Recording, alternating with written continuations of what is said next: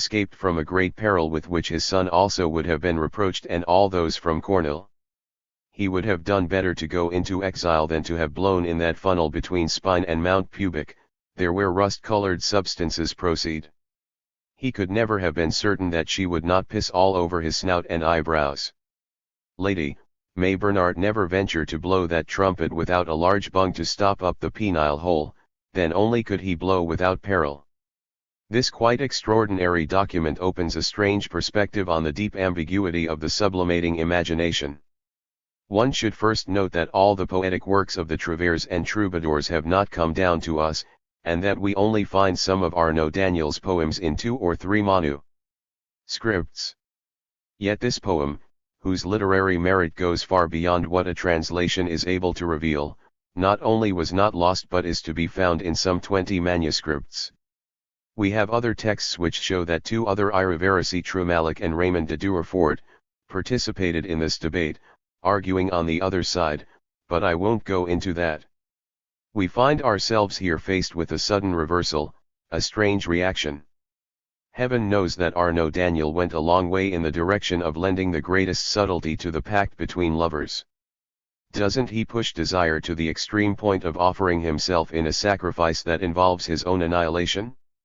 Well, he is the very same one who turns out to have written a poem, however reluctantly, on a subject that must have concerned him in some way for him to have taken so much trouble with it. The idealized woman, the lady, who is in the position of the other and of the object, finds herself suddenly and brutally positing, in a place knowingly constructed out of the most refined of signifiers, the emptiness of a thing in all its crudity, a thing that reveals itself in its nudity to be the thing, her thing, the one that is to be found at her very heart in its cruel emptiness. That thing, whose function certain of you perceived in the relation to sublimation, is in a way unveiled with a cruel and insistent power. It is nevertheless difficult not to note echoes of this elsewhere, for the oddness involved is not without precedence. Remember, for example, the origin of the flute evoked in Longus's pastoral romance. Pan pursues the nymph Syrinx, who runs away from him and disappears among the reeds.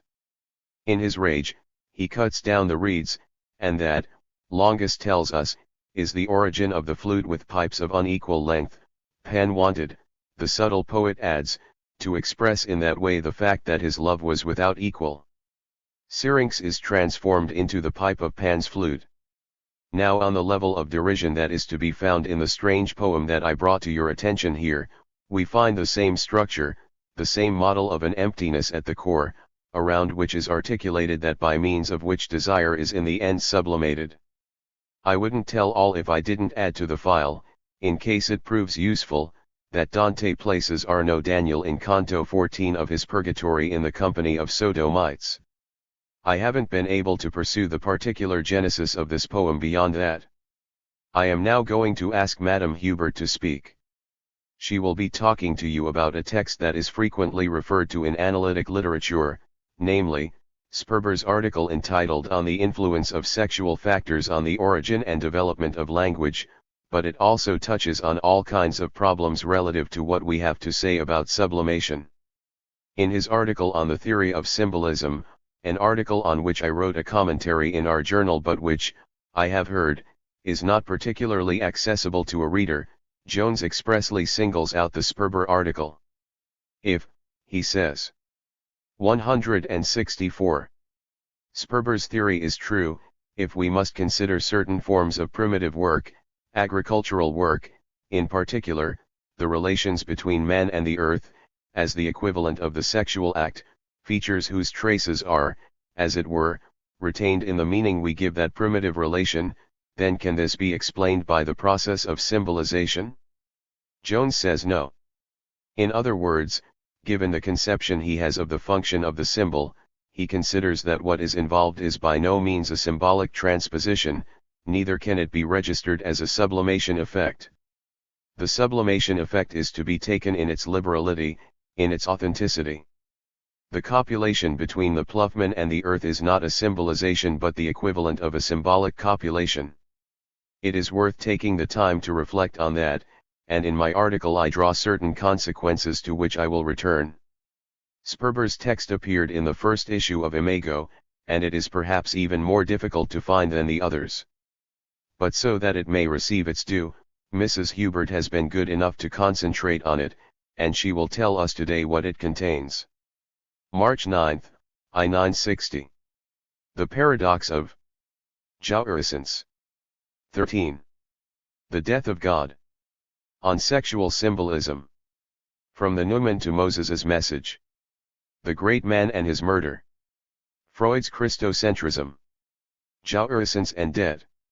If I wanted you to be acquainted with Sperber's article, it is because it is coupled to our sublimation train. 1. I will not engage in a serious critique of the text, for I hope that after several years of following my teaching here, most of you have found something irritating in the way in which Sperber proceeds. Though his goal is undoubtedly interesting, his mode of demonstration has its weaknesses. To refer to the fact that words with an original sexual meaning started to take on a series of meanings increasingly remote from their primitive meaning, as a way of proving the common sexual origin in a sublimated form of fundamental human activities, is to adopt an approach whose demonstrable value seems to me to be eminently refutable from the point of view of common sense. That words whose meaning was originally sexual spread out so as to overlay meanings that are very remote doesn't mean as a consequence that the whole field of meaning is overlaid in that way. That doesn't mean that all the language we use is in the end reducible to the key words it contains, words whose valorization is considerably facilitated by the fact that one accepts as proven what is, in fact, most questionable, namely, the notion of a root or radical, and what in human language would be its constitutive link to sense. This emphasis placed on roots and radicals in languages making use of inflections raises particular problems that are far from being applicable to human language universally. What would be the case with Chinese, for example, where all the signifying units are monosyllabic? The notion of a root is highly tenuous. In fact, what is involved is an illusion that is linked to the development of language, of the use of the language system, which can only seem very suspect to us. That doesn't mean that Sperber's remarks concerning the use of words 167, 168, with what might be called sexual roots in Indo-European languages are of no interest. But they can hardly satisfy us from the perspective in which I believe you have been trained and formed by me, a perspective which involves distinguishing properly the function of the signifier or the creation of signification through the metonymy and metaphoric use of signifiers. That's where the trouble begins. Why are those zones in which sexual signification spreads outward, why are those rivers through which it ordinarily flows, and, as you have seen, in a direction that isn't just random, specially chosen, so that in order to reach them one uses words that already have a given usage in the sexual sphere? Why is it precisely in connection with a half-failed act of pruning, with an act of cutting that is blocked, thwarted, messed up, that one should evoke the presumed origin of the word and find it in the hole drilling activities of work in its most primitive of forms, with the meaning of sexual operation, of phallic penetration? Why does one resurrect the metaphor fuck in connection with something that is fucked up? Why is it the image of the vulva that surfaces to express a number of different acts, including those of escaping, of fleeing, of cutting and running, se Taylor, as the German term in the text has often been translated? I have, in fact, tried to find confirmation of the historical moment when that nice little expression, se Taylor, to cut and run, in the sense of to flee or to escape, first appeared. I haven't had time to find out, and I didn't discover it in the dictionaries and other sources that I have at my disposal. It is true that I don't have in Paris the dictionaries that give the popular meanings of words. I would like someone to do some research on the topic. Thus, why in our everyday life do we find that in our metaphors a certain type of meaning is involved, certain signifiers that are marked by their primitive use in connection with the sexual relation?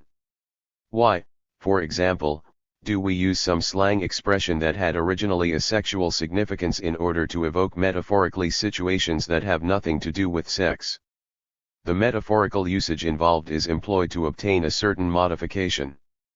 but if it were only a question of showing how in the normal diachronic development of linguistic usage sexual references are used in a certain metaphorical sense, that is, if I were only concerned with providing another example of certain aberrations of psychoanalytic speculation, I wouldn't have presented you with the Sperber text. If it is still interesting, it is because of what is to be found on its horizon, something that isn't demonstrated there, but which in its intention it strives for, and that is the radical relationship that exists between the first instrumental relations, the earliest techniques, the principal actions of agriculture, such as that of opening the belly of the earth, or again the principal actions in the making of a vase that I have previously emphasized, and something very precise, namely, not so much the sexual act as the female sexual organ. 169. It is insofar as the female sexual organ or, more precisely, the form of an opening and an emptiness, is at the center of all the metaphors concerned, that the article is of interest and is valuable in focusing our thought, for it is obvious that there is a gap in the text, a leap beyond the supposed reference. One takes note of the fact that the use of a term that originally meant coitus is capable of being extended virtually infinitely, that the use of a term that originally meant vulva is capable of generating all kinds of metaphorical uses. And it is in this way that it began to be supposed that the vocalization presumed to accompany the sexual act gave men the idea of using the signifier to designate either the organ, and especially the female organ, in a noun form, or the act of coitus in a verbal form. The priority of the vocal use of the signifier among men is thus supposed to find its origin in the chanted calls that are assumed to be those of primitive sexual relations among humans, in the same way that they are among animals and especially birds. The idea is very interesting. But you can sense right away the difference that exists between the more or less standardized cry that accompanies an activity and the use of a signifier that detaches a given articulatory element, that is to say, either the act or the organ. We don't find the signifying structure as such here. Nothing implies that the oppositional element which forms the structure of the use of signifiers, and is already fully developed in the THIRD from which we took our original example, is given in the natural sexual call. If the sexual call can be derived from a temporal modulation of the act whose repetition may involve the fixation of certain elements of vocal activity, it still cannot give us even the most primitive structuring element of language. There is a gap there. Nevertheless, the interest of the article is in making us see the way in which what is essential in the development of our experience and in Freud's doctrine may be conceived, that is to say, that sexual symbolism in the ordinary sense of the word may polarize at its point of origin the metaphorical play of the signifier. That's all I have to say on the subject today, with the understanding that I may return to it later. 2. I wondered how I should take up the thread of our discussions, how I should start out again today. As the result of conversations I have had with some of you, I said to myself that there would be some value in my giving you an idea of the lectures, comments, and conversations in which I engaged in Brussels. The fact is, when I have something to communicate to you, it is always related to the line of thought I am pursuing, and even when I take it out into the world, I do. 170. Little more than take it up more or less at the point I have reached. But to suppose that you already know implicitly what I said up there, which isn't the case, would be to take too great a leap forward. It is, in fact, important that the issues raised not be ignored. That may seem to you to be an unconventional way of proceeding, but given the distance we still have to go, I don't have time to indulge in professorial scruples. Mine is not a professor's role. I don't even like to put myself in the teaching situation, since a psychoanalyst who speaks to an initiated audience is in the position of a propagandist. If I agreed to talk at the Catholic University of Brussels, I did so in a spirit of mutual assistance. It was in order to support the presence and the activities of those who are our friends and colleagues in Belgium. This concern is not for me the primary one, of course, but it is a secondary one. I thus found myself in front of an audience that was very large and of which I had a very good impression, summoned there by the Catholic University. And that alone is enough to explain my motivation for speaking to them of what Freud has to say about the function of the father. As you might expect from me, I didn't mince my words or censor my language. I didn't attempt to attenuate Freud's position on religion. Moreover, you know what my position is concerning the so-called religious truths. It is perhaps worthwhile to be more precise on the subject for once, although I believe I have made it clear enough. Whether from personal conviction or in the name of a methodological point of view, the so-called scientific point of view, a point of view that is by the way reached by people who otherwise consider themselves to be believers, but who in a certain sphere assume they are required to put aside their religious point of view, there is a paradox involved in practically excluding from the debate and from analysis things, terms, and doctrines that have been articulated in the field of faith, on the pretext that they belong to a domain that is reserved for believers. You once heard me make a series of remarks on a passage from St. Paul's epistle to the Romans in connection with the theme that it is the law which causes sin. And you saw that, thanks to an artifice I could have done without, namely, the substitution of the term the thing for what the text calls sin, I was able to achieve a very precise formulation of what I had to say at the time on the subject of the knot of the law and desire. Well, that particular example was not chosen by chance, it belonged to a certain order of effectiveness in relation to a special case, and by means of a kind of sleight of hand it was unusually helpful in leading to something I needed at the time to bring to your attention. We analysts, who claim to go beyond certain conceptions of pre-psychology relative to the phenomena of our own field or who approach human realities without prejudice, do not have to believe in these religious truths in any way. 171.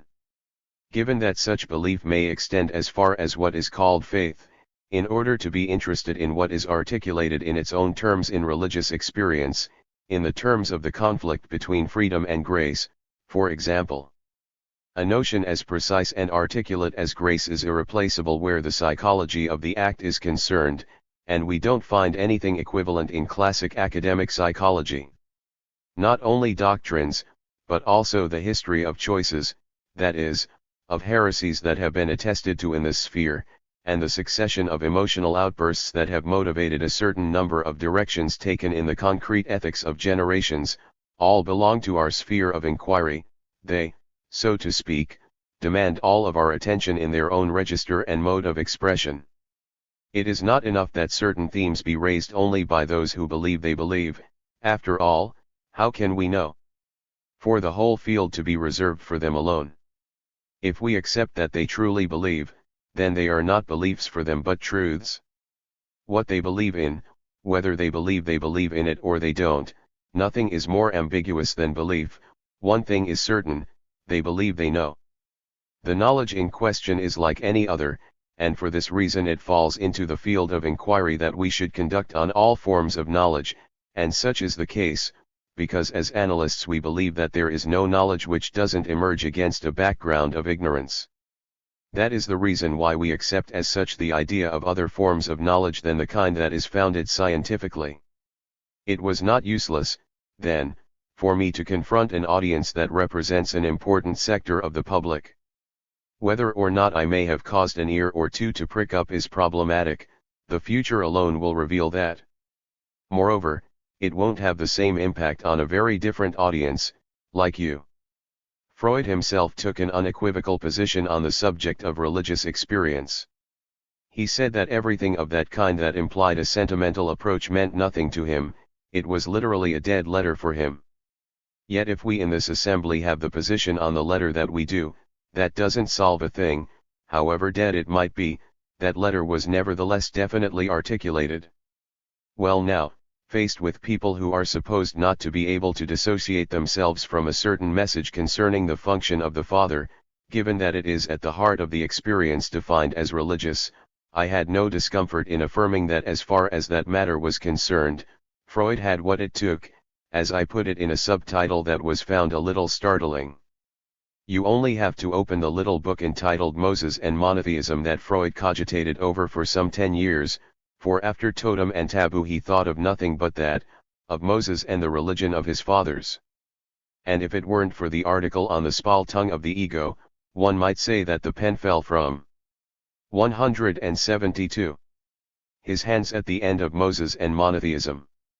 Contrary to what has been suggested to me over the last few weeks in connection with Freud's intellectual production toward the end of his life, I don't at all think that there was a decline. Nothing seems to me to be more firmly articulated in any case and more in conformity with all Freud's previous thought than this work.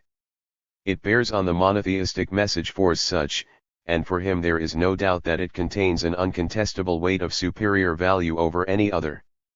The fact that Freud was an atheist doesn't make any difference.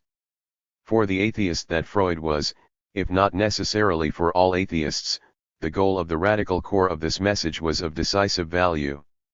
On the left of this message, there are some things that are henceforth outdated, obsolete, they no longer hold beyond the manifestation of the message. On the right, things are quite different. The situation is quite clear from the spirit of Freud's argument. That doesn't mean that there is nothing at all outside of monotheism, far from it. He doesn't give us a theory of the gods, but enough is said concerning the ambience that is usually connoted by pagan, a late connotation linked to its retreat to the milieu of the peasantry. In that pagan ambience at the time when it was flourishing, the noumen rises up at every step, at the corner of every road, in grottos, at crossroads, it weaves human experience together, and we can still see traces of it in a great many fields. That is something that contrasts greatly with the monotheistic profession of faith. The numinous rises up at every step and, conversely, every step of the numinous leaves a trace, engenders a memorial. It didn't take much for a new temple to be erected, for a new religion to be established. The numinous proliferates and intervenes on all sides in human experience, it is, moreover, so abundant that something in the end must be manifested through man, its power cannot be overcome. It is to this immense envelopment and at the same time to a degradation that the genre of the fable bears witness. Ancient fables are full of meanings that remain richly rewarding, but we have trouble realizing that they could have been compatible with something like a faith in the gods, because, whether they are heroic or vulgar, they are shot through with a kind of riotousness, drunkenness, and anarchy born of divine passions. The laughter of the Olympians in the Iliad sufficiently illustrates this on the heroic plane. There's a lot to be said about this laughter from the pen of the philosophers. On the other hand, we have the other side of this laughter, of the derisory character of the adventures of the gods. It is difficult for us to conceive this. In opposition to this we have the monotheistic message. How is it possible? How did it rise to this level? The way in which Freud articulates it is crucial if we are to appreciate the level at which its progress is to be situated. 173. For him everything is founded on the notion of Moses the Egyptian and of Moses the Midianite. I believe that an audience of people like you, 80% of whom are psychoanalysts, should know this book by heart. Moses the Egyptian is the great man, the legislator, the politician, the rationalist, the one whose path Freud claims to discover with the historical appearance in the 14th century BC of the religion of Akhenaten, something that has been attested by recent discoveries. This religion promotes a Unitarianism of energy, symbolized by the sun from which it radiates and spreads out across the earth. This first attempt at a rationalist vision of the world, which is presupposed in the Unitarianism of the real, in the substantive unification of the world centered on the sun, failed. Hardly had Akhenaten disappeared, when religious ideas of all kinds begin to multiply again, especially in Egypt, the pandemonium of the gods returns to take charge once more and utterly wipes out the reform. One man keeps the flame of this rationalist cause alight, Moses the Egyptian. It is he who chooses a small group of men and leads them through the test that will make them worthy to found a community based on his principles. In other words, someone wanted to create socialism in a single country, except, of course, there was in addition no country but just a bunch of men to carry the project through.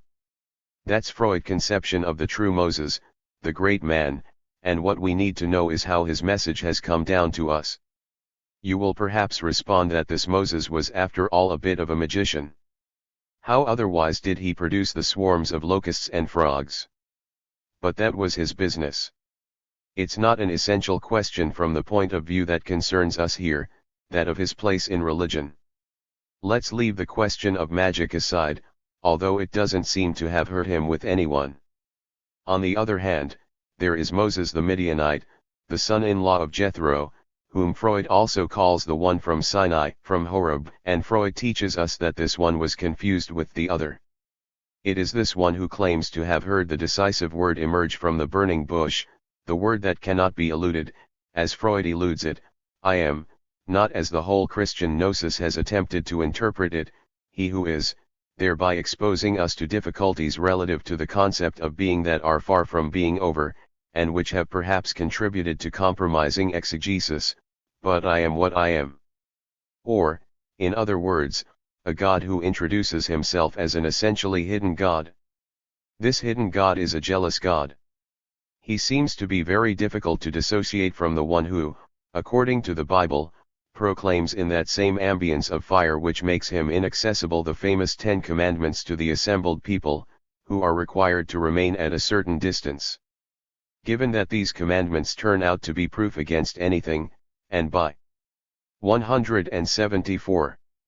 That I mean that whether or not we obey them, we still cannot help hearing them, in their indestructible character they prove to be the very laws of speech, as I tried to show you. Moses the Midianite seems to pose a problem of his own. I would like to know whom or what he faced on Sinai and on Horeb. But after all, since he couldn't bear the brilliance of the face of him who said I am what I am, we will simply say at this point that the burning bush was Moses's thing, and leave it there. In any case, we still have to calculate the consequences of that revelation. By what means is the problem resolved for Freud? He considers that Moses the Egyptian was assassinated by his little people, who were less docile than ours relative to socialism in a single country. And then these people went on to devote themselves to all kinds of paralyzing observances at the same time that they caused trouble for countless neighbors, for we shouldn't overlook what is, in effect, the history of the Jews. One only has to read a little into these ancient works to realize that they knew all about colonial ambition in Canaan. They even managed to induce neighboring populations to have themselves circumcised on the quiet, and then they profited from the paralysis that operation between your jacques causes for a time, in order to wipe them out. But I don't mention that simply to record grievances about a stage of the religion that is now far behind us. Having said that, however, it's clear that Freud doesn't for a moment doubt that the major interest of Jewish history is that of being the bearer of the message of one God. And that's where things stand. We have the dissociation between the rationalist Moses and the inspired, obscurantist Moses, who is scarcely ever discussed. But basing his argument on the examination of historical evidence, Freud finds no other path adapted to the transmission of the rationalist Moses message than that of darkness. In other words, this message is linked through repression to the murder of the great man. And it is precisely in this way, Freud tells us, that it could be transmitted and maintained in a state of efficacy that can be historically measured. It's so close to the Christian tradition that it's really remarkable.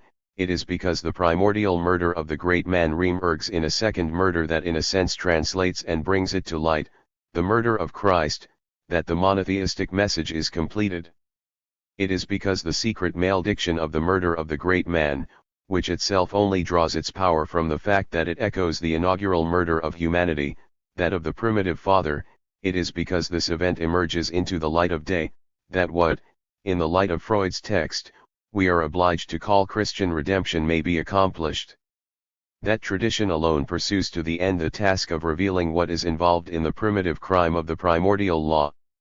175. How after that can one avoid taking note of the originality of Freud's position relative to all that is to be found in the field of the history of religions? The history of religions consists essentially of establishing the common denominator of religiosity. We stake out the religious region in man within which we are required to include religions as different as one from Borneo, Confucianism, Taoism, and the Christian religion. It's not without its difficulties, although, when one sets out to produce typologies, there's no reason why one shouldn't end up with something. And this time, one ends up with a classification of the imaginary, which is in opposition to that which characterizes the origin of monotheism, and which is integrated into the primordial commandments insofar as they are the laws of speech, thou shalt not make a carved image of me, and so as to avoid that risk altogether, thou shalt not make any image at all. And since I have happened to talk to you about the primitive sublimation of architecture, let me say that the problem of the temple that was destroyed without trace remains. To which symbolic order, to which set of precautions, to which exceptional circumstances did it appeal for everything to be destroyed, everything down to the remotest corner that might have made possible the reappearance, on the sides of a vase, and it wouldn't have been difficult, of images of animals, plants, and all those forms that were outlined on the walls of the cave. This temple was, in effect, only supposed to be the cover of what was at its center, of the Ark of Union, that is the pure symbol of the pact, of the tie that bound him who said I am what I am, and gave the commandments, to the people who received them, so that among all peoples it might be distinguished as the one that had wise and intelligent laws. How was this temple to be constructed so as to avoid all the traps of art? It's a question that cannot be answered by any document, by any material image. I simply leave it open. 3. What is involved here is discussed by Freud in Moses and Monotheism in connection with the business of the moral law. He thoroughly integrates it there into the adventure which, as he writes in his text, only found its further development and its fulfillment in the Judeo-Christian story. As far as other religions are concerned, he vaguely defines these as Oriental, thereby alluding apparently to a whole range that includes Buddhism, Lao Tzu, and others. He affirms, with a boldness that one can only wonder at, that they are all nothing more than the religion of the great man. Thus things there remain stuck halfway, more or less aborted, without reaching the point of the primitive murder of this great man.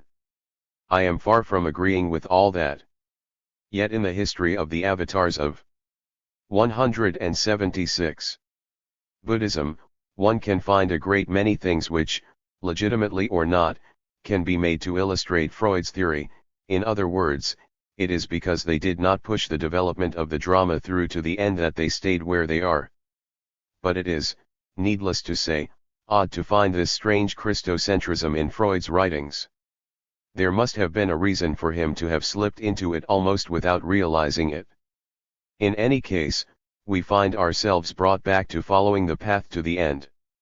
So that something like the order of the law may be transmitted, it has to pass along the path traced by the primordial drama articulated in Totem and Taboo, that is to say, the murder of the father and its consequences, the murder at the origin of culture of the figure about whom one can say nothing, a fearful and feared as well as dubious figure, an all-powerful, half-animal creature of the primal horde, who was killed by his son Karad.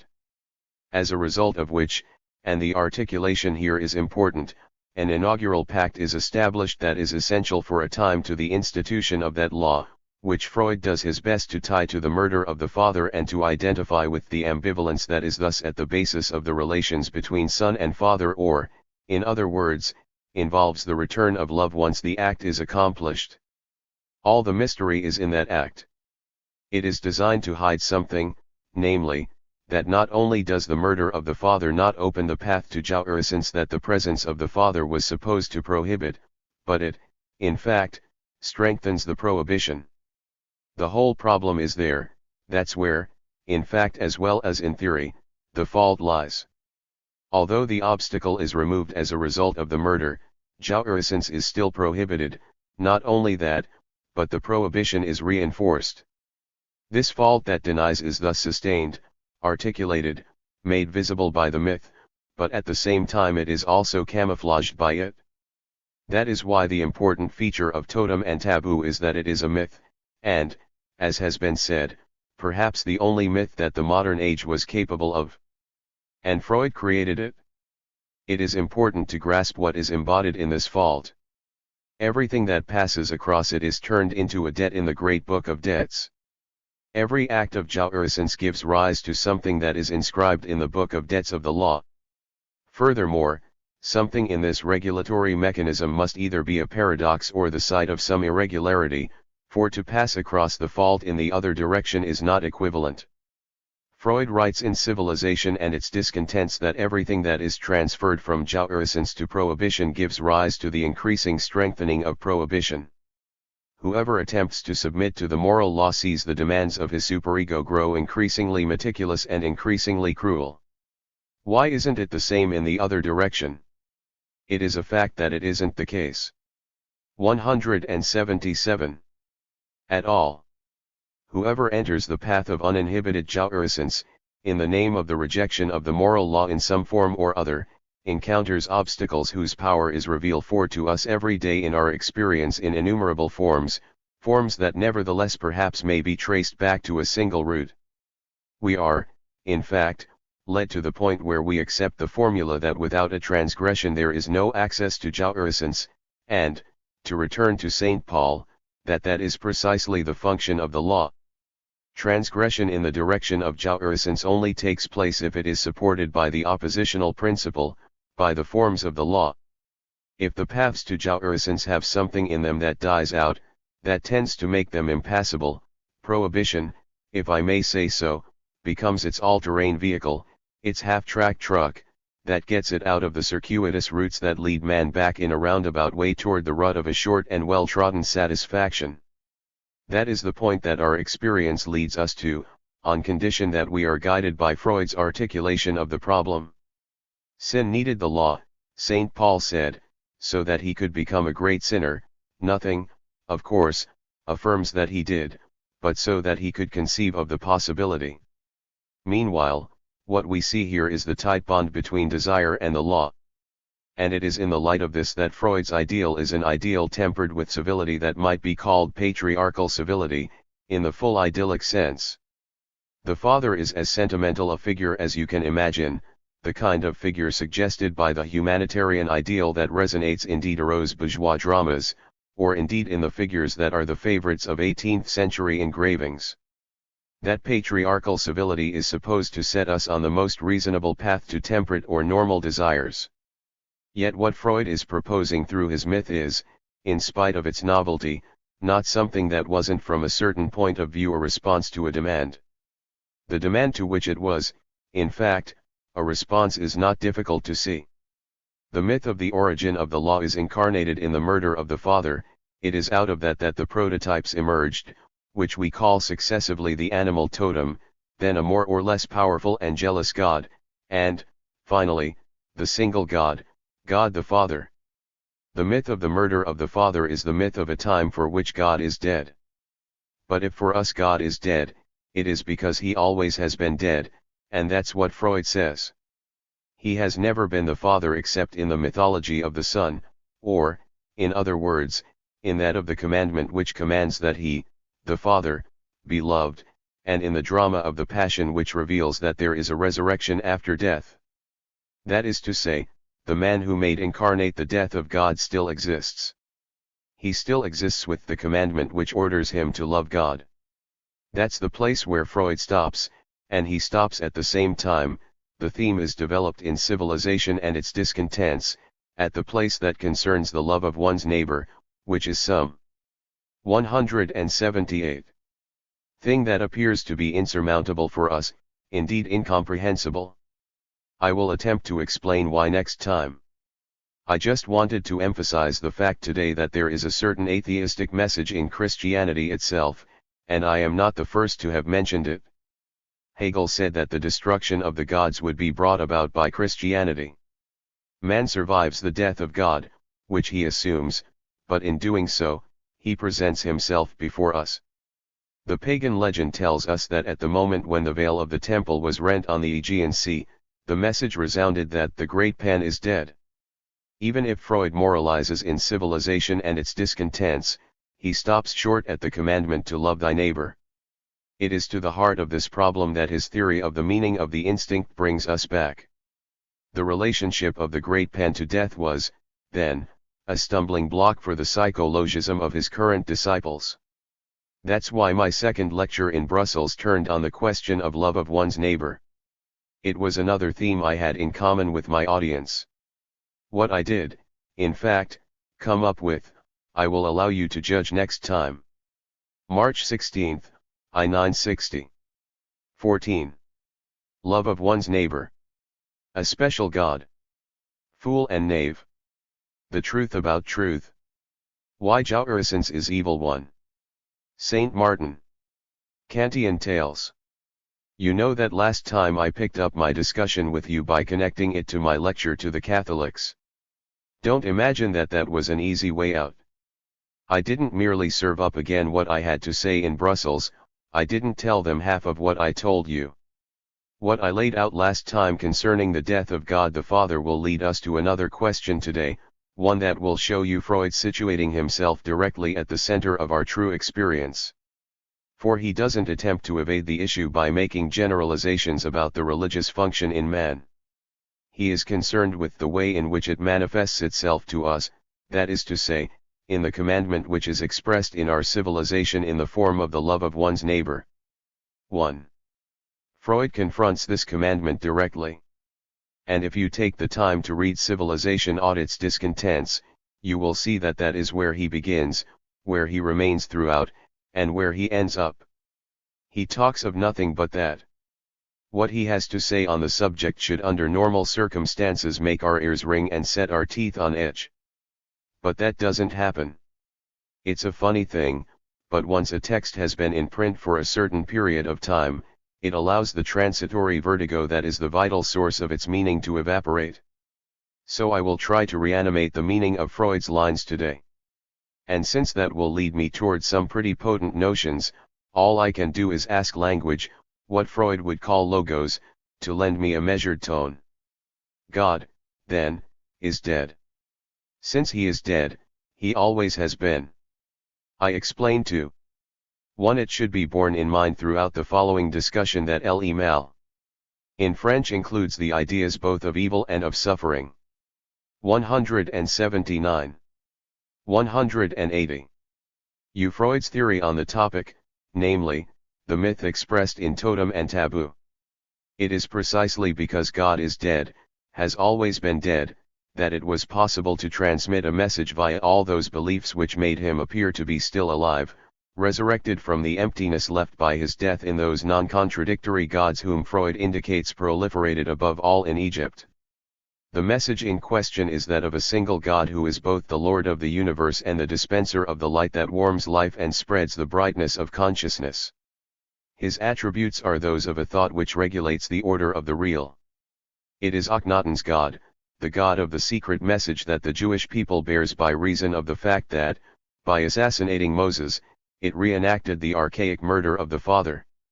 That, according to Freud, is the God to whom the sentiment, of which only a few are capable, is addressed, namely, a more intellectualist dei. Freud also knows that, although that love is articulated now and then in the thought of such exceptional men as the famous polisher of lenses who lived in Holland, it is nevertheless not of such great importance. It didn't prevent the construction in the same period of Versailles, a building whose style proves that the Colossus of Daniel with the feet of clay was still standing upright, as is still the case, although it had collapsed 100 times.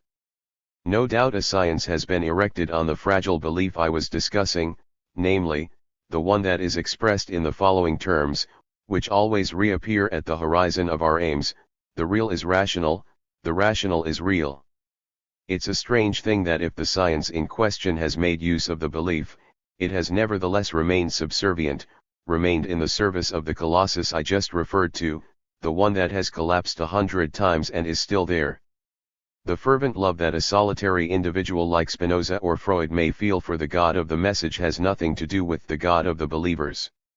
Nobody doubts that, and especially the believers themselves, who, whether Jews or Christians, have never failed to cause Spinoza trouble. But it is odd to see that for some time now, since it became known that God was dead, the believers involved practice ambiguity. By referring to the dialectical God, they are seeking an alibi for the crisis of confidence in their faith. It is a paradoxical fact, which hadn't occurred before in history, that the torch of Akhenaten functions nowadays as an alibi for the disciples of Ammon. And I don't say this to slander the historical role played by the God of the believers, the God of the Judeo-Christian tradition. That the message of Akhenaten's God was preserved in the tradition of the latter made it worthwhile for Moses the Egyptian to be confused with the Midianite, with the Moses whose thing, speaking from the burning bush, affirmed himself to be a special God, not the only God, note, but a special God, compared to whom all the others don't count. I don't want to emphasize more than necessary the line I am pursuing today on this point. It's not, strictly speaking, that it is forbidden to honor other gods, but you mustn't do it in the presence of the God of Israel. The distinction is no doubt important for historians. We who are trying to articulate Freud's thought and experience so as to give them their due weight and importance, we will articulate it in the following form: if this symptom God, this totem God or taboo, is worthy of our pondering the claim to turn him into a myth, it is because he was the vehicle of the God of truth. It is by means of the former that the truth about God could come to light, namely, that God was really killed by men, and that once the thing was reenacted, the primitive murder was redeemed. Truth found its way via him who the scriptures no doubt call the Word, but also the Son of Man, thereby admitting the human nature of the Father. Freud does not overlook the no/name of the Father. On the contrary, he speaks about it very well in Moses and Monotheism, in a contradictory way clearly, if you fail to take totem and taboo for what it is, namely, a myth, and he says that in human history the recognition of the function of the Father is a sublimation that is essential to the opening up of a spirituality that represents something new, a step forward in the apprehension of reality as such. Freud also doesn't overlook, far from it, the real Father. It is desirable according to Freud that in the course of the adventure of the subject, there is, if not the Father as God, then at least the Father as good Father. I will read you sometime the passage in which Freud speaks almost tenderly of the exquisiteness of that virile identification which flows from the love for the Father and from his role in the normalization of desire. But that result only occurs in a favorable form as long as everything is in order with the no/name of the Father, that is to say, with the God who doesn't exist. The resulting situation for this good Father is a remarkably difficult one. To a certain extent he is an insecure figure. We know this only too well in practice. And it is also articulated in the Oedipus myth, although the latter also shows as well that it is preferable for the subject himself to be unaware of these reasons. But he now knows them, and the fact of knowing them is precisely that which has certain consequences in our time. These consequences are self-evident. They can be seen in common speech and, indeed, in the speech of the analyst. If we want to complete the task we have given ourselves this year, it is only fitting that we articulate them. Let me note in passing that as the first person to demystify the function of the Father, Freud himself couldn't be a thoroughly good father. I don't want to dwell on it today, it is something we can sense through his biography, and 182. It could be the topic of a special chapter. Suffice it to characterize him as what he was, a bourgeois whose biographer and admirer, Jones, calls uxorious. As we all know, he wasn't a model father. There, too, where he was truly the father of us all, the father of psychoanalysis, what did he do but hand it over to the women, and also perhaps to the master fools? As far as the women are concerned, we should reserve judgment. They are beings who remain rich in promise, at least to the extent that they haven't yet lived up to them. As for the master fools, that's another story altogether. 2. To the extent that a sensitive subject such as ethics is not nowadays separable from what is called ideology, it seems to me appropriate to offer here some clarification of the political meaning of this turning point in ethics for which we, the inheritors of Freud, are responsible. That is why I spoke of master fools. This expression may seem impertinent, indeed not exempt from a certain excess. I would like to make clear here what in my view is involved. There was a time, an already distant time right at the beginning of our society, you will remember, when we spoke of intellectuals in connection with Plato's Meno. I would like to make a few condensed comments on the subject, but I believe they will prove to be illuminating. It was noted then that, for a long time now, there have been left-wing intellectuals and right-wing intellectuals. I would like to give you formulas for them that, however allegorical they may appear at first sight, might nevertheless help to illuminate the way. Fool, sot, or, if you like, simpleton, demur, quite a nice term for which I have a certain fondness. These words only express approximately a certain something for which the English language and its literature seem to me to offer a more helpful signifier. I will come back to this later. A tradition that begins with Chaucer, but which reaches its full development in the theatre of the Elizabethan period is, in effect, centered on the term fool too. The fool is an innocent, a simpleton, but truths issue from his mouth that are not simply tolerated but adopted, by virtue of the fact that this fool is sometimes clothed in the insignia of the jester. And in my view it is a similar happy shadow, a similar fundamental foolery, that accounts for the importance of the left-wing intellectual. And I contrast this with the designation for that which the same tradition furnishes a strictly contemporary term, a term that is used in conjunction with the former, namely, knave. If we have the time, I will show you the texts, which are numerous and unambiguous. At a certain level of its usage knave may be translated into French as valet, but knave goes further. He's not a cynic with the element of heroism implied by that attitude. He is, to be precise, what Stendhal called an unmitigated scoundrel. That is to say, no more than your Mr. Everyman, but your Mr. Everyman with greater strength of character. Everyone knows that a certain way of presenting himself, which constitutes part of the ideology of the right-wing intellectual, is precisely to play the role of what he is in fact, namely, a knave. In other words, he doesn't retreat from the consequences of what is called realism, that is, when required, he admits he's a crook. This is only of interest if one considers things from the point of view of their result. After all, a crook is certainly worth a fool, at least for the entertainment he gives, if the result of gathering crooks into a herd did not inevitably lead to a collective foolery. That is what makes the politics of right-wing ideology so depressing. But what is not sufficiently noted is that by a curious chiasma, the foolery which constitutes the individual style of the left-wing intellectual gives rise to a collective knavery.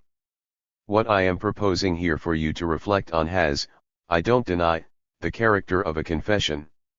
Those of you who know me are aware of my reading habits. You know which weeklies lie around on my desk.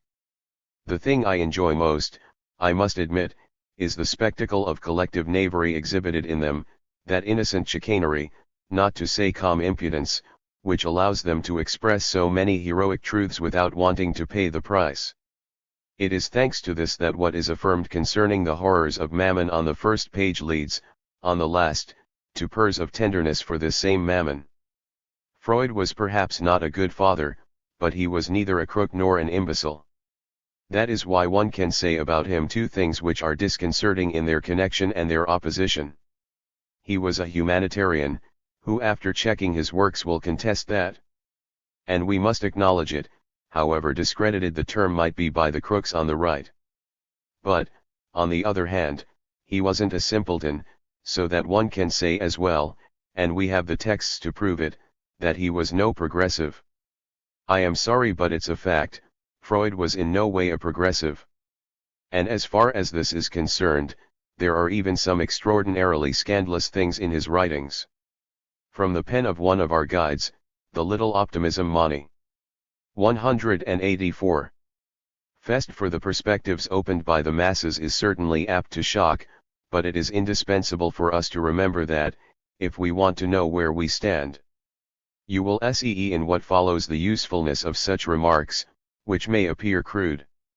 One of my friends and patients had a dream which bore the traces of some yearning or other stimulated in him by the formulations of this seminar, a dream in which someone cried out concerning me, "But why doesn't he tell the truth about truth?" I quote this, since it is an impatience that I have heard expressed by a great many in other forms than dreams. The formula is true to a certain extent. I perhaps don't tell the truth about truth. But haven't you noticed that in wanting to tell it, something that is the chief preoccupation of those who are called metaphysicians, it often happens that not much truth is left? That's what is so risky about such a pretension. It is a pretension that so easily lands us at the level of a certain knavery. And isn't there also a certain knavery, a metaphysical knavery, when one of our modern treatises on metaphysics, under this guise of the truth about truth, lets a great many things by which truly ought not to be let by? I am content to tell the truth of the first stage and to proceed step by step. When I say that Freud is a humanitarian but not a progressive, I say something true. Let's try to follow the thread and take another true step. We started out from the truth, which we must take to be a truth if we follow Freud's analysis, that we know God is dead. However, the next step is that God himself doesn't know that. And one may suppose that he never will know it because he has always been dead. This formula nevertheless leads us to something that we have to resolve here, to something that remains on our hands from this adventure, something that changes the basis of the ethical problem, namely, that jouissance still remains forbidden as it was before we knew that God was dead. That's what Freud says. And that's the truth, if not the truth about truth, then at least the truth about what Freud has to say. As a result, if we continue to follow Freud in a text such as Civilization and its Discontents, we cannot avoid the formula that jouissance is evil. Freud leads us by the hand to this point: it is suffering because it involves suffering for my neighbor. This may shock you, upset certain habits, cause consternation among the happy souls. But it can't be helped, that's what Freud says. And he says it at the point of origin of our experience. He wrote Civilization and its Discontents to tell us this. That's what was increasingly announced, promulgated, publicized, as analytical experience progressed. It has a name, it's what is known as beyond the pleasure principle. And it has effects that are by no means 185. Metaphysical, they oscillate between a certainly not and a perhaps. Those who like fairy stories turn a deaf ear to talk of man's innate tendencies to evil, aggression, destruction, and thus also to cruelty. And Freud's text goes on: man tries to satisfy his need for aggression at the expense of his neighbor, to exploit his work without compensation, to use him sexually without his consent, to appropriate his goods, to humiliate him, to inflict suffering on him, to torture and kill him. 3. If I hadn't told you the title of the work from which this passage comes, I could have pretended it was from Sada. Moreover, my upcoming lecture will, in effect, concern the Sadian account of the problem of morality. For the time being, we will stick to Freud. Civilization and its Discontents concerns the effort to rethink the problem of evil once one acknowledges that it is radically altered by the absence of God. This problem has always been avoided by the moralists in a way that is literally calculated to arouse our disgust once we have been alerted to the terms of the experience. Whoever he might be, the traditional moralist always falls back into the rut of persuading us that pleasure is a good, that the path leading to good is blazed by pleasure. The trap is striking, for it has a paradoxical character that lends it its air of audacity. One is, so to speak, swindled in the second degree. One assumes there is just a hidden drawer, and one is pleased to have found it, but one is screwed even more when one has found it than if one hadn't even suspected its existence. Something that is relatively rare, for everyone can see that there's something fishy. What does Freud have to say about this? Even before the formulations of Beyond the Pleasure Principle, it is evident that the first formulation of the pleasure principle as an unpleasure principle, or least suffering principle, naturally embodies a beyond, but that it is, in effect, calculated to keep us on this side of it rather than beyond it. Freud's use of the good can be summed up in the notion that it keeps us a long way from our jouissance. Nothing is more obvious in our clinical experience. Who is there who in the name of pleasure doesn't start to weaken when the first half-serious step is taken toward jouissance? Isn't that something we encounter directly every day? One can understand, therefore, the dominance of hedonism in the moral teachings of a certain philosophical tradition, whose motives do not seem to us to be absolutely reliable or disinterested. In truth, It isn't because they have emphasized the beneficial effects of pleasure that we criticize the so-called hedonist tradition. It is rather because they haven't stated what the good consisted of. That's where the fraud is. In the light of this, one can understand that Freud was literally horrified by 3 XXI, p. Hi. 186. The idea of love for one's neighbor. One's neighbor in German is der Nachbarn. Du sollst den Nächsten lieben wie sich selbst, that's how the commandment, thou shalt love thy neighbor as thyself, is expressed in German. Freud writer finds the excessive side of this by means of an argument that starts from several different points, which are, in fact, one and the same.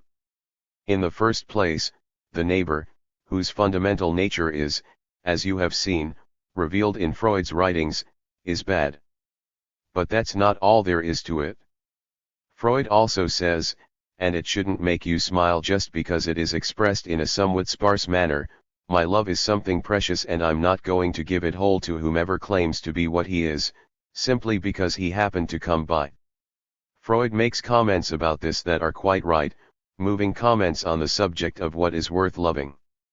He reveals how one must love a friend's son because, if the friend were to lose his son, his suffering would be intolerable. The whole Aristotelian conception of the good is alive in this man who is a true man. He tells us the most sensitive and reasonable things about what it is worth sharing the good that is our love with. What escapes him is perhaps the fact that precisely because we take that path we miss the opening onto jouissance. It is in the nature of the good to be altruistic. But that's not the love of thy neighbor. Freud makes us feel this without articulating it fully.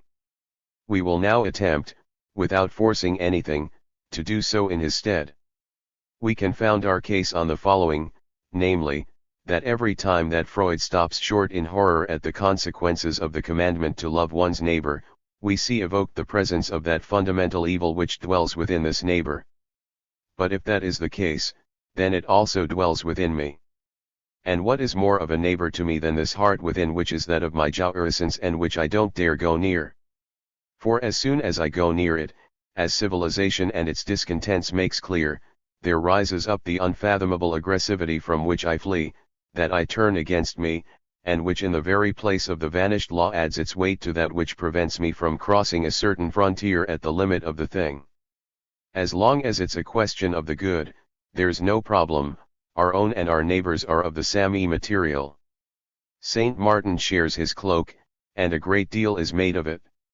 Yet it is after all a simple question of training. Material is by its very nature made to be disposed of, it belongs to the other as much as it belongs to me. We are no doubt touching a primitive requirement in the need to be satisfied there, for the beggar is naked. But perhaps over and above that need to be clothed, he was begging for something else, namely, that Saint Martin either kill him or fuck him. In any encounter there's a big difference in meaning between the response of philanthropy and that of love. It is in the nature of the useful to be utilized. If I can do something in less 187 time and with less trouble than someone near me, I would instinctively do it in his place, in return for which I am damned for what I have to do for that most neighborly of neighbors who is inside me. I am damned for having assured him to whom it would cost more time and trouble than me, what precisely? Some measure of ease that only means something because I imagine that, if I had that ease or absence of work, I would make the best possible use of it. But it is far from proven that I would know how to do so, even if I had all the power required to satisfy myself. Perhaps I would simply be bored. Consequently, by granting others such power, perhaps I am just leading them astray. I imagine their difficulties and their sufferings in the mirror of my own. It is certainly not imagination that I lack, it is, if anything, tenderness, namely, what might be called the difficult way, love for one's neighbor. And here again you may note how the trap of the same paradox occurs to us in connection with the so-called discourse of utilitarianism. I began my lectures this year with the onerous topic of the utilitarians, but the utilitarians are quite right. They are countered with something that, in effect, only makes the task of countering them much more difficult, with a sentence such as "But, Mr. Bentham, my good is not the same as another's good, and your principle of the greatest good for the greatest number comes up against the demands of my egoism." But it's not true. My egoism is quite content with a certain altruism of the kind that is situated on the level of the useful. And it even becomes the pretext by means of which I can avoid taking up the problem of the evil I desire, and that my neighbor desires also. That is how I spend my life, by cashing in my time in a dollar zone, ruble zone, or any other zone, in my neighbor's time, where all the neighbors are maintained equally at the marginal level of reality of my own existence. Under these conditions it is hardly surprising that everyone is sick, that civilization has its discontents. It is a fact of experience that what I want is the good of others in the image of my own. That doesn't cost so much. What I want is the good of others provided that it remain in the image of my own. I would even say that the whole thing deteriorates so rapidly that it becomes, provided that it depend on my efforts. I don't even need to ask you to go very far into your patient's experience. If I wish for my spouse's happiness, I no doubt sacrifice my own, but who knows if her happiness isn't totally dissipated, too. Perhaps the meaning of the love of one's neighbor that could give me the true direction is to be found here. To that end, however, one would have to know how to confront the fact that my neighbor's jouissance, his harmful, malignant jouissance, is that which poses a problem for my love. It wouldn't be difficult at this point to take a leap in the direction of the excesses of the mystics. Unfortunately, many of their most notable qualities always strike me as somewhat puerile. 188. No doubt the question of beyond the pleasure principle, of the place of the unamiable thing and of what goes on there, is raised in certain acts that provoke our judgment, acts of the kind attributed to a certain Angela de Foligno, who joyfully lapped up the water in which she had just washed the feet of lepers. I will spare you the details, such as the fact that a piece of skin stuck in her throat, etc. Or to the Blessed Marie Alacoque, who, with no less a reward in spiritual uplift, ate the excrement of a sick man. The power of conviction of these no doubt edifying facts would vary quite a lot if the excrement in question were that of a beautiful girl or if it were a question of eating the cum of a forward from your rugby team. In other words, the erotic side of things remains veiled in the above examples. That I will have to back up a little. We are now on the threshold of exploring something which has after all attempted to break down the doors of the hell within. Its claim to do so is clearly much greater than ours. Yet it is our concern, too. And that is why, in order to show you step by step the ways in which access to the problem of jouissance may be envisaged, I will lead you through what someone by the name of Sada has had to say about it. I would certainly need a couple of months to talk about sadism. I will not talk about Sada as eroticist, for he is definitely an inferior eroticist. The path of jouissance with a woman is not necessarily to subject her to all the acts practiced on poor Justine. On the other hand, in the domain of the articulation of ethical questions, it seems to me that Sada has some very solid things to say, at least in connection with the problem that currently concerns us. 4.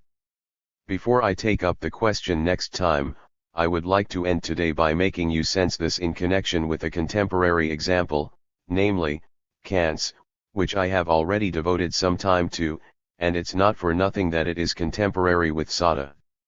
In the example in question, Kant claims to prove the weight of the law, formulated by him as practical reason, as something that imposes itself in purely reasonable terms, that is to say, divorced from all pathological affect, as he puts it, which means with no motive that appeals to the subject's interest. This is a critical exercise that will bring us back to the very center of the problem we are addressing today. Let me remind you that Kant's example is made up of two little stories. The first concerns the individual who is placed in the situation of being executed on his way out. If he wants to spend time with the lady whom he desires unlawfully, it's not a waste of time to emphasize this, because even the apparently simplest details constitute traps. The other case is that of someone who lives at the court of a despot and who is put in the position of either. 189. bearing false witness against someone who, as a result, will lose his life or a being put to death himself if he doesn't do it. Thereupon, Kant, our dear Kant, tells us in all his innocent subterfuge, that in the first case every man of good sense, will say no. For the sake of spending a night with a woman, no one would be mad enough to accept an outcome that would be fatal to him, since it isn't a question of combat but of death by hanging. For Kant, the answer to the question is not in doubt. In the other case, whatever the degree of pleasure promised as a result of bearing false witness or whatever the harshness of the penalty following the refusal to bear such witness, one can at least assume that the subject stops to reflect for a moment. One might even conceive that, rather than bear false witness, the subject will envisage accepting his own death in the name of the so-called categorical imperative. In effect, if an assault on the goods, the life, or the honor of someone else were to become a universal rule, that would throw the whole of man's universe into a state of disorder and evil. Can't we stop here and offer our critique? The striking significance of the first example resides in the fact that the night spent with the lady is paradoxically presented to us as a pleasure that is weighed against a punishment to be undergone. It is an opposition which homogenizes them. There is in terms of pleasure a plus and a minus. I will not quote the worst examples. In his essay on negative greatness, Kant discusses the feelings of the Spartan mother who learns of the death of her son on the field of honor. And the little mathematical calculation Kant makes concerning the pleasure the family derives from the glory, from which one has to deduct the pain felt at the boy's loss, is quite touching. But it is important to note that one only has to make a conceptual shift and move the night spent with the lady from the category of pleasure to that of jouissance, given that jouissance implies precisely the acceptance of death, and there's no need of sublimation, for the example to be ruined.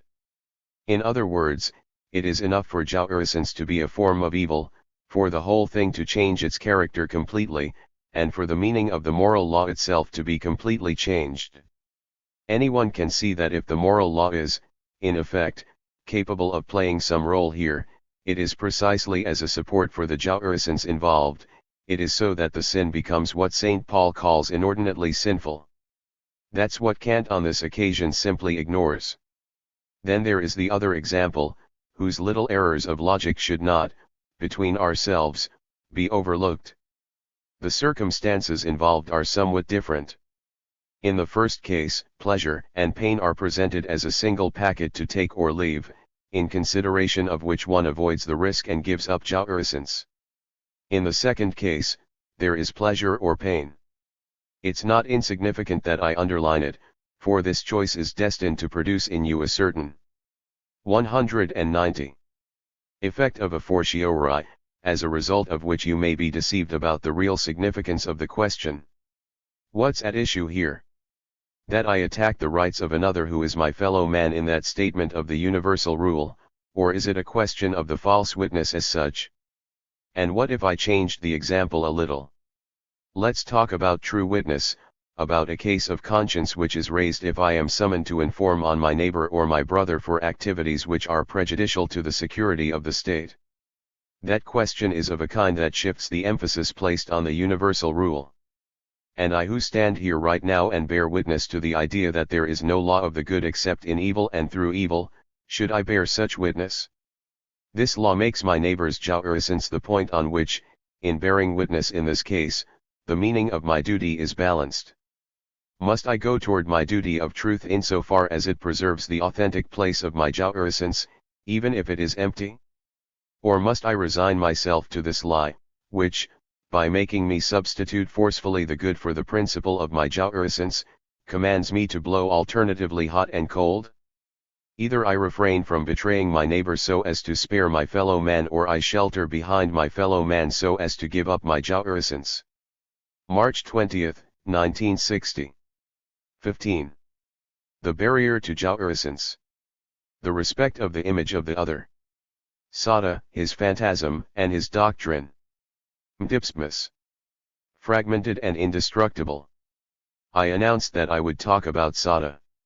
It is not without some vexation that I take up the subject today because of the break for the vacation, which will be a long one.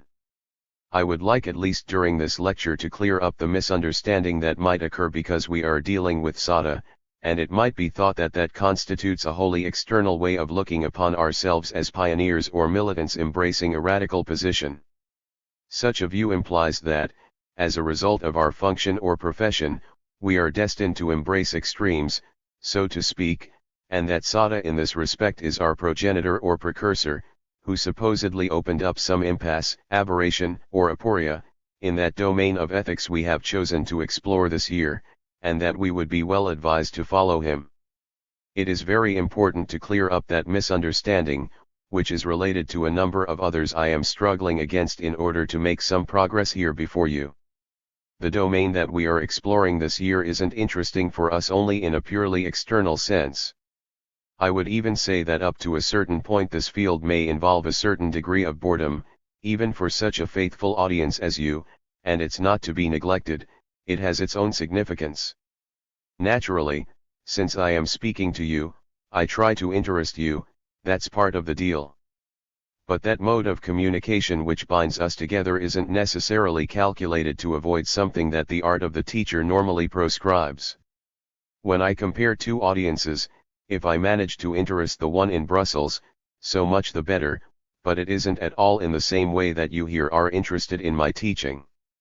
If I adopt for a moment the point of view of what one finds in the situation, not so much of the young analyst, as of the analyst beginning his practice, and it's such a humanly sensitive and valid position, I would say that it is conceivable that what I am attempting to articulate under the title of the 191. 192. Ethics of Psychoanalysis comes up against the domain of what might be called analysis's pastoral letter. Even then I am ascribing to what I am aiming at its noble name, its eternal name.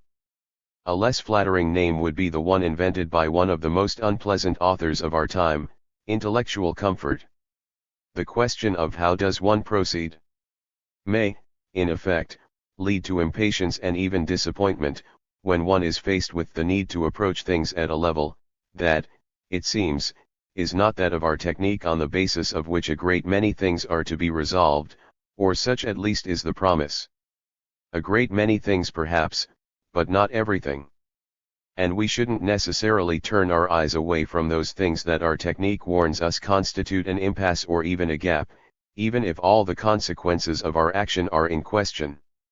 As for this young person who is beginning his practice as an analyst, I would call what is involved here his skeleton. It will give his action a vertebrate solidarity, or the opposite of that movement toward 1,000 forms which is always on the point of collapsing in on itself and of becoming caught up in a circle, something that a certain number of recent explorations give the image of.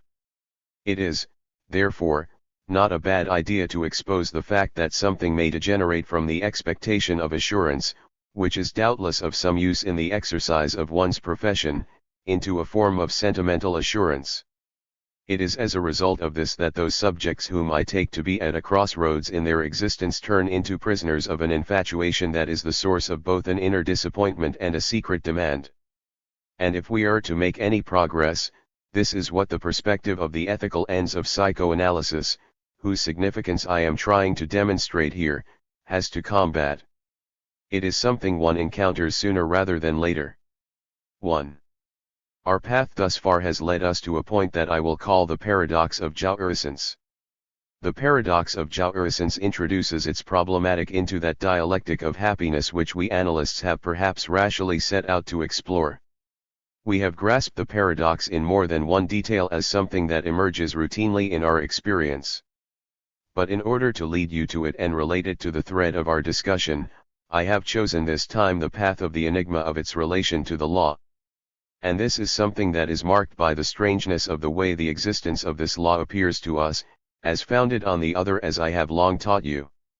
In this we have to follow Freud, not the individual with his atheistic profession of faith, but the Freud who was the first to acknowledge the value and relevance of a myth that constituted for us an answer to a certain fact. 193. That was formulated for no particular reason, but that has wide currency and is fully articulated in the consciousness of our time, though it went unnoticed by the finest minds and even more so by the masses, I mean the fact we call the death of God. That's the problematic with which we begin. It is there the sign appears that I presented to you in my graph in the form of S, O. Situated as you know in the upper left section, it signifies the final response to the guarantee asked of the other concerning the meaning of that law articulated in the depths of the unconscious. If there is nothing more than a lack, the other is wanting, and the signifier is that of his death. It is as a function of this position, which is itself dependent on the paradox of the law, that the paradox of jouissance emerges. This I will now try to explain. We should note that only Christianity, through the drama of the Passion, gives a full content to the naturalness of the truth we have called the death of God. Indeed, with the naturalness beside which the approaches to it represented by the bloody combats of the gladiators patch. Christianity, in effect, offers a drama that literally incarnates that death of God. It is also Christianity that associates that death with what happened to the law, namely, that without destroying that law, we are told, but in substituting itself for it, in summarizing it, and raising it up in the very movement that abolishes it, thus offering the first weighty historical example of the German notion of Aufhebung, i.e., the conservation of something destroyed at a different level. The only commandment is henceforth thou shalt love thy neighbor as thyself. The whole thing is articulated as such in the Gospel, and it is there that we will continue on our way. The two notions, the death of God and the love of one's neighbor, are historically linked, and one cannot overlook that fact unless one attributes to everything that occurred in history in the Judeo-Christian tradition as constitutionally just a matter of chance. I am aware of the fact that the message of the believers is that there is a resurrection in the afterlife, but that's simply a promise. That's the space through which we have to make our way. It is thus appropriate if we stop in this pass, in this narrow passage where Freud himself stops and retreats in understandable horror. Thou shalt love thy neighbor as thyself, is a commandment that seems inhuman to him. Everything he finds objectionable is summed up in this phrase. As the examples he cites confirm, it is in the name of the most legitimate Kafkavia on all levels that he stops and rightly acknowledges, when he reflects on the commandment's meaning, the extent to which the historical spectacle of a humanity that chose it as its ideal is quite unconvincing, when that ideal is measured against actual accomplishments. 194. I have already referred to what it is that arouses Freud's horror, arouses the horror of the civilized man he essentially was. It derives from the evil in which he doesn't hesitate to locate man's deepest heart. I don't really need to emphasize the point where I bring my two threads together to form a knot. Man's rebellion is involved here, the rebellion of Jedermann, of every man, insofar as he aspires to happiness. The truth that man seeks happiness remains true.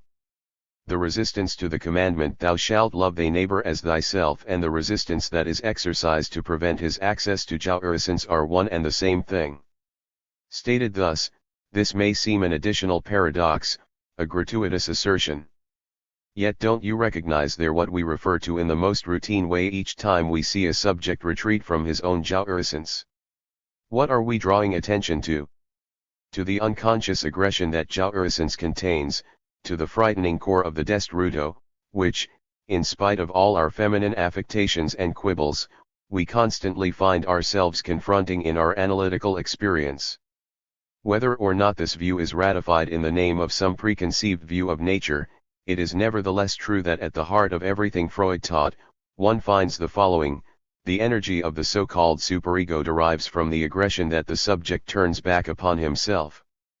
Freud goes out of his way to add the supplementary notion that, once one has entered on that path, once the process has been begun, then there is no longer any limit. It generates ever more powerful aggression in the self. It generates it at the limit, that is to say, insofar as the mediation of the law is lacking.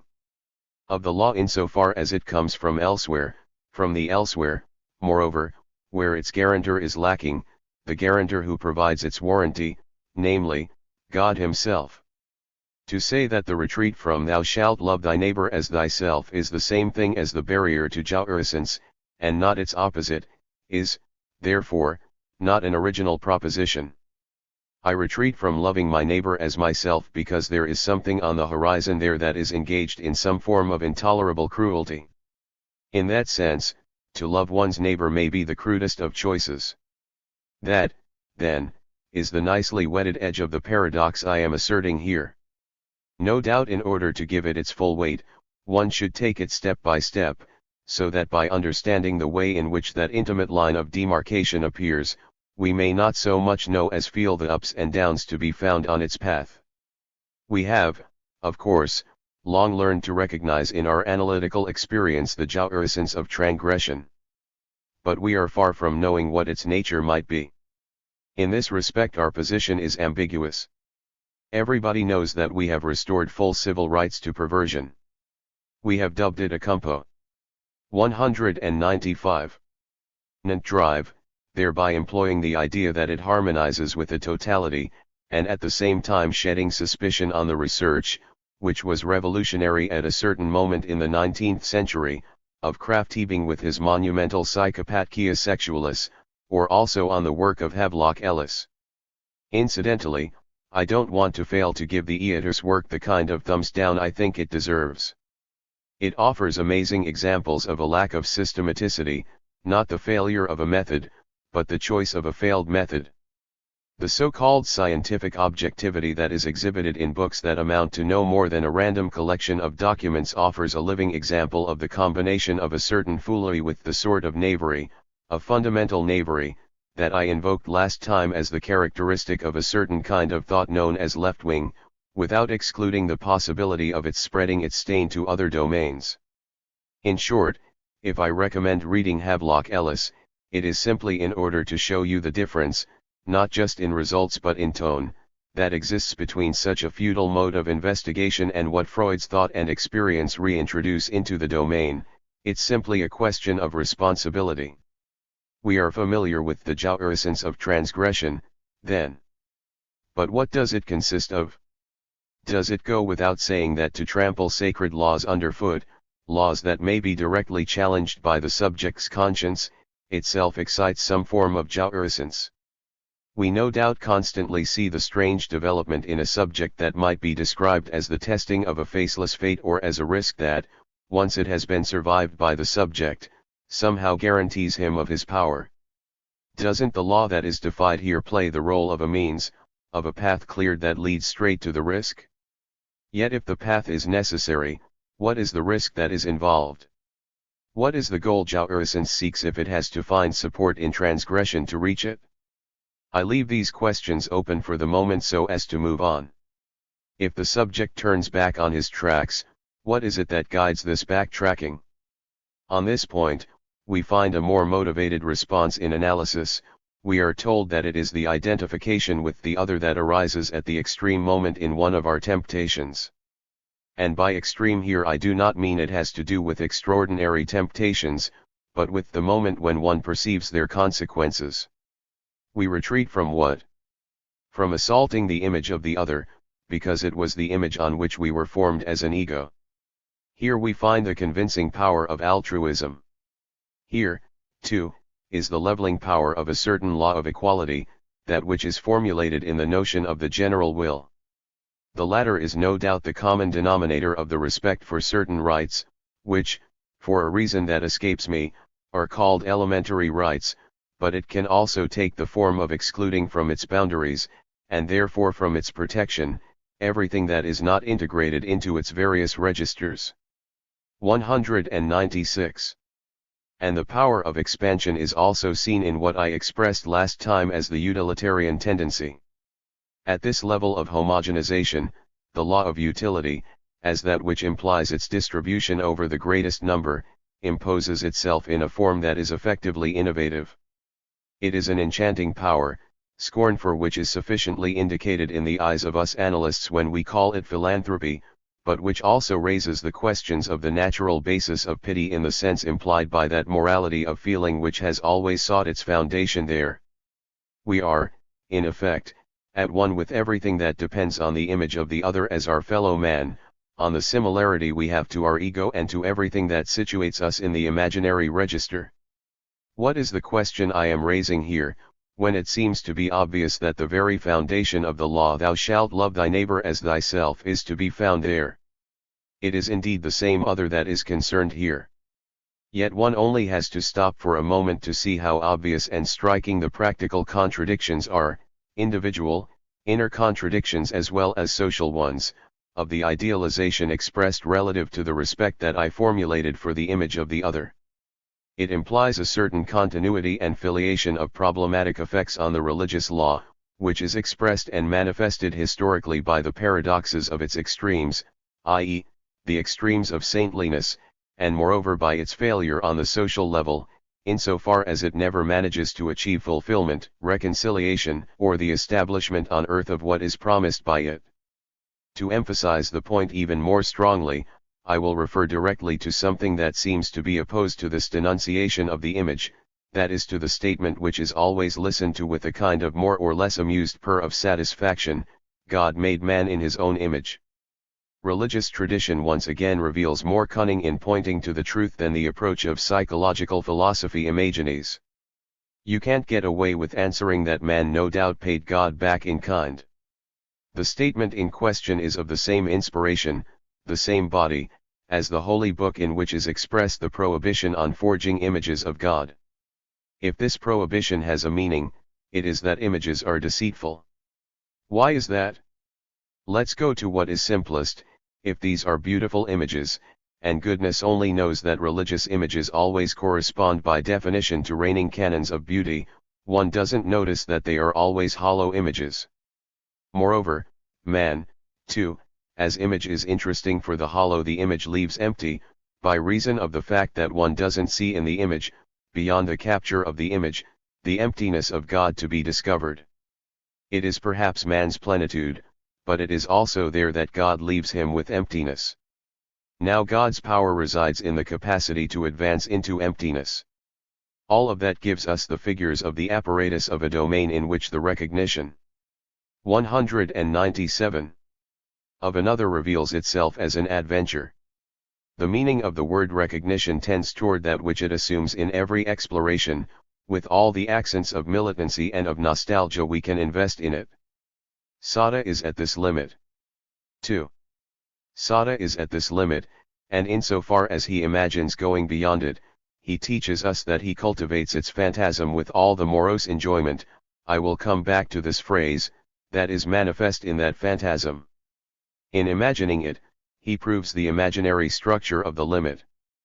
But he also goes beyond it.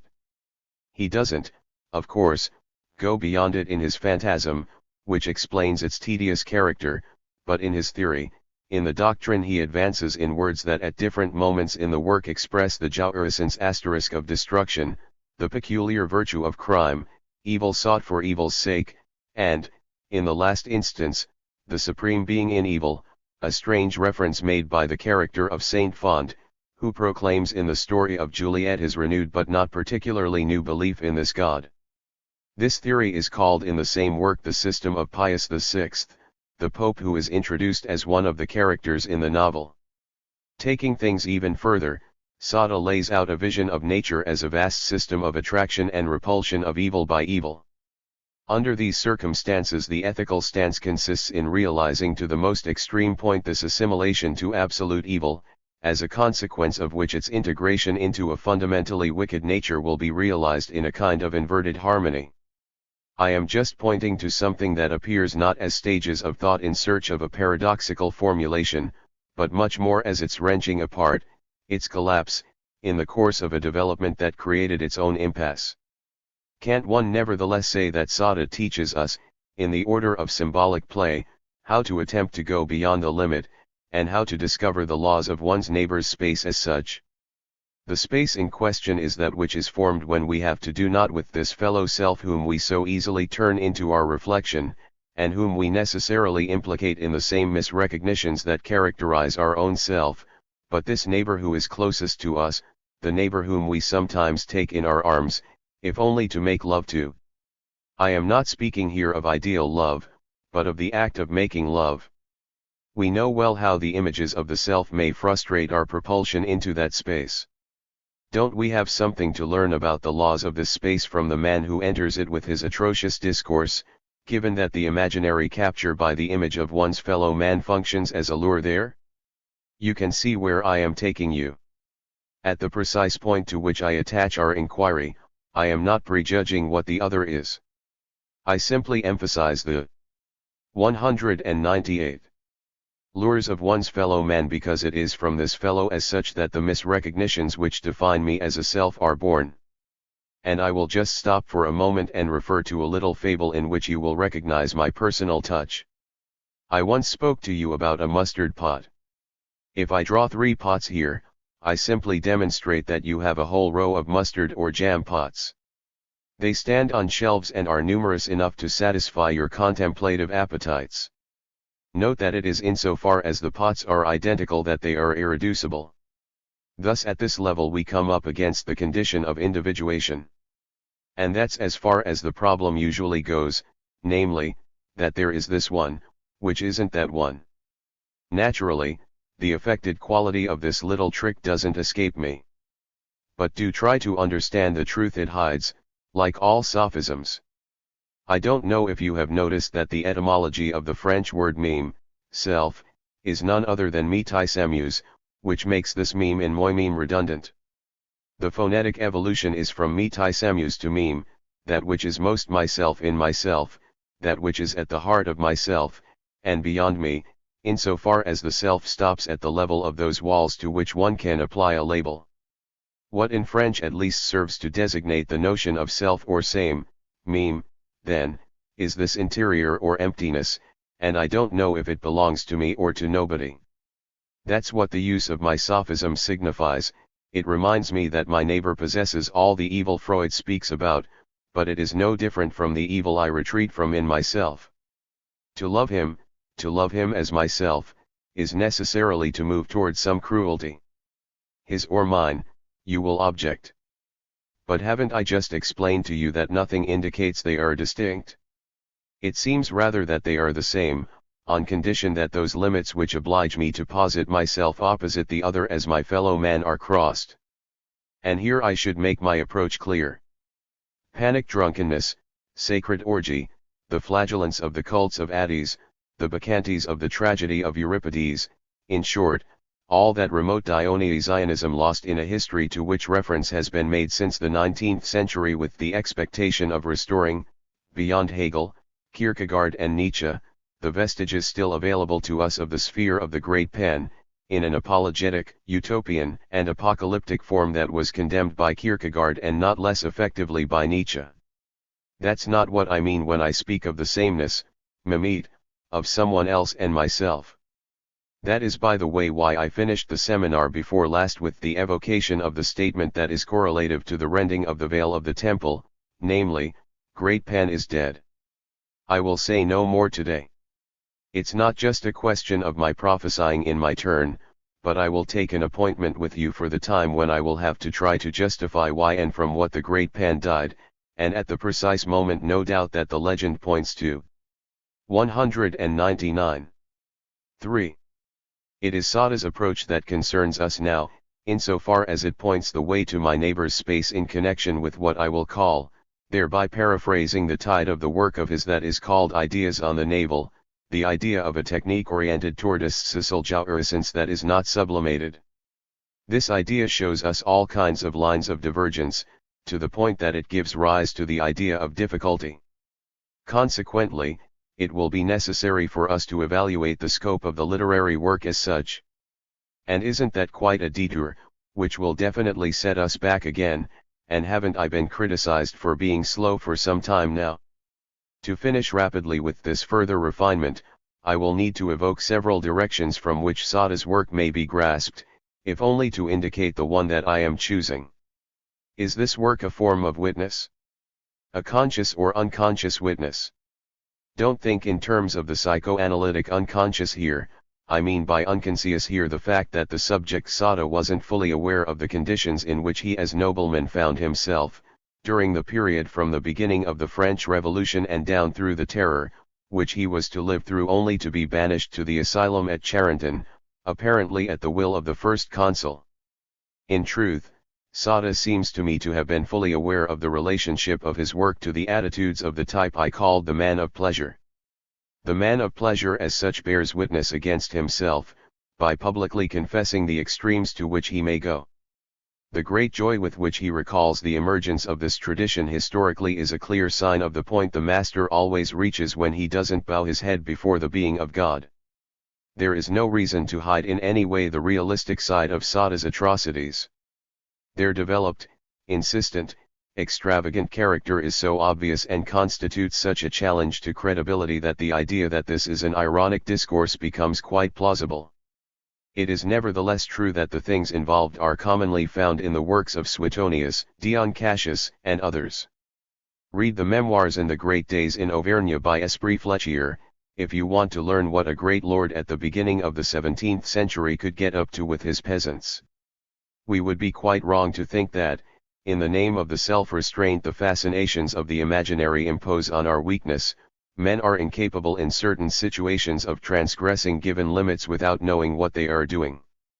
In this connection, Freud helps us out with that absolute lack of subterfuge, total absence of knavery that characterizes him, when he doesn't hesitate to make the point in Civilization and its discontents that there is nothing 200 in common between the satisfaction a jouissance affords in its original state and that which it gives in the indirect or even sublimated forms that civilization obliges it to assume.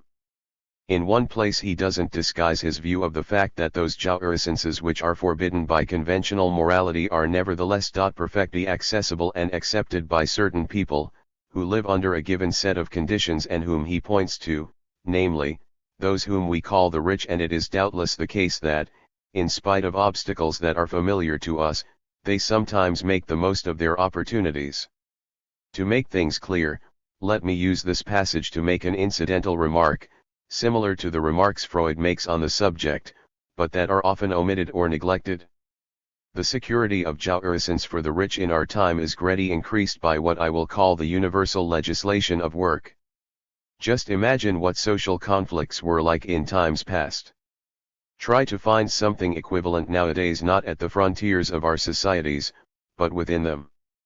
And now a point on the value of Sada's work as witness of reality. Shall we investigate its value as sublimation? If we consider sublimation in its most developed form, indeed in the fiercest and most cynical form in which Freud took pleasure in representing it, namely, as the transformation of the sexual instinct into a work in which everyone will recognize his own dreams and impulses, and will reward the artist for having given him that satisfaction by granting the latter a fuller and happier life, and for giving him in addition access to the satisfaction of the instinct involved from the beginning. If we seek to grasp the work of Sada from this perspective, then it's something of a failure. It's something of a failure, if one thinks of the amount of time poor Sada spent either in prison or interned in special institutions. As for the work itself, at least the new Justine along with the story of Juliet had a great deal of success during his lifetime in an underground form, a success of the night, a success of the damned. But I won't insist on that here. If I refer to it, it is so as to cast some light on those sides of Sada that are worth illuminating. Let us now try to see how we should situate Sada's work. It has been called an unsurpassable body of work, in the sense that it achieves an absolute of the unbearable in what can be expressed in words relative to the transgression of all human limits. One can acknowledge that in no other literature, at no other time, has there been such a scandalous body of work. No one else has done such deep injury to the feelings and thoughts of mankind. At a time when Henry Miller's stories make us tremble, who would dare rival the licentiousness of Sada? One might indeed claim that we have there the most scandalous body of work ever written. Thus, as Maurice Blanquat puts it, isn't that a reason for us to be interested in it? And we are interested in just that way here. I urge you to make the effort. 201. To read the book in which 2 articles by Blanquat on Lautréamont and Sada are to be found. They constitute a part of the material to be put in our ale. That is certainly saying a lot then. It seems, in fact, as if one cannot conceive of an atrocity that isn't to be found in Sada's catalogue. The assault on one's sensibility is of a kind that is literally stupefying, in other words, one loses one's bearings.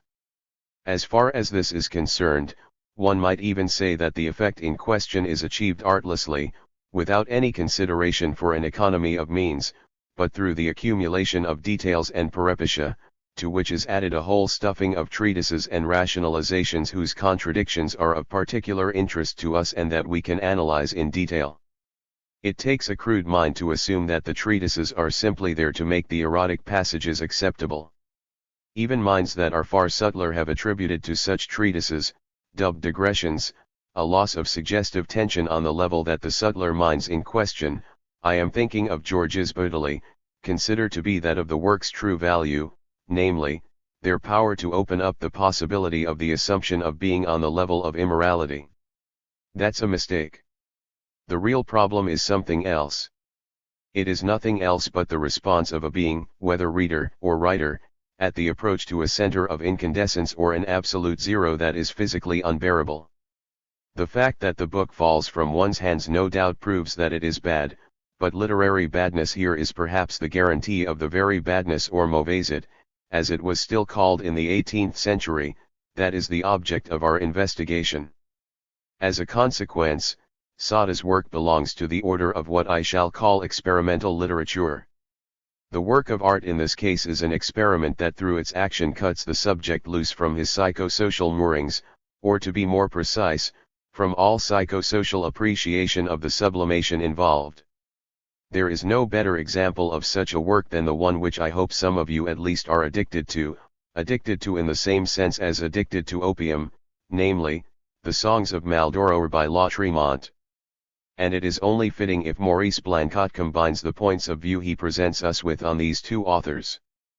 But with Sada the social reference is retained, and he claims to valorize socially his extravagant system, whence his astonishing avowals that suggest incoherence and lead to a multiple contradiction, which one would be wrong to ascribe purely and simply to the absurd.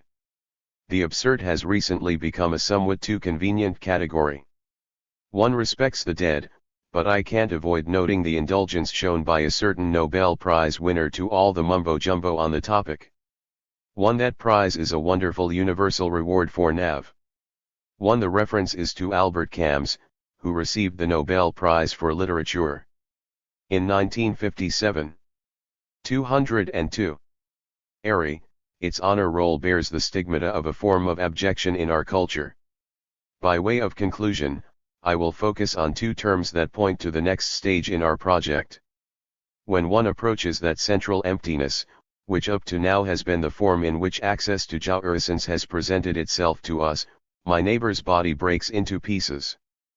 Proclaiming the law of jouissance as the foundation of some ideally utopian social system, Sada expresses himself in italics in the nice little edition of Juliet published recently by Povert, though it is still a book that circulates surreptitiously. Lend me the part of your body that will give me a moment of satisfaction and, if you care to, use for your own pleasure that part of my body which appeals to you.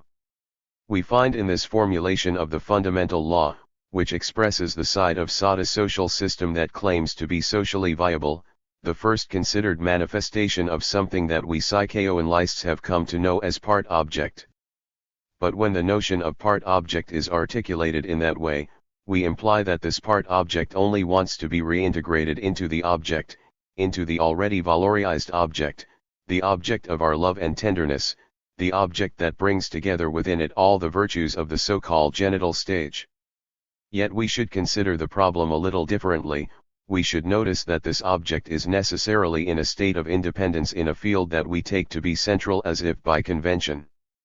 The total object, our neighbor, is silhouetted there, separate from us and rising up, if I may say so, like the image of Carpaccio's San Giorgio degli Schiavoni in Venice, in the midst of a charnel house figure. The second term that Sada teaches us concerns that which appears in the phantasm as the indestructible character of the other, and emerges in the figure of his victim.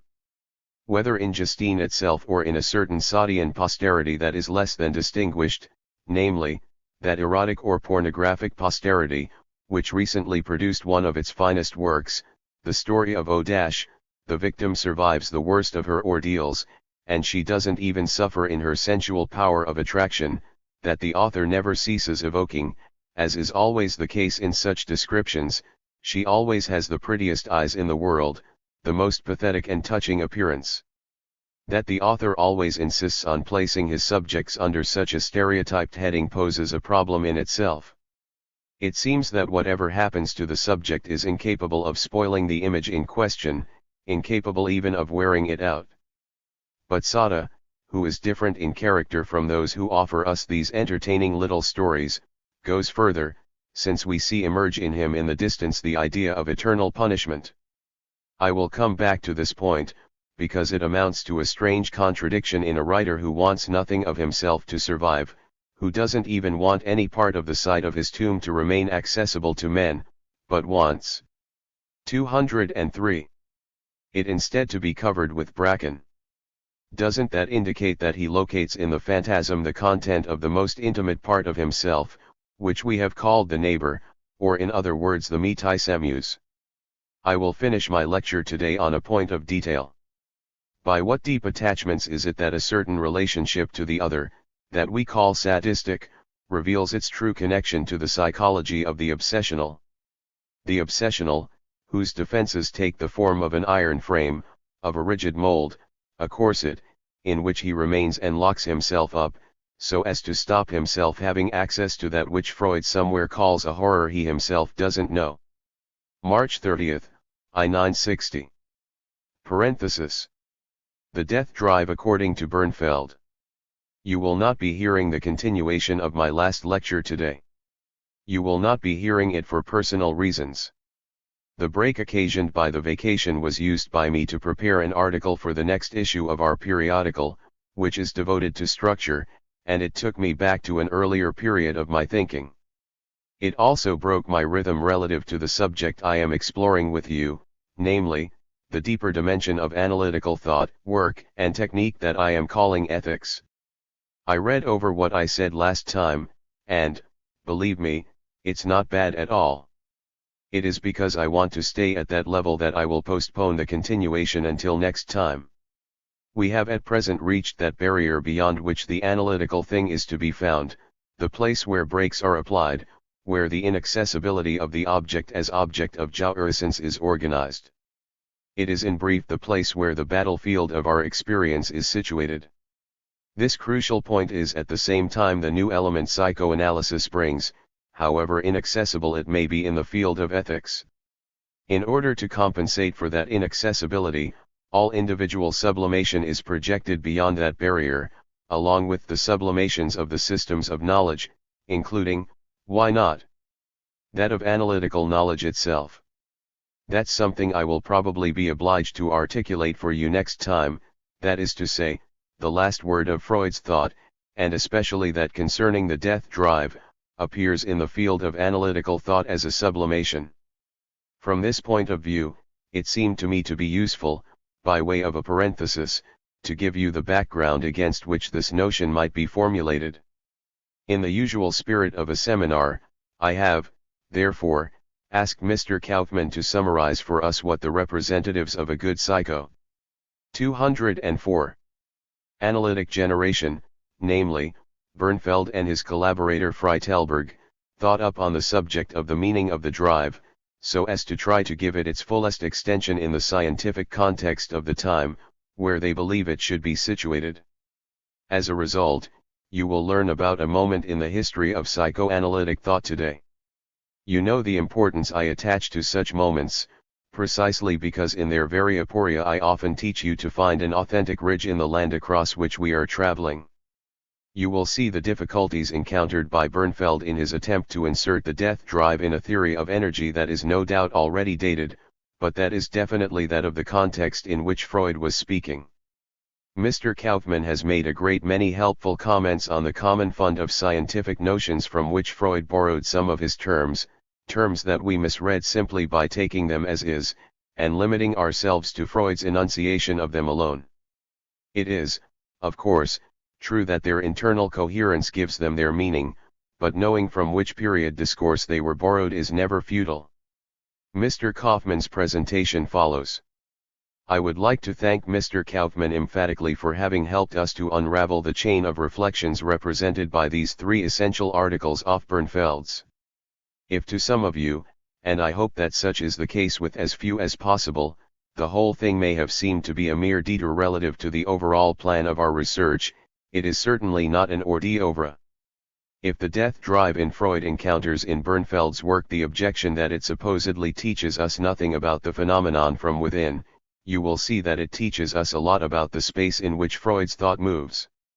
In a word, you have heard enough to know that this dimension is, properly speaking, that of the subject.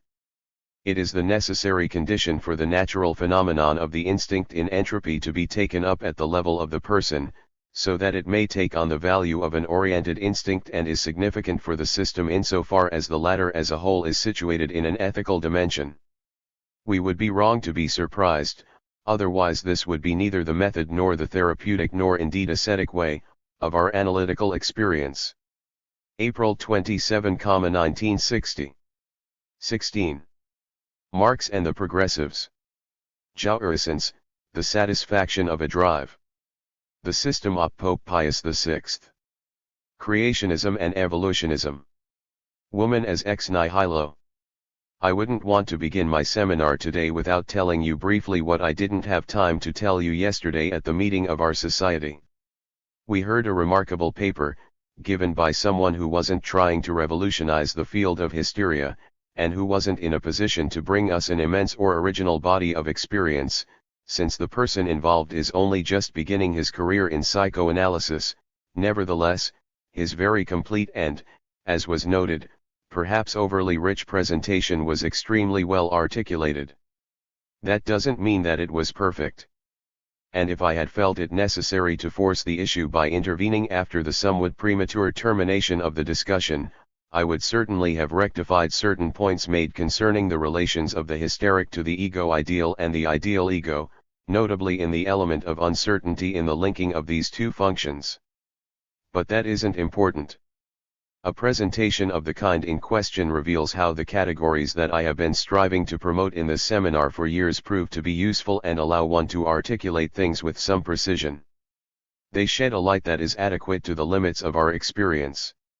And however much one may take issue with some point of detail or other, you can see the theoretical concepts come alive as if by themselves, and make contact with the level of experience.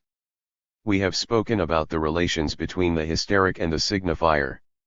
In our clinicial experience we can feel its presence at every moment, and last night you were presented with what might well be called a well-oiled machine that started working before your very eyes. So many points were presented to the test of experience, but the whole brought you into direct contact with the convergence of the theoretical notions I have given you and the structure that concerns us, namely, a structure that is defined by the fact that the 205, 206 subject is to be situated in the signifier. Directly in front of us, we see appear the it speaks one. The it speaks derived from theory joins everyday clinical experience. We saw the hysteric come alive in her own sphere, and not by reference to obscure forces that are unevenly divided in a space that is not moreover homogeneous. The latter is typical of a discourse that only claims to be analytical. The reason it can only claim to be analytical is that it alienates itself in all kinds of references to sciences that are altogether worthy in their own domain, but which are often only involved by the theorist so as to mask his clumsiness in moving about in his own sphere. This is not simply a form of homage paid to the work you heard, nor is it a simple hors d'oeuvre to what I am attempting with you, but a reminder that I am trying with all the means at my disposal, which are simply those of experience, to make the ethical dimension of psychoanalysis come alive before you. 1.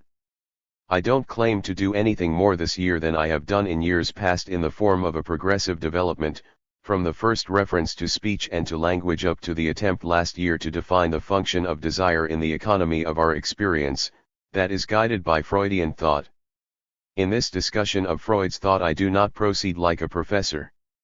The usual approach of professors to the thought of those who happen to have taught us something in the course of human history generally consists in formulating it in such a way that it can only be seen from its narrowest and most partial side.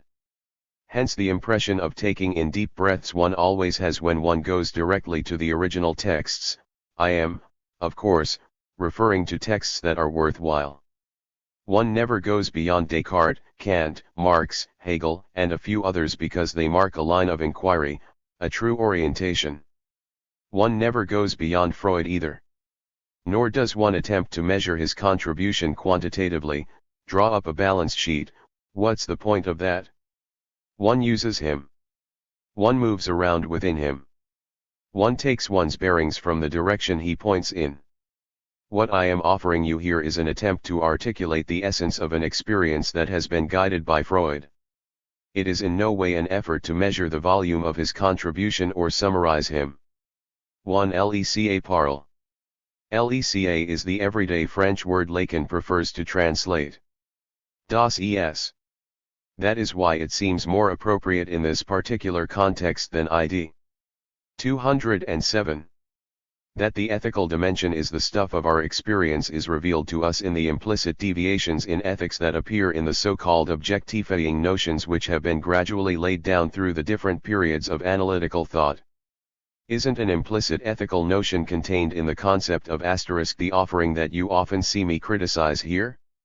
Don't those unformulated, scarcely acknowledged, yet often explicit goals that are expressed in the notion of remaking the subject's ego or of accomplishing through analysis the restructuring of the subject's ego, not to speak of reformation or reform with all its implications in analysis, don't they all imply an ethical dimension? I just want to show you that it doesn't correspond to the reality of our experience, to the real dimensions in which the ethical problem is posed. Freud suggests as much through the particular orientation he has opened up for us. Thus, by leading you onto the ground of the ethics of psychoanalysis this year, I have brought you up against a certain limit that I illustrated through a confrontation, or heightening of the difference by contrast, of Kant and Sada, however paradoxical that may seem.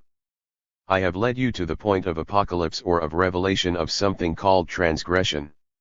This point of transgression has a significant relation to something that is involved in our inquiry into ethics, that is to say, the meaning of desire.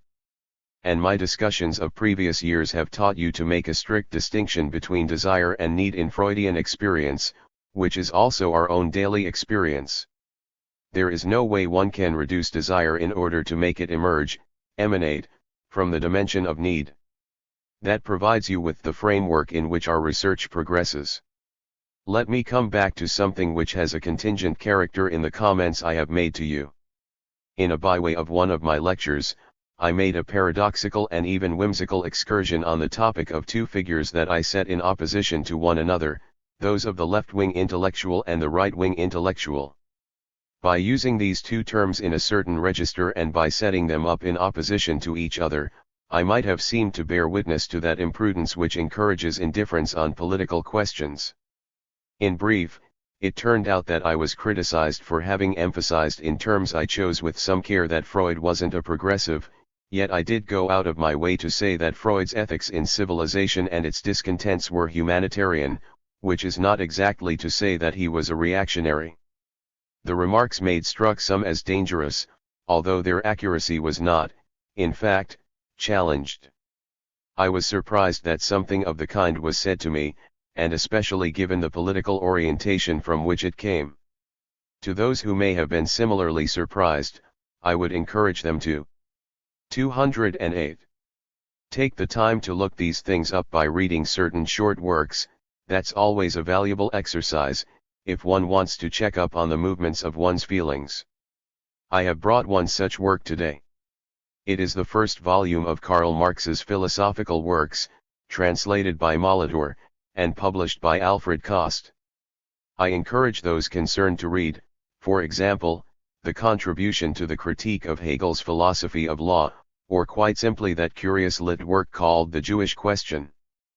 Perhaps they would get a more precise notion of what Marx would think, if he were alive now, about what is called progressivism, and I mean by that a certain style of ideology, characterized by its generosity and apparently widespread in our bourgeoisie. The way in which Marx would evaluate such progressivism will be apparent to all those who look up those sources I just mentioned. They are a good, healthy standard of a certain kind of intellectual honesty.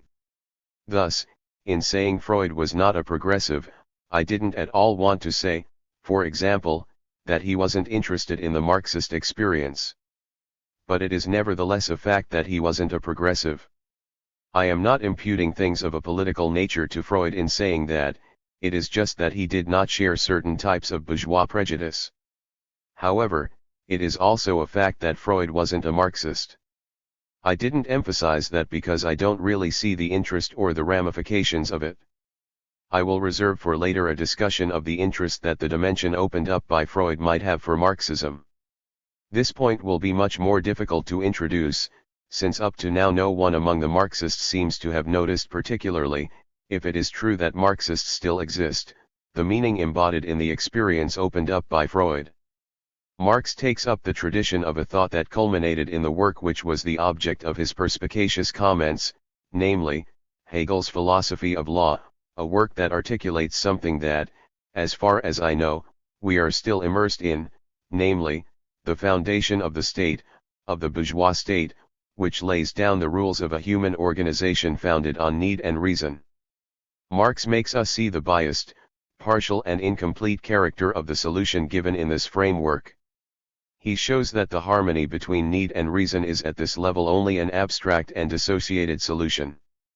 Need and reason are harmonized only in law, but everyone is left a victim of the egoism of his private needs, of anarchy, and of materialism. Marx aspires to the creation of a state where, as he puts it, human emancipation will be not only political but real, a state where man will find himself in a non-alienated relation to his own organization. Now you know that, in spite of the openings that history has given to the direction pointed to by Marx, we don't seem to have produced integral man yet. On this road, Freud shows us, and it is in the sense that he doesn't go 209 beyond Marx, that, however far the articulation of the problem has been taken by the tradition of classical philosophy, the two terms of reason and of need are insufficient to permit an understanding of the domain involved when it is a question of human self-realization. It is in the structure itself that we come up against a certain difficulty, which is nothing less than the function of desire, as I have articulated it in this seminar. It is a curious and even paradoxical fact, but analytical experience can be registered in no other way, that reason, discourse, signifying articulation as such, is there from the beginning, of ovo, it is there in an unconscious form before the birth of anything as far as human experience is concerned. It is there buried, unknown, not mastered, not available to him who is its support. And it is relative to a situation structured in this way that man at a subsequent moment has to situate his needs. Man's captivity in the field of the unconscious is primordial, fundamental in character. Now, because this field is organized logically from the beginning, it embodies a Spaltung, which persists in the whole subsequent development, and it is in relation to this Spaltung that the functioning of desire as such is to be articulated. This desire reveals certain ridges, a certain sticking point, and it is for this reason that Freudian experience has found that man's route to the integration of self is a complicated one. The problem involved is that of jouissance, because jouissance presents itself as buried at the center of a field and has the characteristics of inaccessibility, obscurity, and opacity. Moreover, the field is surrounded by a barrier which makes access to it difficult for the subject to the point of inaccessibility, because jouissance appears not purely and simply as the satisfaction of a need but as the satisfaction of a drive, that term to be understood in the context of the complex theory I have developed on this subject in this seminar. As you were told last time, the drive as such is something extremely complex for anyone who considers it conscientiously and tries to understand Freud's articulation of it. It isn't to be reduced to the complexity of the instinct as understood in the broadest sense, in the sense that relates it to energy. It embodies a historical dimension whose true significance needs to be appreciated by us. This dimension is to be noted in the insistence that characterizes its appearances. It refers back to something memorable because it was remembered. Remembering, historicizing, is coextensive with the functioning of the drive in what we call the human psyche. It is there, too, that destruction is registered, that it enters the register of experience. This is something that I will now attempt to illustrate by leading you into the sphere, not so much of the myth of Sada, the term is inappropriate, but of the fable of Sada. 210. 2. On page 78 of volume 4 of Juliet, in the edition that is most easily accessible to you, namely, Jean-Jacques Pauvert's, Sada expounds the system of Pope Pius VI, since it is to this pope that the theories in question are imputed. Sada lays out for our benefit the theory that it is through crime that man collaborates in the new creations of nature. The idea is that the pure force of nature is obstructed by its own forms, that because the three realms present fixed forms they bind nature to a limited cycle, that is, moreover, manifestly imperfect, as is demonstrated by the chaos and abundance of conflicts as well as the fundamental disorder of their reciprocal relations. As a result, the deepest concern that can be imputed to the psychic subject that is nature is that of wanting to wipe slate clean, so that it may begin its task once more, set out again with a new burst of energy. This discussion is completely literary, in the sense that it is not scientifically founded, but is rather poetic in character. In this luxuriant hodgepodge, from time to time one comes across what some people might take to be tedious digressions. But as you will see, they are entertaining to read. Thus, although reading always risks distracting one's audience's attention, I am going to read a passage from Sada's system. Without destruction the earth would receive no nourishment and, as a result, there would be no possibility for man to reproduce his species.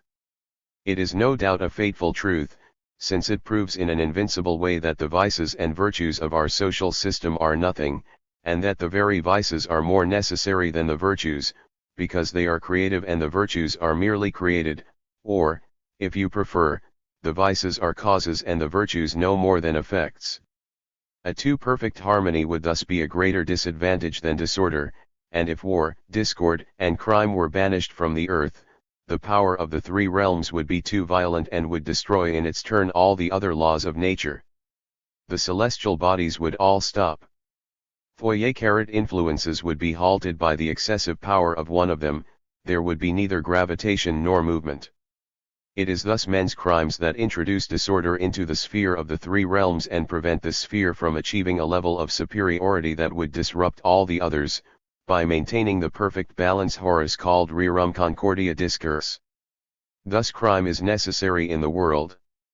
But the most useful crimes are no doubt those that disrupt the most, such as the refusal of propagation or destruction, all the others are worthless, or rather only those two are worthy of the name of crime.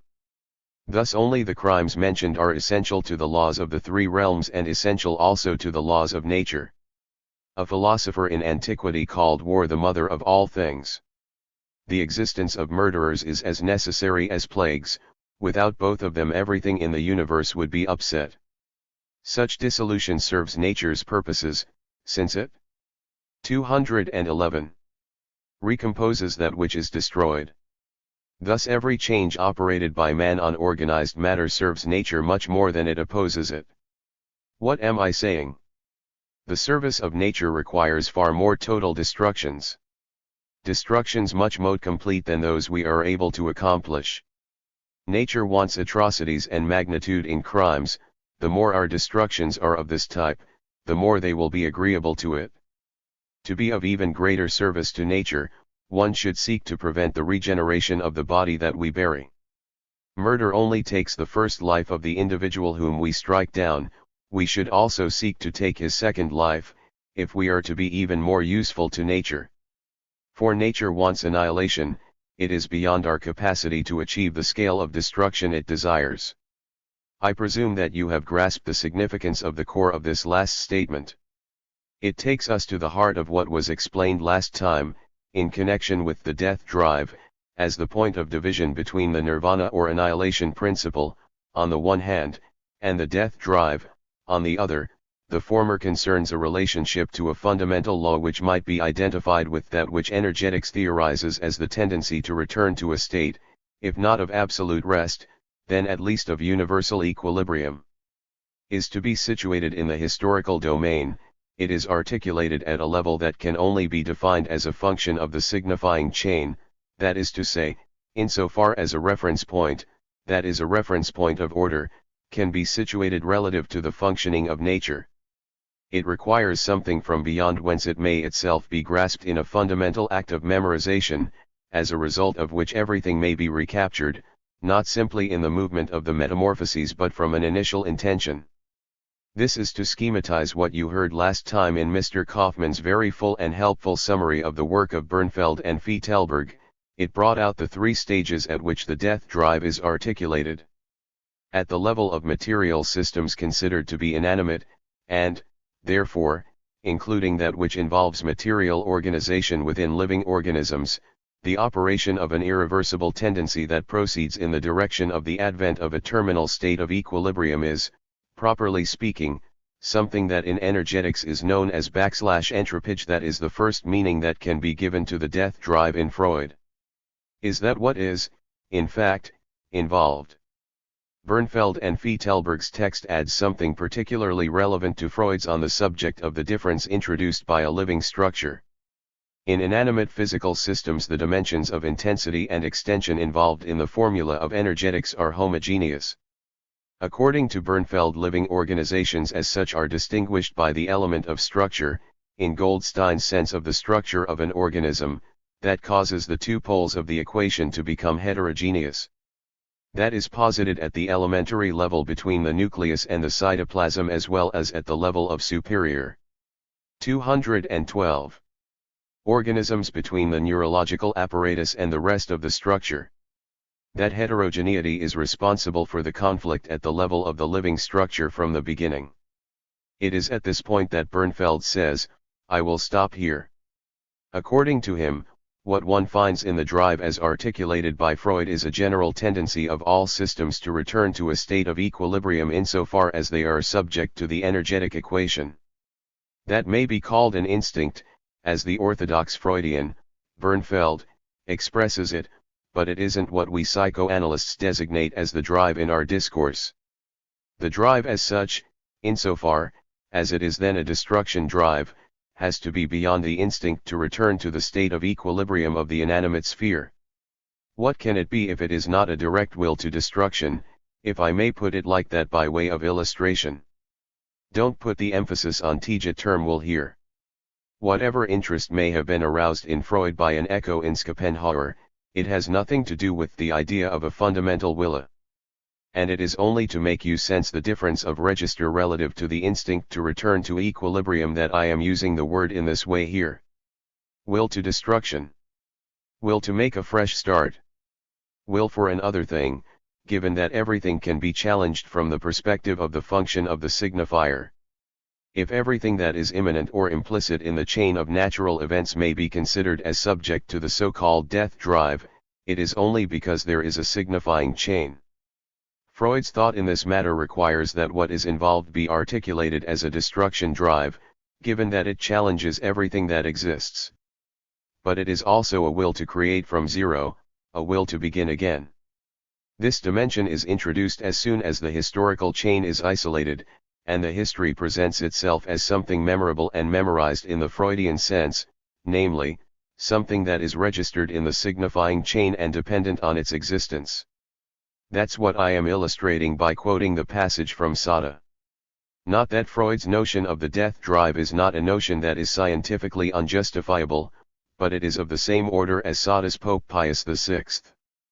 As in Sada, the notion of the death drive is a creationist sublimation, and it is linked to that structural element which implies that, as soon as we have to deal with anything in the world appearing in the form of phi signifying chain, there is somewhere, though certainly outside of the natural world, which is the beyond of that chain, the ex nihilo on which it is founded and is articulated as such. I am not telling you that the notion of the death wish in Freud is not something very suspect in itself, as suspect and, I would say, almost as ridiculous as Sada's idea. Can anything be poorer or more worthless after all? 213. Then the idea that human crimes might, for good or evil, contribute in some way to the cosmic maintenance of the rerum concordia discars. It is even doubly suspect, since it amounts in the end to substituting a subject for nature, and that is how I read beyond the pleasure principle. However we construct this subject, it turns out to have as its support a subject who knows, or Freud, in effect, since he is the one who discovered the beyond of the pleasure principle. Nevertheless, Freud is consistent with himself in also pointing, at the limit of our experience, to a field in which the subject, if he exists, is incontestably a subject who doesn't know in a point of extreme, if not absolute, ignorance. One finds there the core of Freudian exploration. I don't even say that at this point of speculation things still have a meaning. I simply want to say that the articulation of the death drive in Freud is neither true nor false. It is suspect, that's all I affirm. But it suffices for Freud that it was necessary, that it leads him to an unfathomable spot that is problematic, since it reveals the structure of the field. It points to the site that I designate alternatively as impassable or as the site of the thing if Freud evokes there his sublimation concerning the death instinct insofar as that sublimation is fundamentally creationist. One also finds there the essential point of the warning whose tone and note I have given you on more than one occasion: beware of that register of thought known as evolutionism. Beware of it for two reasons. What I have to tell you now may seem dogmatic, but that's more apparent than real.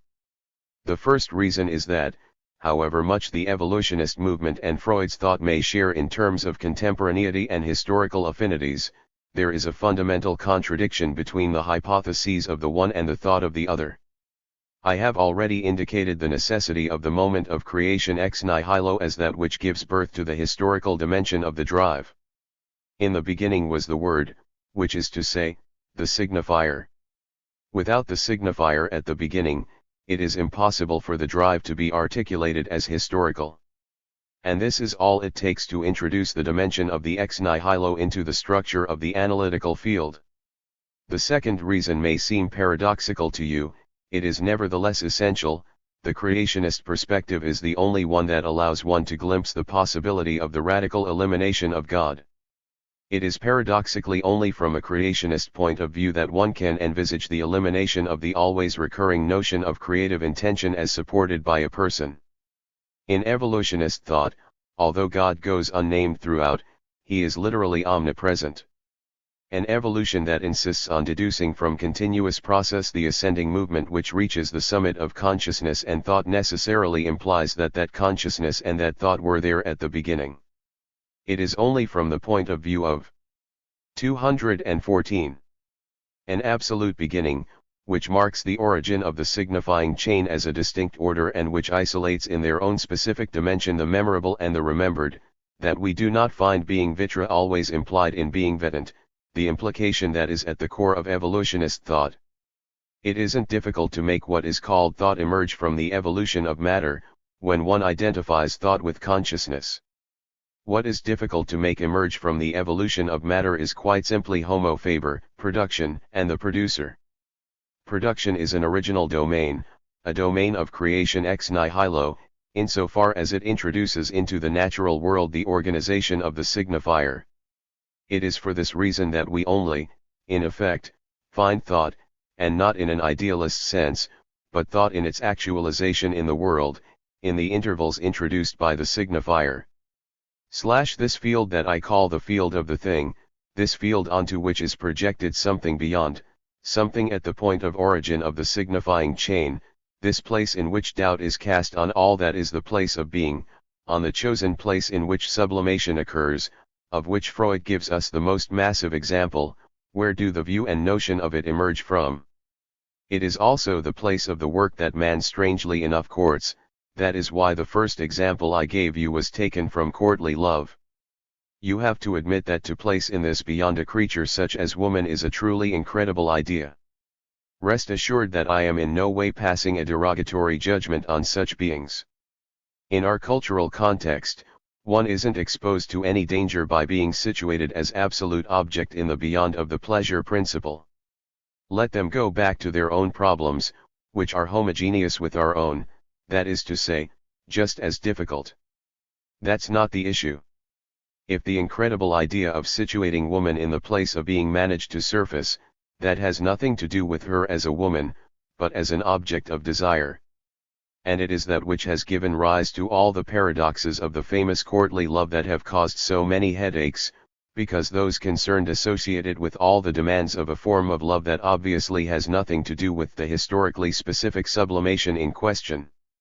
The historians or poets who have attacked the problem cannot manage to conceive how the fever, indeed the frenzy, that is so manifestly coextensive with a lived desire, which is not at all Platonic and is indubitably manifested in the productions of courtly poetry, can be reconciled with the obvious fact that the being to whom it is addressed is nothing other than being as signifier. The inhuman character of the object of courtly love is plainly visible. This love that led some people to acts close to madness was addressed at living beings, people with names, but who were not present in their fleshly and 215. Historical reality, there's perhaps a distinction to be made there. They were there in any case in their being as reason, as signifier. By the way, this is what explains the extraordinary series of 10-line stanzas by the poet Arnaud Daniel that I read to you. One finds there the response of the shepherdess to her shepherd, for the woman responds for once from her place, and instead of playing along, at the extreme point of his invocation to the signifier, she warns the poet of the form she may take as signifier. I am, she tells him, nothing more than the emptiness to be found in my own internal cesspit, not to say anything worse. Just blow in that for a while and see if your sublimation holds up. THACS, not to say there is no other solution to the perspective of the field of the thing. Another solution that is also historically specific and, curiously enough, occurs at a period that isn't so different from the one I have just referred to, is perhaps a little more serious. It is called in Sada the supreme being in evil. I say Sada because I prefer relatively close, living references to remote ones, but it is not just an invention of Sada's. It belongs to a long historical tradition, which goes at least as far back as Manichaeism, if not beyond, that Manichaeism which was already referred to in the time of courtly love. In the time of courtly love there were people to whom I made a passing reference, the Cathars, and they did not doubt the fact that the prince of this world was quite similar to the supreme being in evil. The Grimacite of Boehme's God, fundamental evil as one of the dimensions of supreme life, proves that it is not simply in libertine and anti-religious thought that this dimension may be evoked. The Cathars were not Gnostics, everything indicates that they were even good Christians. The practice of their sacrament, the consolamentum, is sufficient proof of that. The idea they had of salvation, which is not different from the fundamental idea of Christianity, was that there is a word that saves, and the consolamentum was nothing more than the transmission from one subject to another of the blessing of this word. They were people who placed all of their hope in the advent of a word. In short, people who took quite seriously the message of Christianity. The trouble is that for such a word to be not so much effective as viable, it has to be separated from discourse. Yet there is nothing more difficult than separating a word from discourse. You put your faith in a word that saves, but as soon as you begin at this level, the whole discourse comes running after you.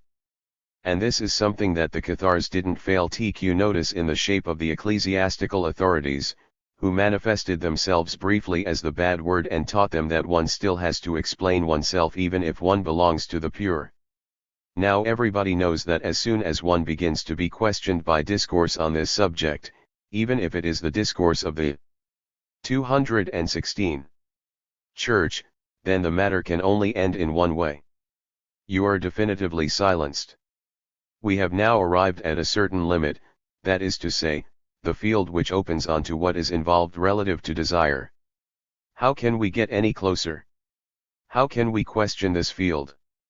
What happens when one doesn't project one's dreams there in a sublimated way, and that thematics emerges to which the most sober of minds are reduced, the most commonplace and the most scientific, even including a certain petty bourgeois from Vienna? What happens to us whenever the hour of desire sounds? Well, we don't get any closer, and for the best of reasons. This will be the focus of my next lecture. One doesn't get any closer on account of the very reasons that structure the domain of the good in the most traditional sense, which is linked by a whole tradition to pleasure. It wasn't the coming of Freud that introduced a radical revolution in antiquity's point of view on the good insofar as it can be deduced from the paths of pleasure. I will try next time to show you where things stood at the time of Freud. This historical crossroads I am taking you back to is that of utility. This time I hope to gauge for you in a definitive way and from a Freudian point of view the ethical register of utilitarianism. Freud on this occasion allows himself to go definitively beyond it. He articulates that which is basically valid in it and that which at the same time bounds it, and points to its limits.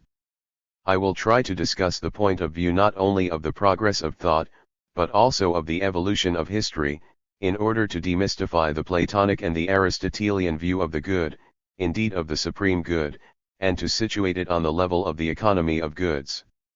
2. It is essential to grasp the issue from the Freudian perspective of the pleasure principle and the reality principle, if one is go on to conceive the novelty of what Freud brings to the domain of ethics. Beyond this place of restraint constituted by the concatenation and circuit of goods, a field nevertheless remains open to us that allows us to draw closer to the central field. The good is not the only, the true, or the single barrier that separates us from it. What is this second barrier? I will tell you right away, and it will probably seem quite natural to you once I have told you. But it isn't after all so self-evident. It is a domain in relation to which Freud always revealed a great deal of reticence, and it really is strange that he didn't identify it. The true barrier that holds the subject back in front of the unspeakable field of radical desire, that is the field of absolute destruction, of destruction beyond putrefaction. 2. English usage, unlike French usage, generally limits the plural of the good. Namely, the goods to a specific and material meaning. Here and in what follows, however, goods in the plural is to be read as also retaining the ethical connotations implied by the singular. 217. Is properly speaking the aesthetic phenomenon where it is identified with the experience of beauty, beauty in all its shining radiance, beauty that has been called the splendor of truth. It is obviously because truth is not pretty to look at that beauty is, if not its splendor, then at least its envelope. In other words, I will explain next time our forward march resumes that on the scale that separates us from the central field of desire, if the good constitutes the first stopping place, the beautiful forms the second and gets closer. It stops us, but it also points in the direction of the field of destruction.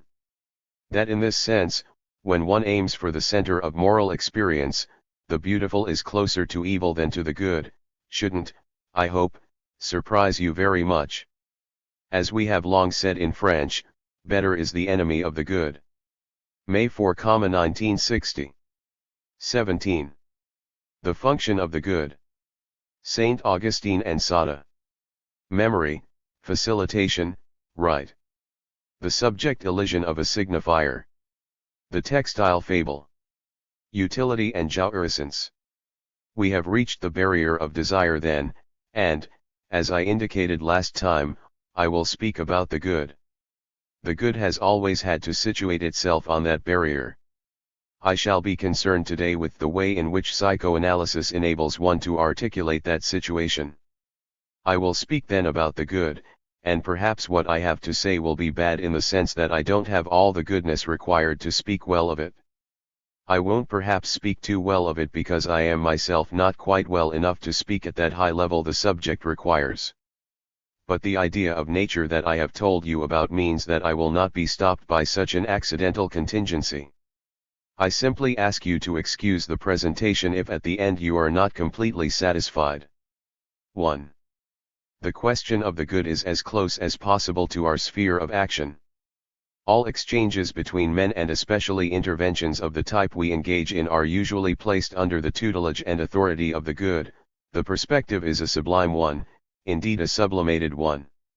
Now sublimation could be defined from a certain point of view as an opinion in the Platonic sense of the term, an opinion arranged in such a way as to reach something that might be the object of science, but that science doesn't manage to reach where it is to be found. A sublimation of any kind, even including that universal, the good itself, may be momentarily in this brief parenthesis considered to be a phony science. Everything in your analytical experience suggests that the notion and finality of the good are problematic for you. Which good are you pursuing precisely as far as your passion is concerned? That question concerning our behavior is always on the agenda. At every moment we need to know what our effective relationship is to the desire to do good, to the desire to cure. 218. 219. We have to deal with that as if it were something that is likely to lead us astray, and in many cases to do so instantly. I will even add that one might be paradoxical or trenchant and designate our desire as a non-desire to cure. Such a phrase is meaningful only insofar as it constitutes a warning against the common approaches to the good that offer themselves with a seeming naturalness, against the benevolent fraud of wanting to do one's best for the subject.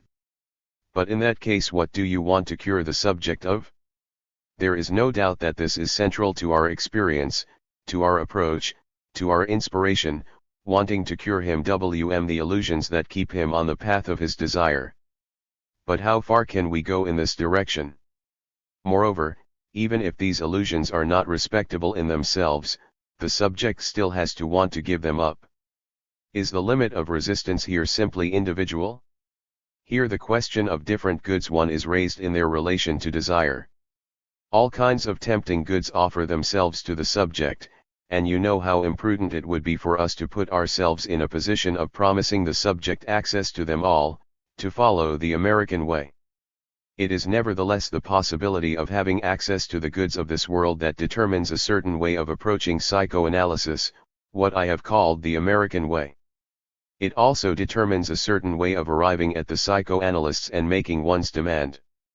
Before entering into the problem of different goods, I would like to sketch out the illusions on the path of desire. Breaking these illusions is a question of specialized knowledge, knowledge of good and evil indeed, that is located in this central field whose irreducible, ineradicable character in our experience I have attempted to show you. It is bound up with that prohibition, that reservation, that we explored specifically last year when I spoke to you about desire and its interpretation.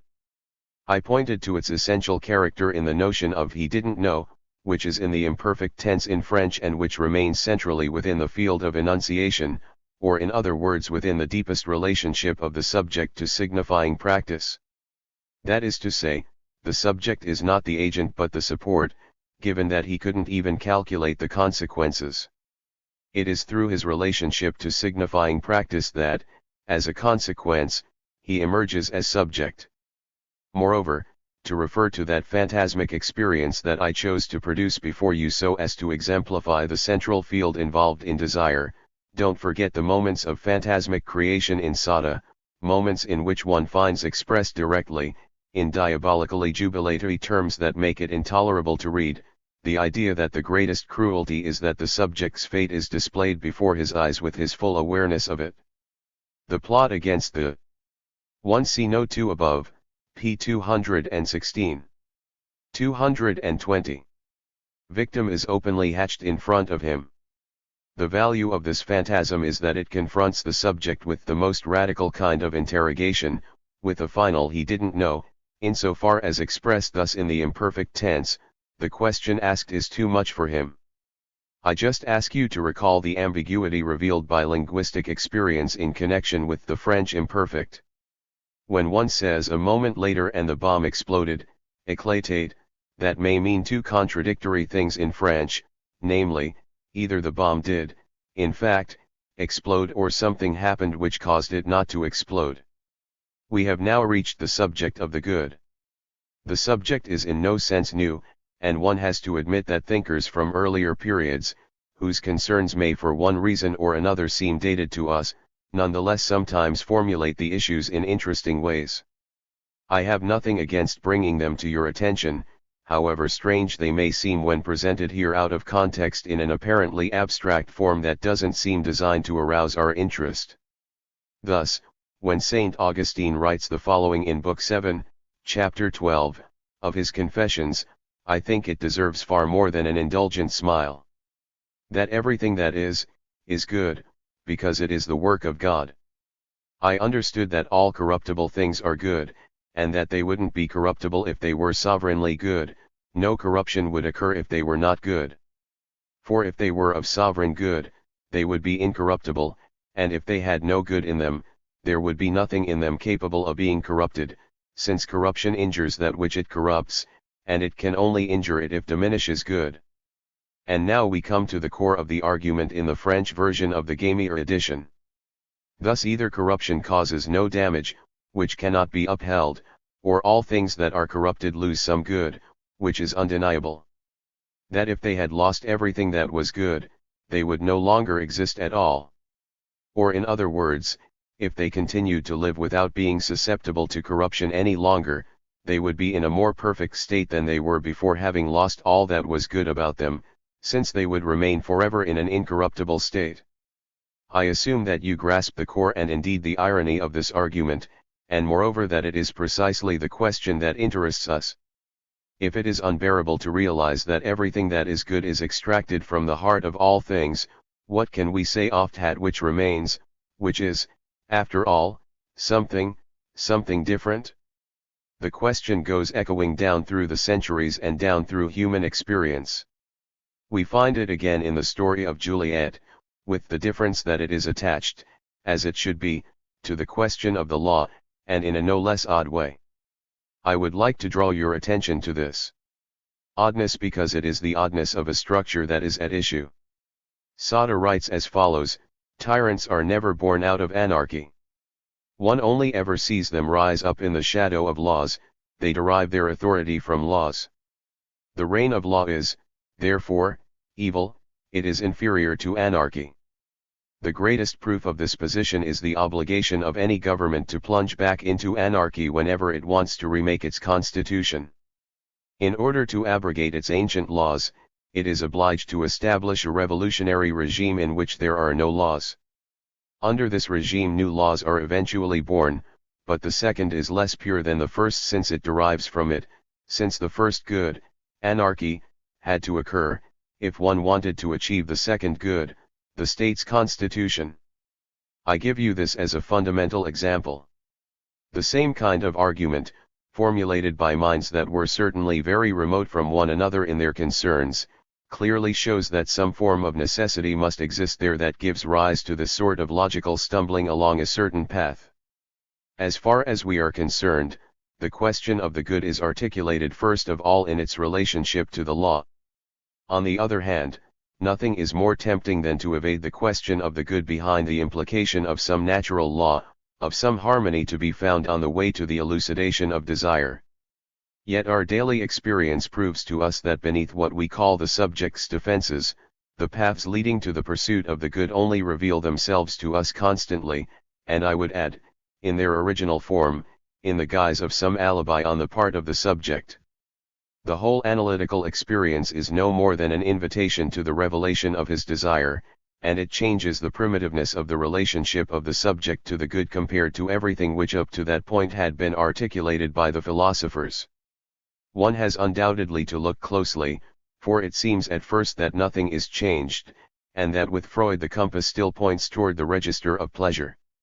I have emphasized this since the beginning of the year, from the origin of moral philosophy, from the moment when the term ethics acquired the meaning of man's reflection on his condition and calculation of the proper paths to follow, all meditation on man's good has taken place as a function of the index of pleasure. And I mean all, since Plato, certainly since Aristotle, and down through the Stoics, the Epicureans, and even through Christian thought itself in St. Thomas Aquinas. As far as the determination of different goods is concerned, things have clearly developed along the paths of an essentially hedonist problematic.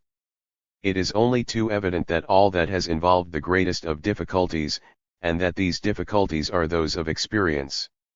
And in order to resolve them, all the philosophers have been led to discern not true pleasures from false, for such a distinction is impossible to make, but the true and false goods that pleasure points to. 222. Doesn't Freud's articulation of the pleasure principle give us an advantage, a reward in terms of knowledge and clarity? Isn't it in a definitive way profoundly different from the meaning previously given to pleasure by anyone else? 2. Let me just draw your attention to the fact that the conception of the pleasure principle is inseparable from the reality principle, that it is in a dialectical relationship with it. But one has to begin, and I would simply like to begin by pointing out what Freud articulates exactly. Notice how the pleasure principle is articulated from the Entwurf Y where we began this year, right up to the end in Beyond the Pleasure Principle. The end illuminates the beginning, and one can already see in the Entwurf the nerve center to which I want to draw your attention for a moment. Apparently there is no doubt that the pleasure principle organizes the final reactions for the human psyche. There is no doubt that pleasure is articulated in relation to the presupposition of a satisfaction, and it is driven by a lack in the order of need that the subject becomes caught up in its toils, until a perception occurs that is identical to that which first gave satisfaction. The crudest of references to the reality principle indicates that one finds satisfaction along paths that have already procured it. But look a little closer, is that all Freud has to say? Certainly not. The originality of the Entwurf resides in the notion of facilitations that control the distribution of libidinal investments in such a way that a certain level beyond which the degree of excitation is unbearable for the subject is never exceeded. The introduction of the function of facilitations opens onto a theme that will become increasingly important as Freud's thought develops, in light of the fact that Freud's thought is his experience. I have been criticized for having said that, from the point of view of ethics, our experience derives its exemplary value from the fact that it doesn't recognize the dimension of habit, in terms of which human behavior has customarily been assumed to be a process of improvement, of training. In this connection, the notion of facilitation has been used against me. I reject this opposition. The recourse to facilitation in Freud has nothing at all to do with the function of habit as it is defined when one thinks of a learning process. With Freud, it is not a question of creative imprinting but of the pleasure engendered by the functioning of the facilitations. Now the core of the pleasure principle is situated at the level of subjectivity. Facilitation is not a mechanical effect, it is invoked as the pleasure of a facility, and it will be taken up again as the pleasure of a repetition or, more precisely, as repetition. 223. Compulsion. The core of Freudian thought as it is deployed by us as analysts, whether we attend this seminar or not, is that the function of memory, remembering, is at the very least a rival of the satisfactions it is charged with affecting. It has its own dimension whose reach goes beyond that of a satisfying finality. The tyranny of memory is that which is elaborated in what we call structure. Such is the originality, the breakthrough, one cannot avoid emphasizing, if one wants to see clearly what is new in the conception of human behavior introduced by Freudian thought and experience. No doubt if someone wants to fill that fault line, he can always claim that nature involves cycles and returns. Faced with that objection, I won't affirm that he's mad, I will just suggest the terms you may use to respond. A natural cycle is perhaps immanent in everything that exists. Moreover, it is highly diverse in its registers and levels. But I ask you to consider the break that, in the order of the manifestation of the real embodied in the cycle, is introduced by the simple fact that man is the bearer of language. His relation to a couple of signifiers is all it takes, such as, for example, to make a traditional reference in the sketchiest of modes, yin-yang, that is to say, two signifiers, one of which is assumed to be eclipsed by the rise and return of the other. One don't care particularly for yin and yang, you can choose sine and cosine instead if you like. In other words, the structure engendered by memory must not in our experience mask the structure of memory itself insofar as it is made of a signifying articulation.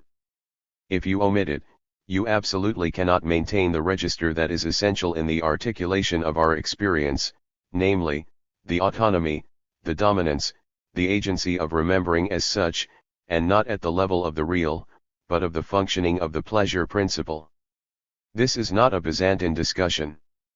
Thus if we create a fault line and an abyss, alternatively we fill in elsewhere something that also had the appearance of a fault line and an abyss. And it is here that one can see that the subject as such is born, a subject, moreover, whose emergence is unjustified by anything else. As I have already pointed out, the finality of the evolution of matter toward consciousness is a mystical, elusive notion, and one that is properly speaking historically interminable. There is no homogeneity between the order of the apparition of phenomena, whether they be premonitory, preliminary, partial, or preparatory to consciousness, and any kind of natural order, because it is through its current state that consciousness manifests itself as a phenomenon whose activity is completely erratic and, I would even say, fragmented. It is at levels that are very different from our relationship to our own real that the mark or the touch of consciousness appears, but in the absence of any. 224. Continuity or homogeneity of consciousness. Freud came up against this fact more than once in his investigations, and he always emphasized the fact that consciousness cannot be functionalized. With relation to the functioning of the signifying chain, on the other hand, our subject has a place in history that is quite solid and almost locatable. The function of the subject on its emergence, of the original subject, of the subject that may be traced in the chain of phenomena, we have a completely new formula for him, one that is capable of objective localization. A subject originally represents nothing more than the following fact: he can forget. Strike out that he, the subject, is literally at his beginning the elision of a signifier jacques, the missing signifier in the chain. Such is the first place, the first person tj. Here the appearance of the subject is manifested as such, and it makes us directly aware of why and in what way the notion of the unconscious is central in our experience. If you start at that point, you will see the explanation of a great many things, including that strange phenomenon that can be pinpointed in history that we call rights. I mean those rights by which man in so-called primitive civilizations believes he must accompany one of the most natural things in the world, namely, the return of natural cycles themselves. If the Emperor of China doesn't start the plowing at a given day in spring, the rhythm of the seasons will be spoiled. If order is not preserved in the royal house, the domain of the sea will advance upon the domain of the land. We still find echoes of this at the beginning of the 16th century in Shakespeare. What is this, if it isn't the essential relation, the one which binds the subject to the production of meaning and which makes him from the beginning responsible for forgetting? What relation can there be between man and the return of the sunrise, if it is not the case that as a speaking man he is sustained in a direct relation to the signifier? To refer to myth, the original position of man in relation to nature is that of Chanticleer, which is a theme to be found in a minor poet, who might be approached more sympathetically, if I hadn't started another seminar by denouncing the figure of Cyrano de Bergerac by reducing him to a grotesque lucubration that had nothing to do with the monumental structure of the character. We have now reached the point where we must raise the question of the good at this level. 3. The question of the good is situated athwart the pleasure principle and the reality principle. There's no possibility that from such a point of view we can escape conflict, given that we have regularly shifted the center. 225. It is impossible at this point not to bear witness to the following fact, one that is too little articulated in the Freudian conception itself, namely, that reality is not the simple dialectical correlative of the pleasure principle.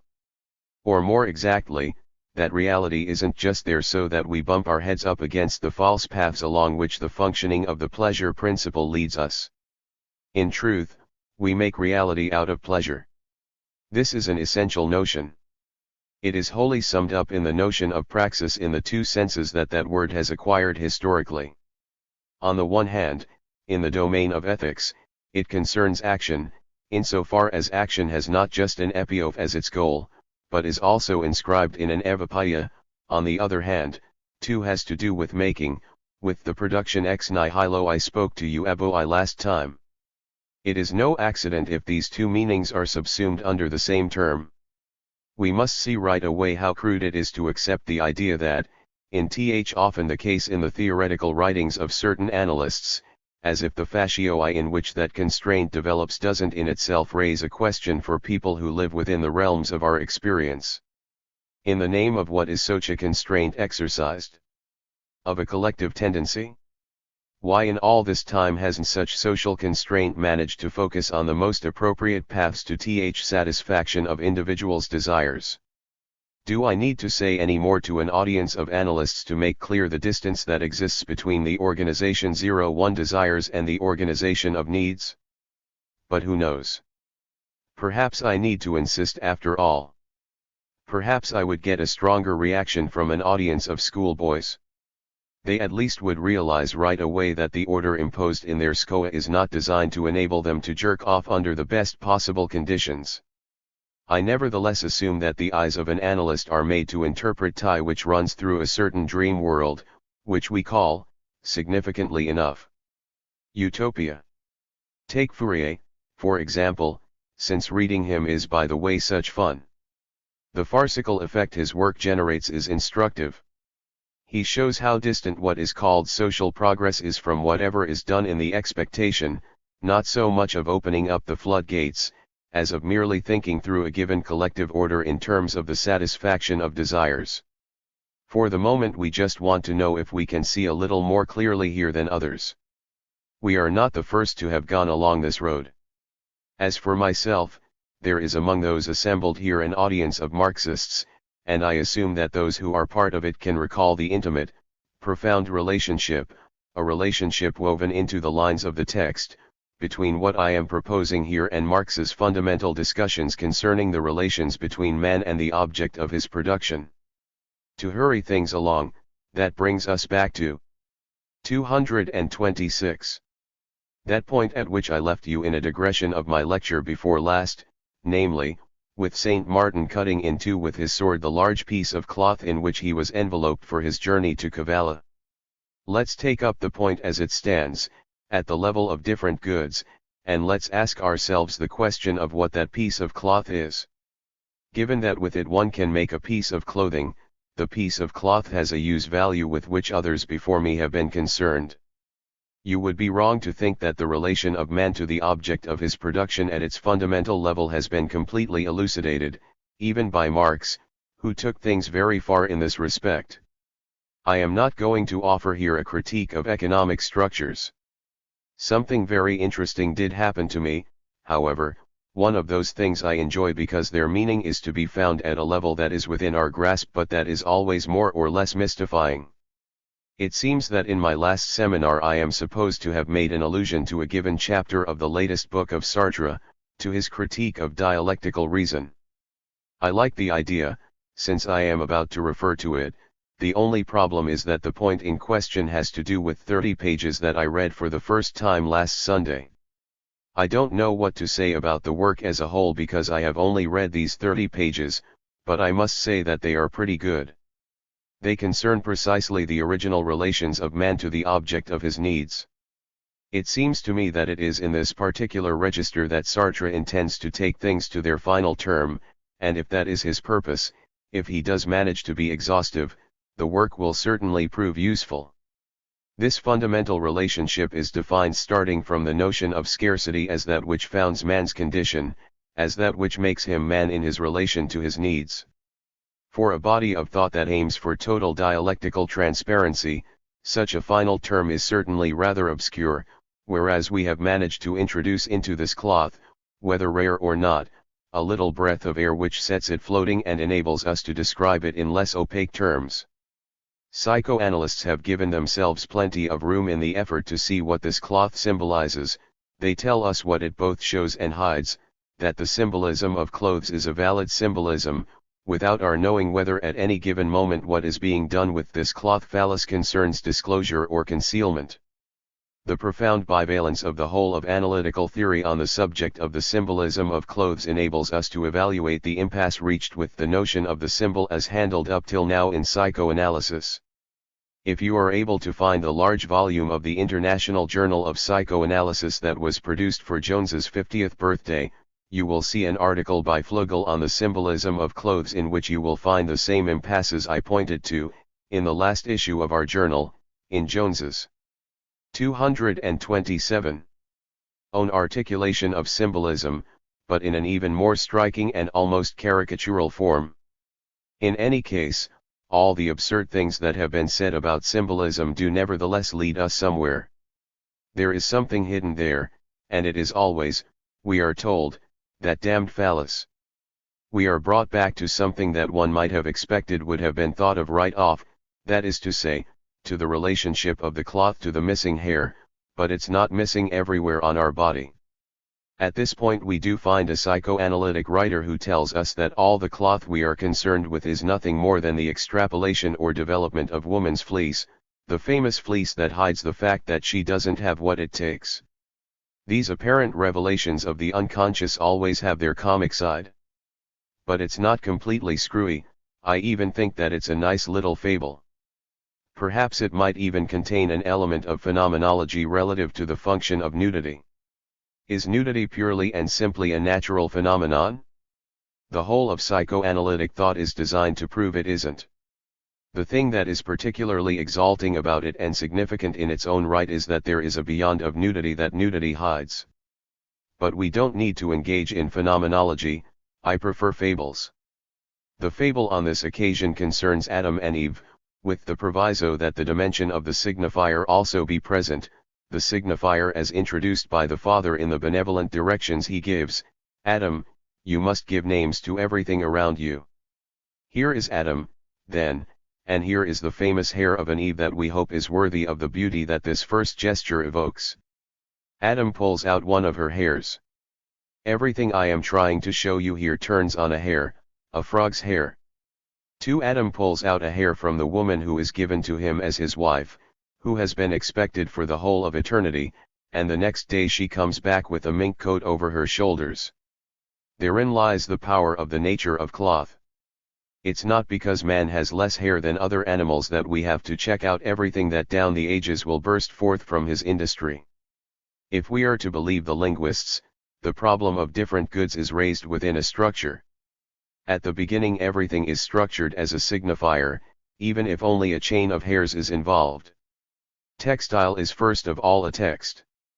There is cloth, and, let me invoke the driest of minds, Marx, for example, it is impossible to posit as primary some producer's cooperative or other, unless, of course, one wants to make a psychological fable.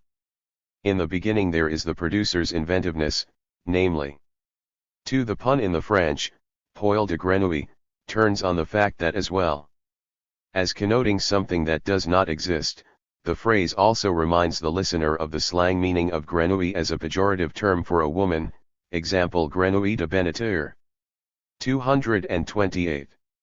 The fact that man, and why he alone, begins to weave something that isn't in the form of a covering or cocoon for his own body, but something that as cloth is going to take off on its own in the world, is going to move around.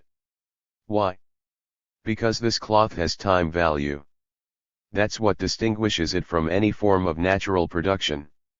One can come close to it in the creations of the animal world, but it is originated only when it is fabricated, when it is open to the world, to age and to newness.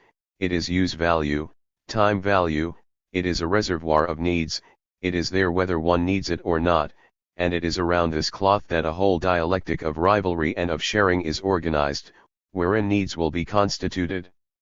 In order to grasp this, simply set in the distance in opposition to this function, the word of the Messiah according to the Gospel when he shows men what happens to those who trust in the Father's providence. They weave not neither do they spin, they offer men an imitation of the robe of the lilies and the plumage of birds. This is a stupefying abolition of the text by the word.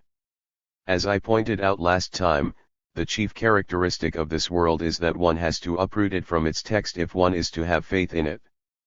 But the history of humanity takes place in the text, and it is in the text that we have the cloth. Saint Martin's gesture means in the beginning that man as such, man with his rights, begins to be individualized as soon as one begins to make holes in this cloth through which his head and his arms can emerge, through which, in effect, he begins to organize himself as clothed, that is to say, as having needs that have been satisfied. What can there be behind this? What in spite of that can he continue to desire? I say in spite of that because from that moment on we know less and less about it. We have now reached the crossroads of utilitarianism.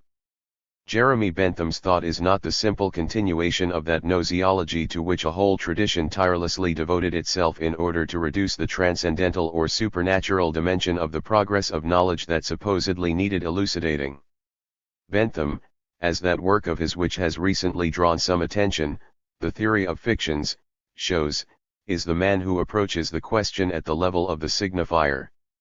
With relation to institutions in their fictive or, in other words, fundamentally verbal dimension, his search has involved not attempting to reduce to nothing all the multiple, incoherent, contradictory rights of which English jurisprudence furnishes an example, but, on the contrary, observing on the basis of the symbolic artifice of these terms, which are themselves also creators of texts, what there is there that may be used to some purpose, that is to say, become, in effect, the object of a division. The long historical development of the problem of the good is in the end centered on the notion of how goods are created, insofar as they are organized not on the basis of so-called natural and predetermined needs, but insofar as they furnish the material of 229. A distribution, and it is in relation to this that the dialectic of the good is articulated to the degree that it takes on effective meaning for man. Man's needs find their home on the level of utility, which involves that portion of the symbolic text that may be of some use. At this stage there is no problem, the greatest utility for the greatest number, such indeed is the law in the light of which the problem of the function of goods is organized. At this level we find ourselves, in effect, prior to the moment when the subject puts his head through the holes in the cloth. The cloth is so made that the greatest number of subjects possible may put their heads and their limbs through it. Yet all this talk wouldn't mean anything if things didn't start functioning differently. Now in this thing, whether it be rare or not, but in any case a made thing, in all this wealth finally, whatever its correlative in poverty, there is from the beginning something other than use value. There is its jouissance use. As a result, the good is articulated in a wholly different way. The good is not at the level of the use of the cloth. The good is at the level where a subject may have it at his disposal. The domain of the good is the birth of power. The notion of control of the good is essential, and if one foregrounds this, everything is revealed concerning the meaning of the claim made by man, at a certain point in his history, once he has managed to achieve control of himself. It was Freud, not me, who took upon himself the task of unmasking what this has effectively meant historically. To exercise control over one's goods, as everyone knows, entails a certain disorder, that reveals its true nature, i.e., to exercise control over one's goods is to have the right to deprive others of them. There is, I think, no point in making you sense the fact that historical destiny is played out around such a situation. The whole question concerns the moment when one can consider that this process has come to an end. For this function of the good engenders, of course, a dialectic. I mean that the power to deprive others is a very solid link from which will emerge the other as such. Remember what I once told you concerning privation, which has subsequently caused a problem for some of you. You will see clearly in this connection that I don't say anything by chance. Opposing privation to frustration and castration, I said that it was a function instituted as such in the symbolic order, to the extent that nothing is deprived of nothing, which doesn't prevent the good one is deprived of from being wholly real. The important thing is to recognize that the depriving agent is an imaginary function. It is the little other, one's fellow man, he who is given in the relationship that is half-rooted in naturalness of the mirror. 230. Stage, but such as he appears to us there where things are articulated at the level of the symbolic. There is a fact observed in experience that one always has to remember in analysis, namely, what is meant by defending one's goods is one and the same thing as forbidding oneself from enjoying them. The sphere of the good erects a strong wall across the path of our desire. It is, in fact, at every moment and always, the first barrier that we have to deal with. How can we conceive crossing over it? That is a problem I will take up next time, when I point out that a radical repudiation of a certain ideal of the good is necessary, if one is to grasp the direction in which our experience is leading. May 11, 1960. 3. The play on words in French depends on using défendre both in the sense of defend, défendre ses biens, and forbid, se défendre à soi-même danger. 18. The function of the beautiful. The duplicity of the good. On the potlatch. The discourse of science forgets nothing. Outrage and pain.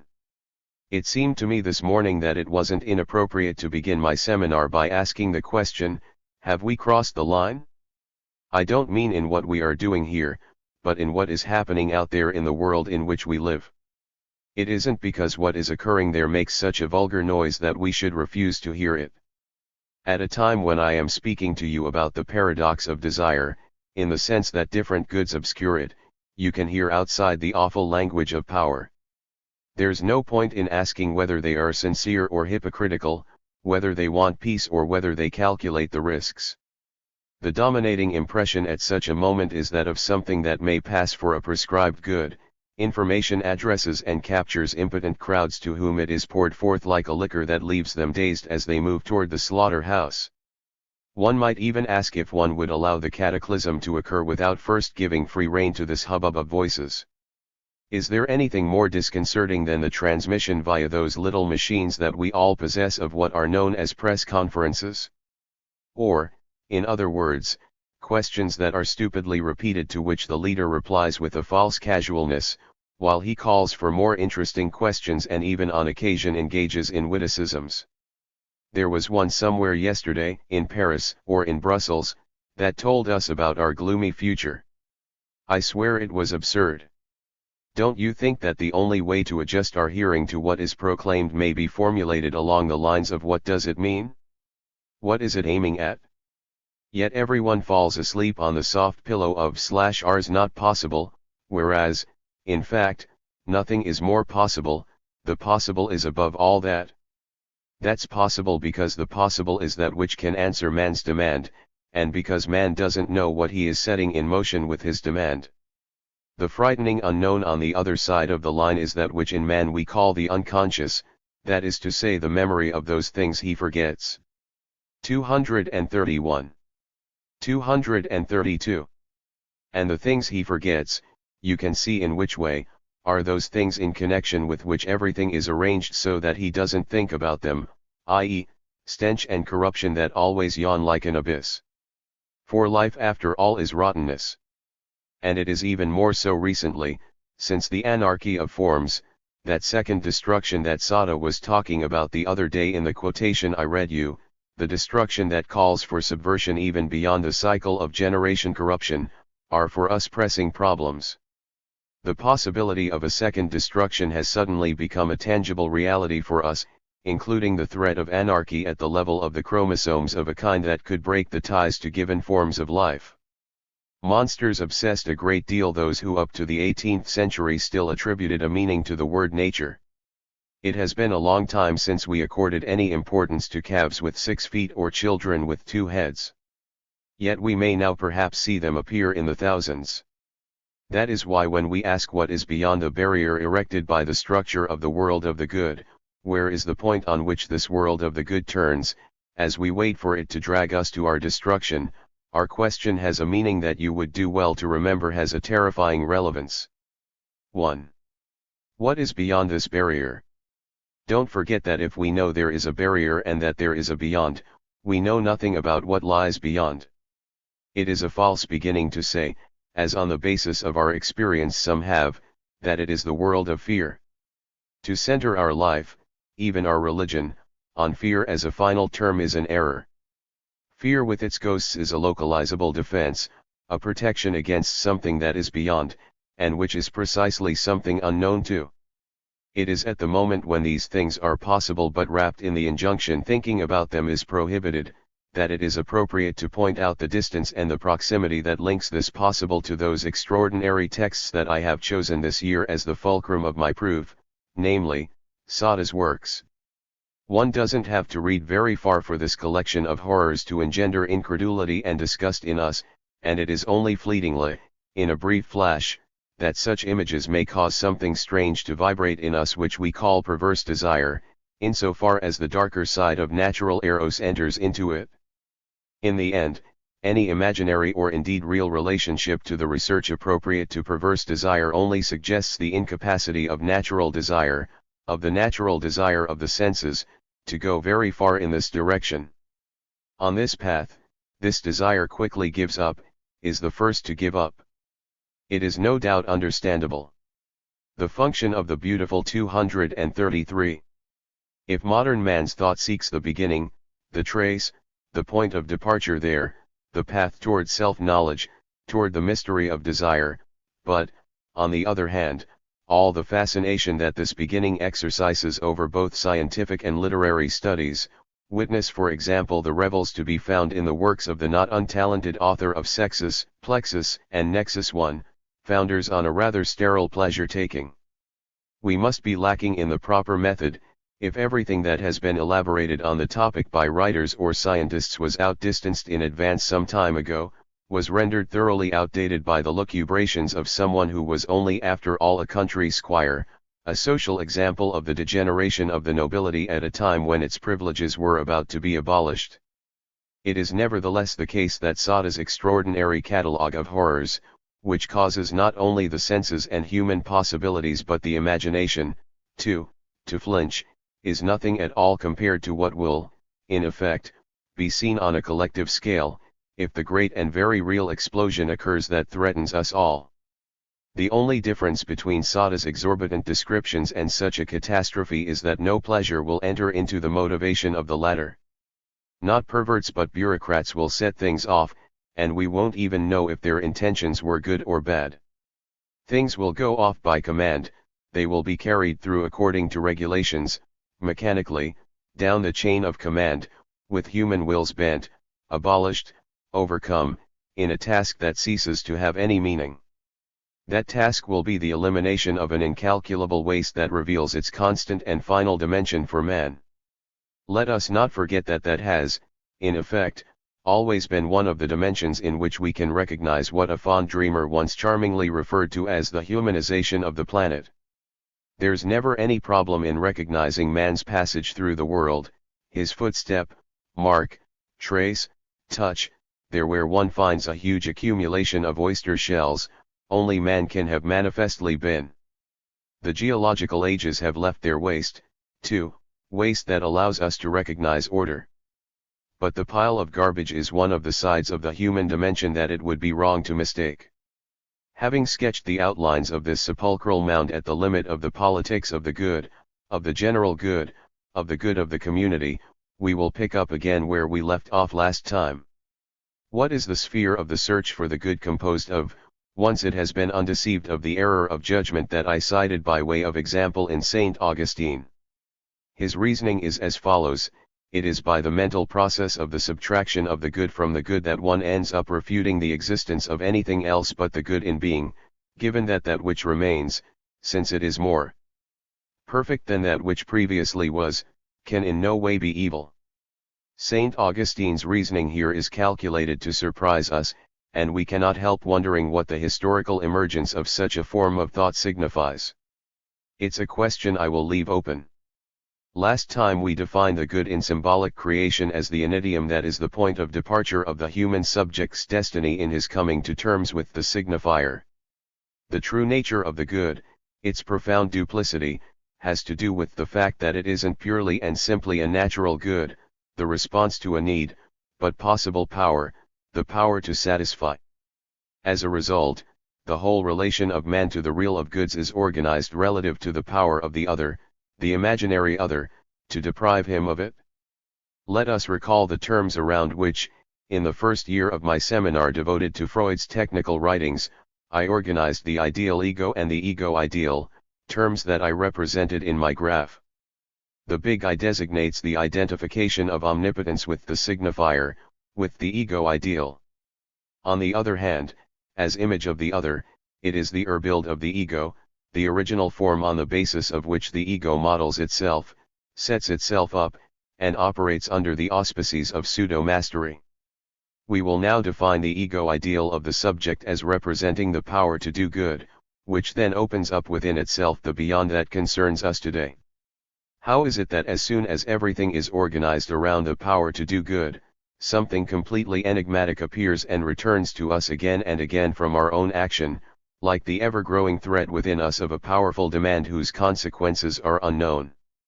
As for the ideal ego, which is the imaginary other who faces us at the same level, it represents by itself the one who deprives us. At these two poles of the structuralization of the world of goods, what is it we see outlined? On the one hand, starting with the unveiling with which the revelation of classical philosophy terminates, that is to say, starting with the point at which Hegel is said to have been stood on his feet, the social conflict proves to be the thread which gives meaning to the enlightened segment of history in the classical sense of the term. On the other hand, at the other end, there appears something that looks to us like a question offering hope. 2. Scientific research conducted in what is problematically referred to as the human sciences has revealed that for a very long time, outside the domain of classical history, man in non-historical societies has, it is believed, invented a practice conceived to have a salutary function in the maintenance of intersubjective relations. In my eyes this is like the little stone that was miraculously made to inform us that not everything is caught up in the necessary dialectic of the competition for goods, of the conflict between goods, and of the necessary catastrophe that it gives rise to, and that, moreover, in the world we are exploring, there have existed signs that positively show how men have thought that the destruction of goods as such might be a function expressive of value. I assume you are all well enough informed so that I don't have to remind you what a potlatch is. Let me just note briefly that it concerns ritual ceremonies involving the extensive destruction of a variety of goods, consumer goods as well as luxury goods and goods for display. The practice is found in societies that are now no more than relics, vestiges of a form of human social existence that our expansion has tended to wipe out. The potlatch bears witness to man's retreat from goods, a retreat which enabled him to link the maintenance and discipline of his desire, so to speak, insofar as this is what concerns him in his destiny, to the open destruction of goods, that were both personal and collective property. The problem and the drama of the economy of the good, its ricochets and rebounds, all turn on this point. Furthermore, as soon as that key is given us, we clearly see that it is not simply the privilege of primitive societies. I couldn't find today the piece of paper on which I noted that at the beginning of the 12th century, that through courtly love marked the rise to the surface in European culture of a problematic of desire as such, we see appear in a feudal rite the manifestation of something wholly analogous. The rite in question occurred at a festival, a meeting of barons somewhere in the region of Narbonne, and it involved huge destruction, not only of the goods that were consumed directly as part of the festivities, but also of animals and harnesses. Everything occurred as if the foregrounding of the problematic of desire required as its necessary correlative the need for ostentatious forms of destruction, insofar as they are gratuitous. Those who in the community claim to be privileged subjects, feudal lords, those who set themselves up as such in the ceremony, throw down challenges to each other, rival each other in attempting to destroy the most. This is at the other extreme the only example we have of the order of destruction that is carried out consciously and in a controlled way, that is to say, in a very different way from that massive destruction which we have all witnessed, given that we belong to generations that are relatively close to it. This latter destruction seems to us to be an inexplicable accident, a resurgence of savagery, whereas it is rather necessarily linked to the leading edge of our discourse. A new problem arises for us, one that even Hegel found obscure. For a long time in the phenomenology of mind, Hegel tried to articulate the problem of human history in terms of conflicts between discourses. The tragedy 236 of Antigone especially appealed to him because he saw the clear opposition there between the discourse of the family and that of the state. But in my opinion things are much less clear. As far as we are concerned, we find in the discourse of the community, of the general good, the effects of a scientific discourse in which we see revealed for the first time the power of the signifier as such. That question is our very own. As far as we are concerned, the question raised is subsumed beneath the order of thought that I am trying to present to you here. The sudden, prodigious development of the power of the signifier, of the discourse that emerged from the little letters of mathematics and that is distinct from all previously existing discourses, becomes an additional alienation. In what way? Insofar as it is a discourse that by reason of its structure forgets nothing. That is why it is different from the discourse of primary memorization, which carries on inside us without our knowledge, different from the memorizing discourse of the unconscious whose center is absent, whose place is identified through the phrase degree he didn't know. That is precisely the sign of that fundamental omission in which the subject is situated.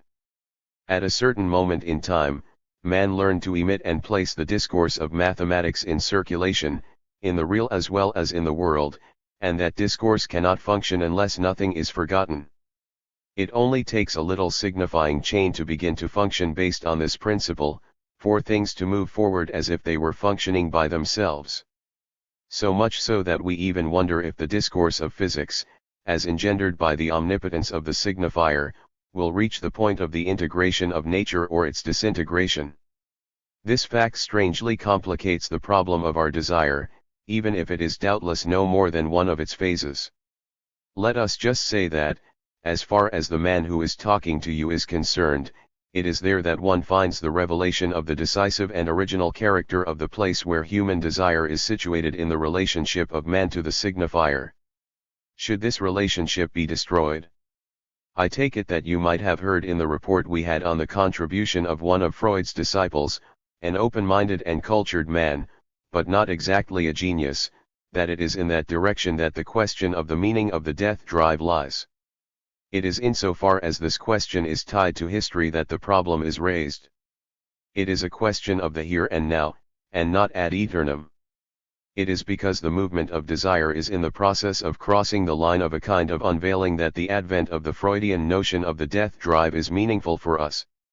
The question is raised at the level of the relationship of the human being to the signifier as such, to the extent that at the level of the signifier every cycle of being may be called into question, including life in its movement of loss and return. And it is this that gives a no less tragic meaning to something that we analysts are the bearers of. In its own cycle the unconscious now appears to the function of the beautiful 237. Us as the field of a non-knowledge, even though it is locatable as such. Yet in this field where we have to function every day, we cannot fail to recognize the following fact that every child could understand. The desire of the man of good will is to do good, to do the right thing, and he who comes to seek you out, does so in order to feel good, to be in agreement with himself, to identify with or be in conformity with some norm. Now you all know what we nevertheless find in the margin, but also perhaps at the limit of that which occurs on the level of the dialectic and progress of the knowledge of the unconscious. In the irreducible margin as well as at the limit of his own good, the subject reveals himself to the never entirely resolved mystery of the nature of his desire. The reference the subject makes to some other seems quite absurd, when we see him continually refer to the other, and we certainly see more than a few of these others, as if he were someone who lives harmoniously and who in any case is happier than the adolescent, doesn't ask any questions, and sleeps soundly in his bed. We don't need to see this other come and lie down on our couch, however solid and together he may be, to know that this mirage, this reference of the dialectic of the good to a beyond that, by way of illustration, I will call the good that mustn't be touched, is the very text of our experience. I would even add that this register of a jouissance as that which is only accessible to the other is the only dimension in which we can locate the strange malaise that, if I'm not mistaken, only the German language has managed to point to, along with other psychological nuances concerning the gap in man, with the word Lebensnade. Lebensnade is not an ordinary jealousy, it is the jealousy born in a subject in his relation to an other, insofar as this other is held to enjoy a certain form of jouissance or superabundant vitality, that the subject perceives as something that he cannot apprehend by means of even the most elementary of affective movements. Isn't it strange, very odd, that a being admits to being jealous of something in the other to the point of hatred and the need to destroy, jealous of something that he is incapable of apprehending in any way, by any intuitive path? The identification of this other virtually in the form of a concept may in itself suffice to provoke the movement of malaise concerned, and I don't think one has to be an analyst to see such disturbing undulations passing through subjects' behaviors. Now we have reached the frontier. What will enable us to cross it? 3. One finds at this frontier another crossing point, which enables us to locate precisely an element of the field of the beyond the good principle. That element, as I have said, is the beautiful. 238. I just want to introduce you to the problematic today. I will limit myself to 2 articulations. Freud was extremely prudent in this connection. On the nature of the creation that is manifested in the beautiful, the analyst has by his own admission nothing to say. In the sphere that calculates the value of the work of art, we find ourselves reduced to a position that isn't even that of school children, but of pickers up of crumbs. Moreover, that's not all, and Freud's text is very weak on the topic. The definition he gives of sublimation at work in artistic creation only manages to show us the reaction or repercussions of the effects of what happens at the level of the sublimation of the drive, when the result or the work of the creator of the beautiful re-enters the field of goods, that is to say, when they have become commodities. One must recognize that the summary Freud gives of the artist's career is practically grotesque. The artist, he says, gives a beautiful form to the forbidden object in order that everyone, by buying his little artistic product, rewards and sanctions his daring. That is a way of short-circuiting the problem. And Freud is perfectly aware of the limits he imposes on himself in a way that is perfectly obvious when the problem of creation, which he leaves aside as outside the range of our experience, is added to it. We are thus brought back again to all the pedantic thoughts that in the course of centuries have been expressed about the beautiful. Everyone knows that in every field those who have something to say, that is in this case the creators of beauty, are understandably the most dissatisfied by pedantic formulas. Yet something that has been expressed by almost all of them, especially by the best but also at the level of common experience, does make the rounds, namely, that there is a certain relationship between beauty and desire. This relationship is strange and ambiguous. On the one hand, it seems that the horizon of desire may be eliminated from the register of the beautiful. Yet, on the other hand, it has been no less apparent, from the thought of antiquity down to St. Thomas, who has some valuable things to say on the question, that the beautiful has the effect, I would say, of suspending, lowering, disarming desire. The appearance of beauty intimidates and stops desire. That is not to say that on certain occasions beauty cannot be joined to desire, but in a mysterious way, and in a form that I can do no better than refer to by the term that bears within it the structure of the crossing of some invisible line, i.e., outrage. Moreover, it seems that it is in the nature of the beautiful to remain, as they say, insensitive to outrage, and that is by no means one of the least significant elements of its structure. I will show it to you then in the detail of analytical experience, show it to you with pointers that will enable you to be alert to it when it occurs in an analytical session. With the precision of a Geiger counter, you can pick it up by means of references to the aesthetic register that the subject will give you. In his associations, in his broken, disconnected monologue, either in the form of quotations or of memories from his school days. You don't, of course, always deal with creators, but you do deal with people who have had a relationship to the conventional sphere of beauty. You can be sure that the more these references become strangely sporadic and peremptory with relation to the text of the discourse, the more they are correlative of something that makes its presence felt at that moment, and that belongs to the register of a destructive drive. It is at the very moment when a thought is clearly about to appear in a subject, as in the narration of a dream for example, a thought that one recognizes as aggressive relative to one of the fundamental terms of his subjective constellation, that, depending on his nationality, he will make some reference to a passage from the Bible, to an author, whether a classic or not, or to some piece of music. I mention this today to show that we are not far from the very text of our experience. The beautiful in its strange function with relation to desire doesn't take us in, as opposed to the function of the good. It keeps us awake and perhaps helps us adjust to desire insofar as it is itself linked to the structure of the lure. You can see this place illustrated by the phantasm. If there is a good that mustn't be touched, as I was saying earlier, the phantasm is a beauty that mustn't be touched, in the structure of this enigmatic field. The first side of this field is known to us, it is the side that along with the pleasure principle prevents us from entering it, the side of pain. We must ask ourselves what it is that constitutes that field. The death drive, says Freud, primary masochism. But isn't that to take too big a leap? Is the pain that denies access to the side the whole content of the field? Are all those who express demands for this field masochists after all? And I can tell you right off, I don't think so. Masochism is a marginal phenomenon and it possesses something almost caricatural that moral inquiry at the end of the 19th century has pretty much laid bare. The economy of masochistic pain ends up looking like the economy of goods.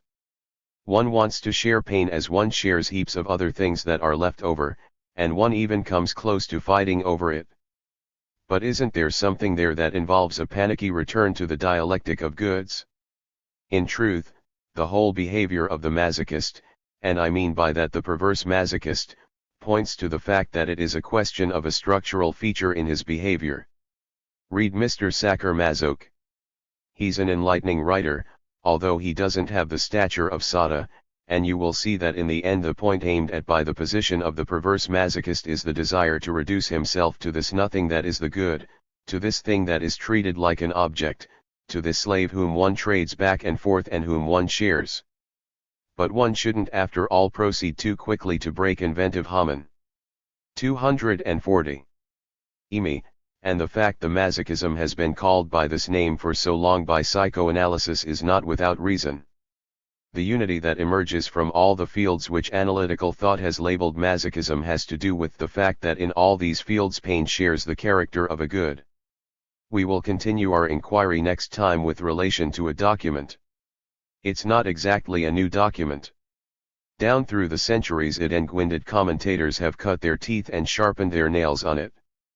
This text appeared in the field where the morality of happiness was theorized and it gives us its underlying structure.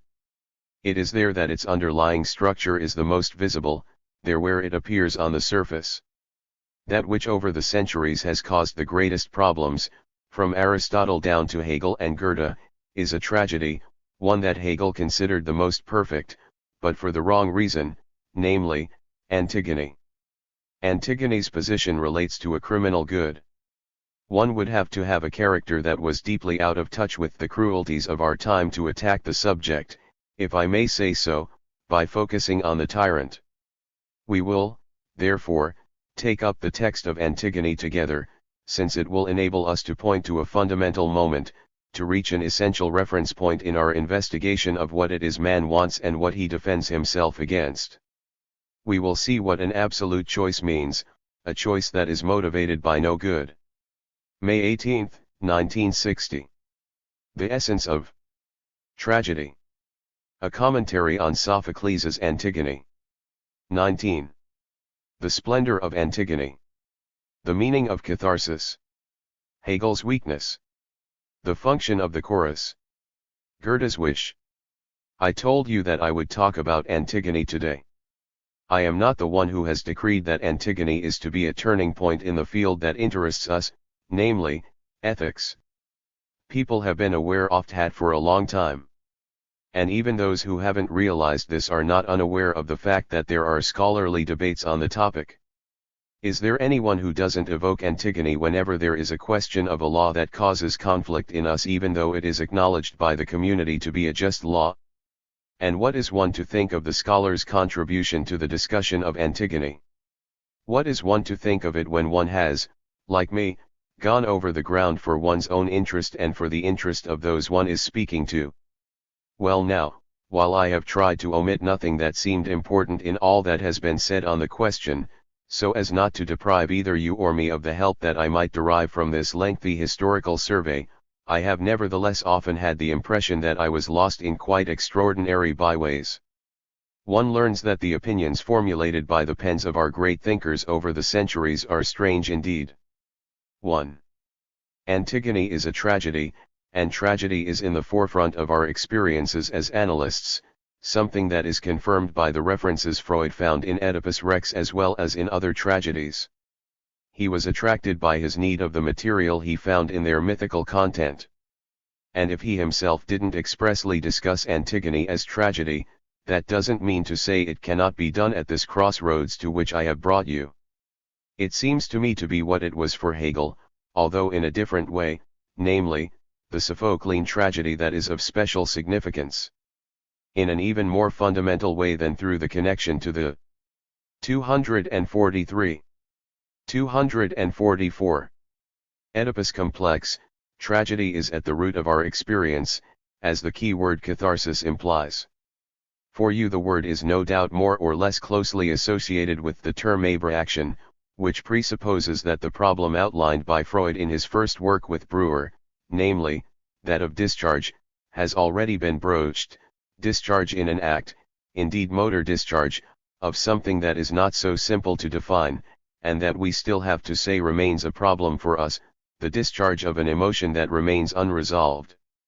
For that is what is involved here, an emotion or a traumatic experience may, as far as the subject is concerned, leave something unresolved, and this may continue as long as a resolution is not found.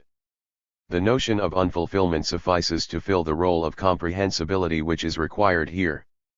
Read over Freud and Breuer's opening pages and, in the light of what I have attempted to focus on for your benefit in our experience, you will see how difficult it now is to be content with the word fulfillment that is employed in this context, and to state simply, as Freud does, that the action may be discharged in the words that articulate it. That catharsis which in this text is linked to the problem of abreaction, and which is already specifically invoked in the background, has its origins in the thought of classical antiquity. It is centered on Aristotle's formula at the beginning of chapter 6 of his Poetics. Aristotle there explains at length, in a classification of the genres, what must be present for a work to be defined as a tragedy. The passage is a long one and we will return to it later. One finds there a description of the distinguishing characteristics of tragedy, of its composition, and of what, for example, distinguishes it from epic discourse. I simply put on the blackboard the endpoint or final words of this passage, what in logical causality is known as its Reichskrieg. It is formulated by Aristotle as ste/eovkai, pasovir spavovkrtr /vtuv rotoverkoi /tradrikarat zashiovkakop kriv. That is to say, a means of accomplishing the purgation of the emotions by a pity and fear similar to this. These words which seem so simple have over the centuries produced a flood, indeed a whole world, of commentaries, whose history I can't even begin to trace here. The references I will make to this history are highly selective and to the point. We usually translate the word catharsis by something like purgation. And thus, all of us here, especially if we are doctors, are, from the school desks of our so-called secondary schools on, more or less familiar with the term purgation, which has a certain Molièresque meaning. And this is the case because the Molièresque element here merely echoes an ancient medical concept, namely, in Molière's own words, the one which involves the elimination of peccant humors. The splendor of Antigone 245. Moreover, that is not very far from what the term still, in fact, evokes. But it also has a different resonance. And to make you sense it right away, I can simply point out what in the course of our work here I recently expounded for you with reference to the name of the cathars. What are the cathars? They are the pure. Katapo is a pure person. And the word in its original sense doesn't mean illumination or discharge, but purification. Doubtless in classical antiquity, too, the term catharsis was already used in a medical context, in Hippocrates, for example, with a specifically medical meaning. It is linked to forms of elimination, to discharge, to a return to normality. But, on the other hand, in other contexts it is linked to purification and especially to ritual purification. Hence the ambiguity which we, as you might suspect, are fat from the first to discover. So as to refer to a specific individual, I will mention the name of Denis Lambin, who reinterprets Aristotle in order to emphasize the ritual function of tragedy and the ceremonial sense of purification. It's not a matter of affirming that he is more or less right than someone else, but of simply identifying the sphere in which the question is raised. We shouldn't, in fact, forget that the term catharsis is strangely isolated in the context of the Poetics. It's not that it isn't developed and commented on there, but we will learn very little about it until some new papyrus is discovered. I assume you know that what we have of the Poetics is only a part, roughly half, in fact. And in the half that we have there is only the passage referred to which discusses catharsis. We know that there was more because at the beginning of Book 8, in the numbering of Didot's classic edition of the Politics, Aristotle speaks of that catharsis which I discussed elsewhere in the Poetics in Book 8. His subject is catharsis in connection with music, and as things turned out, it is there that we learn much more about catharsis. In this text, catharsis has to do with the calming effect associated with a certain kind of music, from which Aristotle doesn't expect a given ethical effect, nor even a practical effect, but one that is related to excitement. The music concerned is the most disturbing kind, the kind that turned their stomachs over, that made them forget themselves, in the same way that hot jazz, hot, or rock and roll does for us. It was the kind of music that in classical antiquity gave rise to the question of whether or not it should be prohibited. Well now, says Aristotle, once they have experienced the state of exaltation, the Dionysian frenzy stimulated by such music, they become calm. That's what catharsis means as it is evoked in Book 8 of the Politics. Yet not everyone enters into such states of excitement, even if everyone is in the position of being at least slightly susceptible. There are the trad-arikoi as opposed to the ebbahekri-arikoi. The former are in the position of being prey to other passions, namely, fear and pity. Well, it turns out that a form 246 of catharsis or calming effect will be granted them by a certain music also, by the music, one may assume, that has a role in tragedy. And this comes about through pleasure, Aristotle tells us, leaving us once again to reflect on what might be meant by pleasure and at what level and why it is invoked on this occasion. What is this pleasure to which one returns after a crisis that occurs in another dimension, a crisis that sometimes threatens pleasure, for we all know to what extremes a certain kind of ecstatic music may lead. It is at this point that the topology we have defined, the topology of pleasure as the law of that which functions previous to that apparatus where desire's formidable center sucks us in, perhaps allows us to understand Aristotle's intuition better than has been the case heretofore. In any case, before I go on to define the beyond of the apparatus referred to as the central point of that gravitational pull, I want to emphasize that element in modern literature which has given rise to the use of the term catharsis in its medical sense. The medical notion of Aristotelian catharsis is, in effect, more or less current in a sphere that goes far beyond the realm of our colleagues, the writers, critics, and literary theoreticians. But if one seeks to determine the culminating moment of this conception of catharsis, one reaches a point of origin beyond which the concept is much broader and where it is far from obvious that the word catharsis has only the medical connotation. The triumph of the latter conception of its meaning has a source to which it is worth making an erudite reference here. The paper in question is by Jacob Bernays and it appeared in a review in Breslau. I couldn't tell you why Breslau is involved, since I wasn't able to consult enough biographical material on this Jacob Bernays. If I am to believe Jones's book on Freud, the latter, as you will probably have realized, belongs to the same family from which Freud took his wife, namely, a distinguished Jewish bourgeois family, that had long since acquired a form of nobility in the sphere of German culture. Jones refers to Michael Bernays as a professor in Munich, who was condemned by his family as a political apostate, as someone who changed his political allegiance for the sake of his career. As for Jacob Bernays, if I am to believe the person who looked into this for me, he is simply mentioned as someone who had a distinguished career as a Latinist and a Hellenist. Nothing further is said except that he didn't achieve his academic success at the same cost as Michael. What I have here is an 1880 version of 2 papers by Jacob Bernays, reprinted in Berlin, on the subject of Aristotle's theory of drama. They are excellent. It is rare to find such a satisfying work by an academic in general, and even more so by a German academic. It is as clear as crystal. And it is no accident if the virtual universal adoption of the medical notion of catharsis occurs at that time. The Splendor of Antigone 247. It is a pity that Jones, who was himself so knowledgeable, didn't believe it appropriate to place a greater emphasis on the personality and the work of Jacob Bernays. Little attention has been paid to him. It is nevertheless difficult to imagine that Freud, who was by no means indifferent to the reputation of the Bernays family, wasn't aware of him. It would have been a way of referring Freud's original use of the word catharsis to its best source. Having said that, I will now return to what most concerns us in this commentary on Antigone, namely, the essence of tragedy. 2.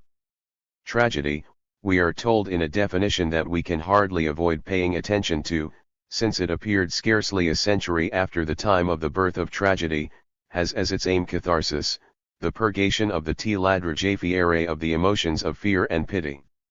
How is one to understand that formula? We will approach the problem from the perspective imposed on us by what we have articulated on the subject of the proper place of desire in the economy of the Freudian thing. Will this allow us to take the additional step required by this historical revelation? If the Aristotelian formulation appears at first sight to be so closed, it is due to the loss of a part of Aristotle's work as well as to a certain conditioning within the very possibilities of thought. Yet is it so closed to us after all as a consequence of the progress made in our discussions of ethics here over the past 2 years? What in particular has been said about desire enables us to bring a new element to the understanding of the meaning of tragedy, above all by means of the exemplary approach suggested by the function of catharsis. There are no doubt more direct approaches. In effect, Antigone reveals to us the line of sight that defines desire. This line of sight focuses on an image that possesses a mystery which up till now has never been articulated, since it forces you to close your eyes at the very moment you look at it. Yet that image is at the center of tragedy, since it is the fascinating image of Antigone herself. We know very well that over and beyond the dialogue, over and beyond the question of family and country, over and beyond the moralizing arguments, it is Antigone herself who fascinates us, Antigone in her unbearable splendor. She has a quality that both attracts us and startles us, in the sense of intimidates us. This terrible, self-willed victim disturbs us. It is in connection with this power of attraction that we should look for the true sense, the true mystery, the true significance of tragedy, in connection with the excitement involved, in connection with the emotions and, in particular, with the singular emotions that are fear and pity, since it is through their intervention, otekovkai, pasov, through the intervention of pity and 248. Fear, that we are purged, purified of everything oft had order. And that order, we can now immediately recognize, is properly speaking the order of the imaginary. And we are purged of it through the intervention of one image among others. And it is here that a question arises. How do we explain the dissipatory power of this central image relative to all the others that suddenly seem to descend upon it and disappear? The articulation of the tragic action is illuminating on the subject. It has to do with Antigone's beauty. And this is not something I invented. I will show you the passage in the Song of the Chorus where that beauty is evoked, and I will prove that it is the pivotal passage. It has to do with Antigone's beauty and with the place it occupies as intermediary between two fields that are symbolically differentiated. It is doubtless from this place that her splendor derives, a splendor that all those who have spoken worthily of beauty have omitted from its definition. Moreover, as you know, this is the place that I am attempting to define. I have already come close to it in previous lectures, and I attempted to grasp it the first time by means of the second death imagined by Sada's heroes, death insofar as it is regarded as the point at which the very cycles of the transformations of nature are annihilated. This is the point where the false metaphors of being, latent, can be distinguished from the position of being, vetra, itself, and we find its place articulated as such, as a limit, throughout the text of Antigone, in the mouths of all the characters and of Tiresias. But how can one also not fail to see this position in the action itself? Given that the middle of the play is constituted of a time of lamentation, commentary, discussions, and appeals relative to an Antigone condemned to a cruel punishment. Which punishment? That of being buried alive in a tomb.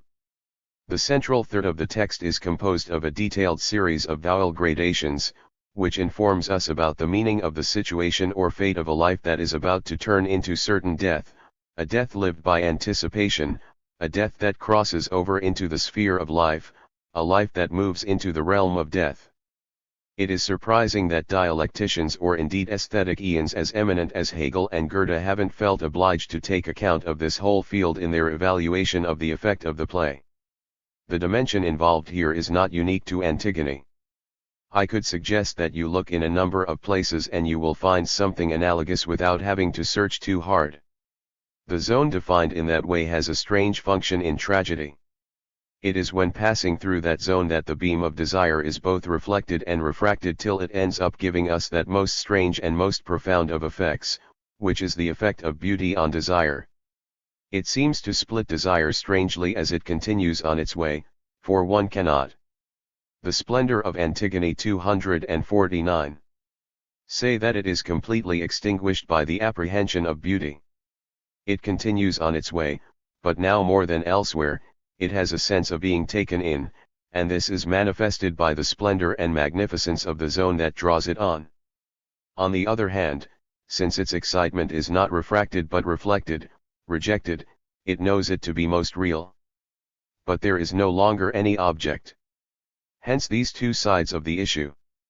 The extinction or the tempering of desire through the effect of beauty that some thinkers, including St. Thomas, whom I quoted last time, insist on. On the other hand, the disruption of any object, on which Kant insists in the Critique of Judgment. I was talking to you just now of excitement.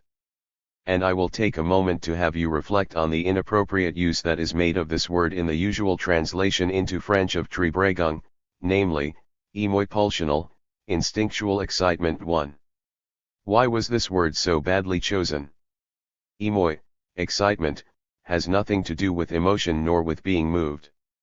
Émoi is a French word that is linked to a very old verb, namely, émouir or esmeir, which, to be precise, means faire perdre à quelqu'un ses moyens, as I almost said, although it is a play on words in French, to make someone lose not his head, but something closer to the middle of the body, his means. In any case a question of power is involved. Esmeir is related to the old Gothic word magnen or mogen in modern German. As everybody knows, a state of excitement is something that is involved in the sphere of your power relations. It is notably something that makes you lose them. We are now in a position to be able to discuss the text of Antigone with a view to finding something other than a lesson in morality. A thoroughly irresponsible individual wrote a short time ago that I am powerless to resist the seductions of the Hegelian dialectic. The reproach was formulated at a time when I was beginning to articulate for you the dialectic of desire in terms that I have continued to employ since. And I don't know if the reproach was deserved at the time, but no one could claim that the individual involved is especially sensitive to these things. It is in any case true that Hegel nowhere appears to me to be weaker than he is in the sphere of poetics, and this is especially true of what he has to say about Antigone. According to Hegel, there is a conflict of discourses, it being assumed that the discourses of the spoken dialogues embody the fundamental concerns of the play, and that they, moreover, move toward some form of reconciliation. I just wonder what the reconciliation of the end of Antigone might be. Fr. 250. There, it is not without some astonishment that one learns that, in addition, this reconciliation is said to be subjective. Let us not forget that in Sophocles' last play, Oedipus et Colonus, Oedipus's final malediction is addressed to his sons. It is the malediction that gives rise to the catastrophic series of dramas to which Antigone belongs. Oedipus et Colonus ends with Oedipus's last curse, never to have been born were best. How can one talk of reconciliation in connection with a tome like that? I am not tempted to regard my own indignation as particularly worthy, others have had a similar reaction before me. Girton notably seems to have been somewhat suspicious of such a view, and so was Erwin Rohde. When I went and looked up his Psyche recently, a work that I made use of to bring together classical antiquity's different conceptions of the immortality of the soul, and that is an admirable work, which I strongly recommend, I was pleased to come across an expression of the author's astonishment at the traditional interpretation of Oedipus et Colonus. Let us now attempt to wash our brains clean of all we have heard about Antigone and look in detail at what goes on there. 3. What does one find in Antigone? First of all, one finds Antigone. Have you noticed that she is only ever referred to throughout the play with the Greek word 77 rasi, which means the child? I say that as a way of coming to the point and of enabling you to focus your eye on the style of the thing. And, of course, there is the action of the play. The question of the action in tragedy is very important. I don't know why someone whom I'm not very fond of, probably because he is always being shoved under my nose, someone called La Bruyere, said that we have arrived too late in a world that is too old in which everything has already been said. It's not something I've noticed. As far as the action of tragedy is concerned, there's still a lot to be said. It's far from being resolved. To return to Erwin Rohde, whom I complimented just now, I was astonished to find that in another chapter he explains a curious conflict between the tragic author and his subject, a conflict that is caused by the following: the laws of the genre oblige the author to choose as frame a noble action in preference to a mythic action. I suppose that is so that everyone already knows what it's all about, what's going on.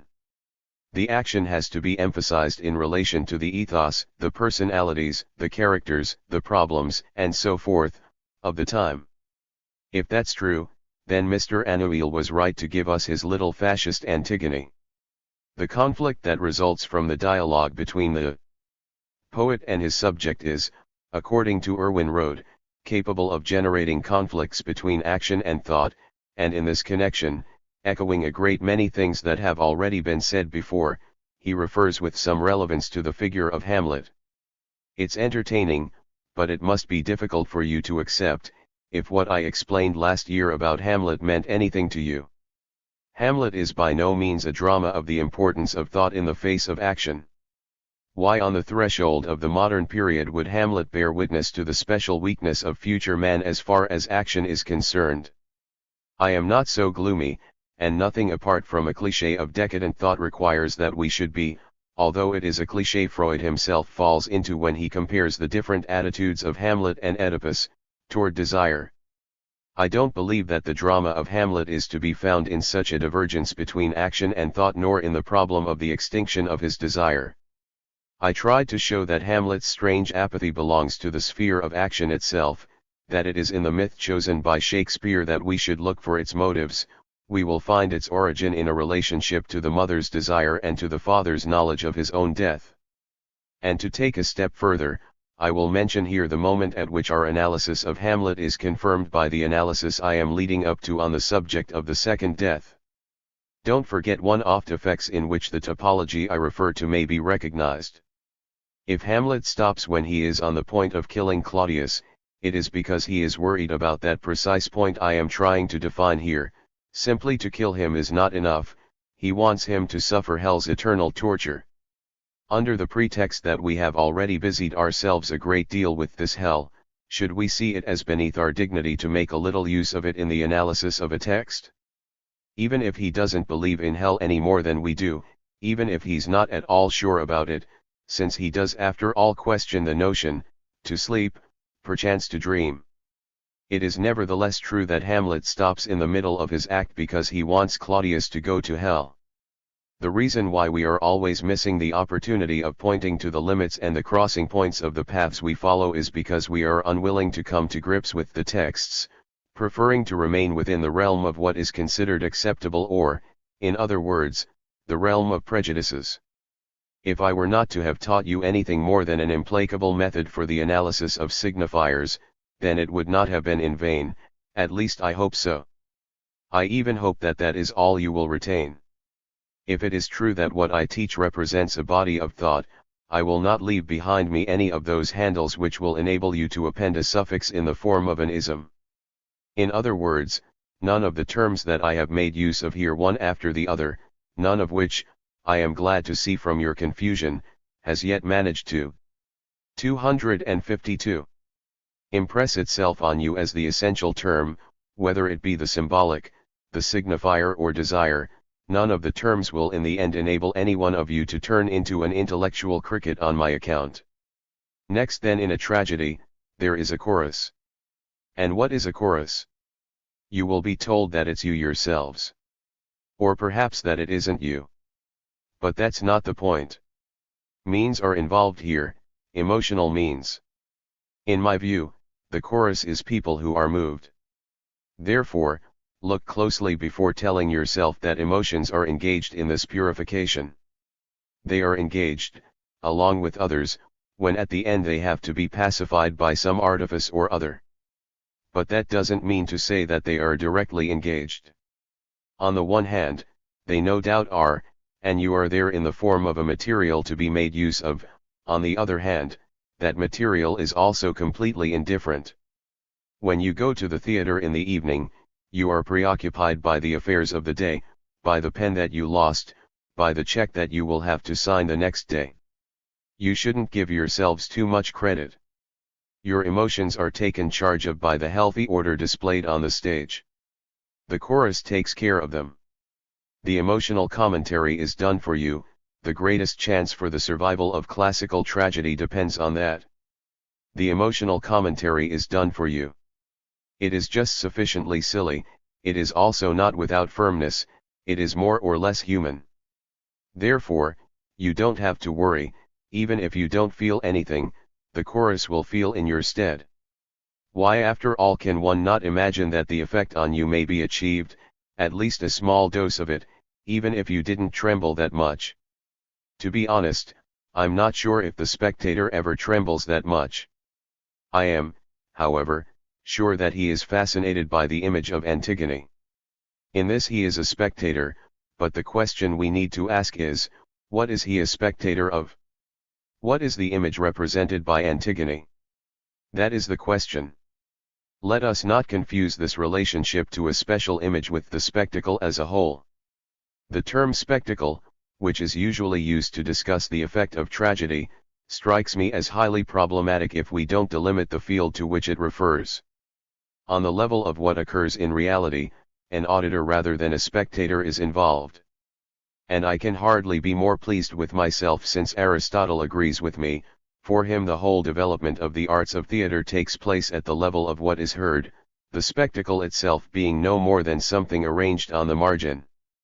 Technique is not without significance, but it is not essential, it plays the same role as elocution in rhetoric. The spectacle here is a secondary medium. It is a point of view that puts in its place the modern concerns with mise en scene or stagecraft. The importance of mise en scene should not be underrated, and I always appreciate it both in the theater and in the cinema. But we shouldn't forget that it is only important, and I hope you will forgive the expression, if our third eye doesn't get a hard on, it is, so to speak, jerked off a little with the mise en scene. In this connection I have no intention of giving myself up to the morose pleasure I was denouncing earlier by affirming a supposed decline in the spectator. I don't believe in that at all. From a certain point of view, the audience must always have been at the same level. Sub specie aeternitatis, everything is equal, everything is always there, although it isn't always in the same place. But I would just mention in passing that you really have to be a student in my seminar, by which I mean someone especially alert, to find something in the spectacle of Fellini's La Dolce Vita. I am amazed at the murmur of pleasure that name seems to have aroused among a significant number of you here today.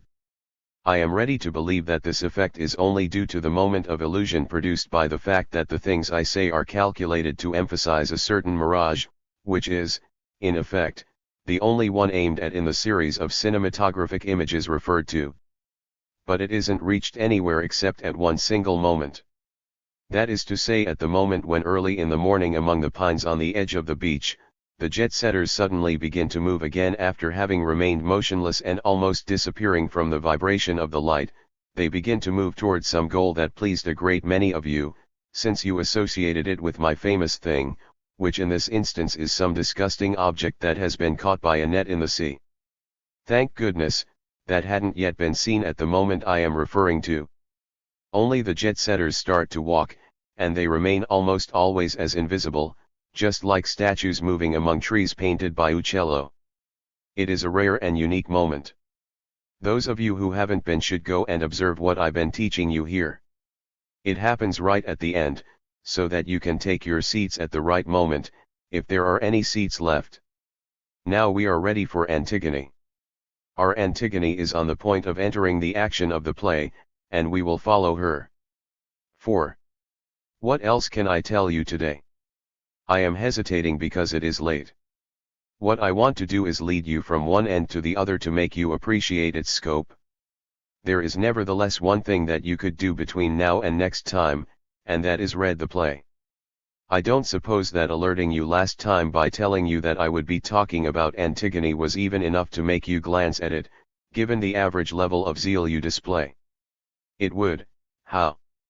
254. Ever, not be without interest if you did so before next time. There are 1,000 ways of doing so. First of all, there's Mr. Robert Pignar's critical edition. For those who know Greek, I recommend the interlinear translation, since a word-by-word rendering is amazingly instructive, and I will be able to make you see the extent to which my points of reference are perfectly articulated in the text by the signifiers, so that I don't have to search for them all over the place. If I find a word now and then which echoes what I have to say, that would be a by no means arbitrary mode of confirmation.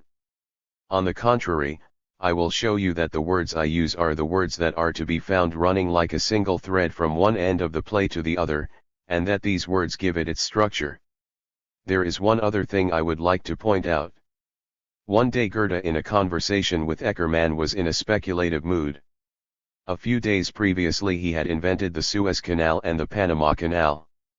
I must say that you have to be quite brilliant to have extremely clear views on the subject of the historical function of these two pieces of equipment in 1827. Then one day he comes across a book that had just come out and has been completely forgotten since by a certain Irish, which is a nice little commentary on Antigone, and that I know through Goethe. I don't see how it is so different from Hegel's commentary. It's a little more simple-minded, but there are some amusing things in it. Those who sometimes criticize Hegel for the extraordinary difficulty of his statements will find their taunts ratified by Goethe's authority. Goethe certainly rectifies the Hegelian view that Creon is opposed to Antigone as one principle of the law, of discourse, to another. The conflict is thus said to be linked to structures. Goethe, on the other hand, shows that Creon is driven by his desire and manifestly deviates from the straight path. He seeks to break through a barrier in striking at his enemy Polynices beyond limits within which he has the right to strike him. He, in fact, wants to inflict on him that second death that he has no right to inflict on him. All of Creon's speeches are developed with that end in view, and he thus rushes by himself toward his own destruction. If it's not exactly stated in those terms, it is implied, intuited, by Goethe. It is not for him a question of a right opposed to a right, but of a wrong opposed to, what? To sorfything else that is represented by Antigone. Let me tell you that it isn't simply the defense of the sacred rights of the dead and of the family, nor is it all that we have been told about Antigone's saintliness. Antigone is borne along by a passion, and I will try to tell you which one it is. But one thing is strange, and that is that Goethe tells us he was shocked, rattled, by one point in her speeches. When every move has been made, her capture, her defiance, her condemnation, and even her lamentations, and she stands on the edge of the celebrated tomb with the martyrdom that we have 255 witnessed already behind her, Antigone stops to justify herself. When she has already seemed to have been moved to a kind of "Father, why hast thou forsaken me?" she steps back and says, "Understand this, I would not have defied the law of the city for a husband or a child to whom a tomb had been denied, because after all," she says, "if I had lost a husband in this way, I could have taken another, and even if I had lost a child with my husband, I could have made another child with another husband. But it concerned my brother Ovrdo X-oc, born of the same father and the same mother." The Greek term that expresses the joining of oneself to a brother or sister recurs throughout the play, and it appears right away in the first line when Antigone is speaking to Ismene. Now that Antigone's mother and father are hidden away in Hades, there is no possibility of another brother ever being born. 9-7, Tipok oev atayov kai trarpak k eurovutoiv. Ovk akritasia karat oc orak vj se orak irari. The sage from Weimar finds that all that is a bit strange. He's not the only one. Over the centuries the reasoning found in that extraordinary justification has always left people uncertain. It's important that some madness always strike the wisest of discourses, and Goethe cannot help emitting a wish. "I wish," he says, "that one day some scholar will reveal to us that this passage is a later addition."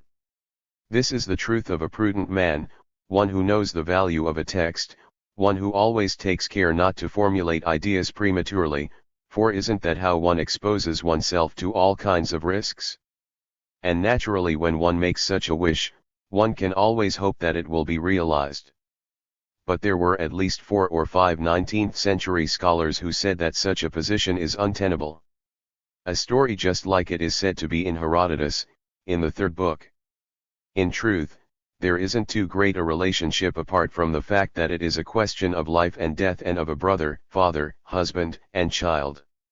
It concerns a woman who as a result of her lamentations is offered the possibility of choosing one person in her family to be pardoned, the whole family having been condemned, as was possible at the Persian court. The woman explains why she chooses her brother over her husband. On the other hand, just because 2 passages resemble each other doesn't mean to say that one is copied from the other. Why, in any case, would the copied lines have been inserted there? In other words, this passage is so little apocryphal that these 2 lines are quoted roughly 90 years later by Aristotle in the 3rd book of his Rhetoric in a passage that explains how one should explain one's acts. It is difficult to believe that someone who was living 90 years after Sophocles would have quoted these lines as a literary example. 256. If they carried with them the odor of a scandal. That seems to render the thesis of a latter edition highly doubtful. In the end, precisely because it carries with it the suggestion of a scandal, this passage is of interest to us. You can already see why. It is only there so as to furnish additional evidence to something that next time I will try to define as the aim of Antigone. May 25, 1960. XX. I would like to try today to talk about Antigone, the play written by Sophocles in 441 BC, and in particular about the economy of the play. With the category of the beautiful, Kant says that only the example, which doesn't mean the object, is capable of assuring its transmission insofar as this is both possible and demanded. Now, from every point of view, this text deserves to play such a role for us. As you in any case know, I am reopening the question of the function of the beautiful in relation to that which we have been considering as the aim of desire. In a word, it may be that something new on the subject of the function of desire may come to light here. That is the point we have reached. It is only a single point on our path. Don't be astonished at how long that path is. Plato says somewhere in the Phaedrus, which is itself a dialogue on the beautiful, don't be astonished if the detour is such a long one, for it is a necessary detour. Today we need to make progress in our commentary on Antigone. Read this truly admirable text. It is an unimaginable high point, a work of overwhelming rigor, whose only equivalent in Sophocles' work is his final work, Oedipus et Colonus, which was written in 401. I will now attempt to analyze this text with you so as to make you appreciate its extraordinary stature. 1. As I said last time then, we have Antigone, we have something going on, we have the chorus. On the other hand, as far as the nature of tragedy is concerned, I quoted the end of Aristotle's sentence on pity and fear affecting the catharsis of the emotions, that famous catharsis the true meaning of which we will try to. 257. 258. Grasp at the end. Strangely enough, Goethe saw the function of this fear and pity in the action itself. That is, the action would provide us with a model of the balance between fear and pity. That is certainly not what Aristotle says. What he says is as inaccessible to us as a closed road on account of the curious fate that has left us with so little material to confirm what he says in his text, because so much of it has been lost down through the centuries. I will tell you one thing right away.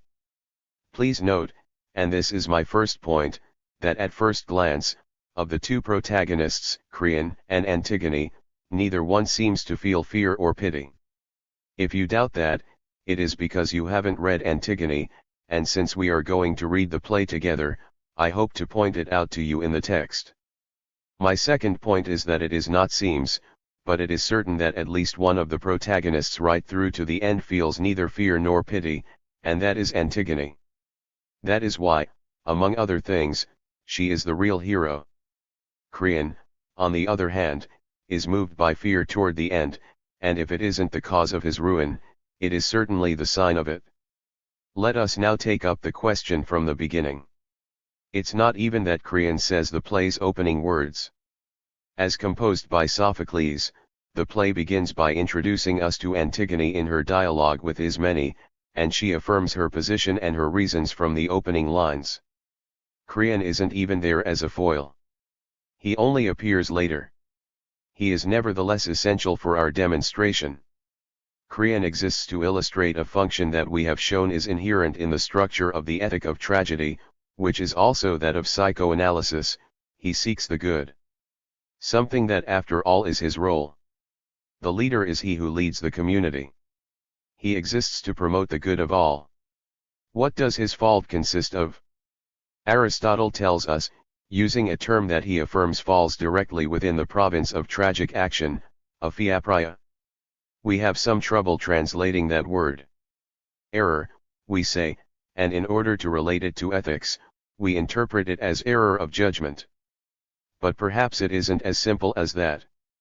As I told you last time, almost a century separates the period of the creation of great tragedies from their interpretation by philosophical thought.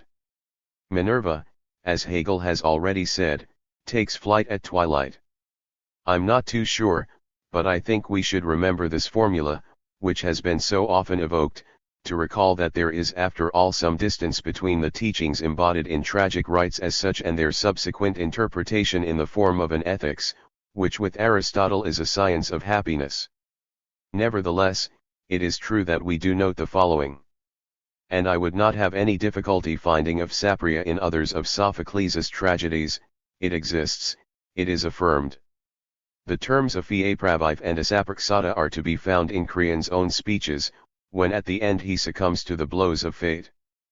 But 259. Aphiaperla does not appear at the level of the true hero, but at the level of Creon. His error of judgment, and we come closer to it here than that thought which is fond of wisdom ever has, is to want to promote the good of all, and I don't mean the supreme good, for let us not forget that 441 BC is very early, and our friend Plato hadn't yet created the mirage of that supreme good, to promote the good of all as the law without limits, the sovereign law, the law that goes beyond or crosses the limit. He doesn't even notice that he has crossed that famous limit about which one assumes enough has been said when one says that Antigone defends it and that it takes the form of the unwritten laws of the Alkt. One thinks one has said enough when one interprets it as the justice or the doctrine of the gods, but one hasn't, in fact, said very much. And there is no doubt that Creon in his innocence crosses over into another sphere. Note that his language is in perfect conformity with that which Kant calls the Begriff or concept of the good. It is the language of practical reason. His refusal to allow a sepulchre for Polonices, who is an enemy and a traitor to his country, is founded on the fact that one cannot at the same time honor those who have defended their country and those who have attacked it. From a Kantian point of view, it is a maxim that can be given as a rule of reason with a universal validity. Thus, before the ethical progression that from Aristotle to Kant leads us to make clear the identity of law and reason, doesn't the spectacle of tragedy reveal to us in anticipation the first objection? The good cannot reign over all without an excess emerging whose fatal consequences are revealed to us in tragedy. What then is this famous sphere that we must not cross into? We are told that it is the place where the unwritten laws, the will or, better yet, the AWCI/ of the gods rules. But we no longer have any idea what the gods are. Let us not forget that we have lived for a long time under Christian law, and in order to recall what the gods are, we have to engage in a little ethnography. If you read the Phaedrus I was talking about just now, which is a reflection on the nature of love, you will see that we have changed the very axis of the words that designate it. What is this love? Is it that which, as a result of the fluctuations of the whole Christian adventure, we have come to call sublime love? Is it, in effect, very close, although it was reached by other paths? Is it desire? Is it that which some people believe I identify with a certain central sphere, namely, some natural evil in man? Is it that which Creon somewhere calls anarchy? In any case, you will see that the way in which the lovers in the Phaedrus act in relation to love varies according to the epopteia in which they have participated. Epopteia here means initiation in the sense that the term has in antiquity, it designates very detailed ceremonies in the course of which 260 tane phenomena occur. One comes upon these down through the centuries, and down to the present time, if one is willing to go to other regions of the globe, in the form of trances or phenomena of possession in which a divine being manifests itself through the mouth of someone who is, so to speak, willing to cooperate. Thus Plato tells us that those who have undergone an initiation to Zeus do not react in love in the same way as those who were initiated to Ares. Just replace those names with those who in a given province of Brazil stand for a spirit of the earth or war or of a sovereign being. It is not our intention to engage in exoticism here, but that is what is involved. In other words, this whole sphere is only really accessible to us from the outside, from the point of view of science and of objectification. For us Christians, who have been educated by Christianity, it doesn't belong to the text in which the question is raised. We Christians have erased the whole sphere of the gods. And we are, in fact, interested here in that which we have replaced it with as illuminated by psychoanalysis. In this sphere, where is the limit? A limit that has no doubt been there from the beginning, but which doubtless remains isolated and leaves its skeleton in the sphere that we Christians have abandoned. That is the question I am asking here. The limit involved, the limit that it is essential to situate if a certain phenomenon is to emerge through reflection, is something I have called the phenomenon of the beautiful. It is something I have begun to define as the limit of the second death. I first brought this to your attention in connection with Sada as something that sought to pursue nature to the very principle of its creative power, which regulates the alternation of corruption and generation. Beyond that order, which it is no longer easy for us to think of and assume in the form of knowledge, and that is taken to be a reference point in the development of Christian thought, Sada tells us that there is something else, that a form of transgression is possible, and he calls it crime. As I indicated, the form of the crime may only be a ridiculous phantasm, but what is in question is that which the thought points to. The crime is said to be that which doesn't respect the natural order. And Sada's thought goes as far as forging the strangely extravagant notion that through crime man is given the power to liberate nature from its own laws. For its own laws are chains. What one has to sweep aside in order to force nature to start again from zero, so to speak, is the reproduction of forms against which nature's both harmonious and contradictory possibilities are stifled in an impasse of conflicting forces. That is the aim of Sadian crime. It isn't for nothing that crime is one boundary of our exploration of desire, or that it is on the basis of a crime that Freud attempted to reconstruct the genealogy of the law. The frontiers represented by starting from 0, ex nihil, is, as I indicated at 261. The beginning of my comments this year, the place where a strictly atheist thought necessarily situates itself. A strictly atheist thought adopts no other perspective than that of creationism. Moreover, nothing demonstrates better that Sadian thought is situated at that limit than the fundamental phantasm one finds in Sada, a phantasm that is illustrated in 1,000 or more exhausting images that he gives us of the manifestations of human desire. The phantasm involved is that of eternal suffering. In the typical Sadian scenario, suffering doesn't lead the victim to the point where he is dismembered and destroyed. It seems rather that the object of all the torture is to retain the capacity of being an indestructible support. Analysis shows clearly that the subject separates out a double of himself who is made inaccessible to destruction, so as to make it support what, borrowing a term from the realm of aesthetics, one cannot help calling the play of pain. For the space in question is the same as that in which aesthetic phenomena disport themselves, a space of freedom. And the conjunction between the play of pain and the phenomena of beauty is to be found there, though it is never emphasized, for it is as if some taboo or other prevented it, as if some prohibition were there, which is related to the difficulty we are familiar with in our patience of admitting something that properly speaking belongs to the realm of phantasm. I will point it out to you in Sada's texts, where it is so obvious that one fails to see it. The victims are always adorned not only with all kinds of beauty, but also with grace, which is beauty's finest flower. How does one explain this necessity, if not by the fact that we need to find it hidden, though imminent, however we approach the phenomenon, in the moving presentation of the victim, or also in every form of beauty that is too obvious, too present, so that it leaves man speechless at the prospect of the image that is silhouetted behind it and threatens it.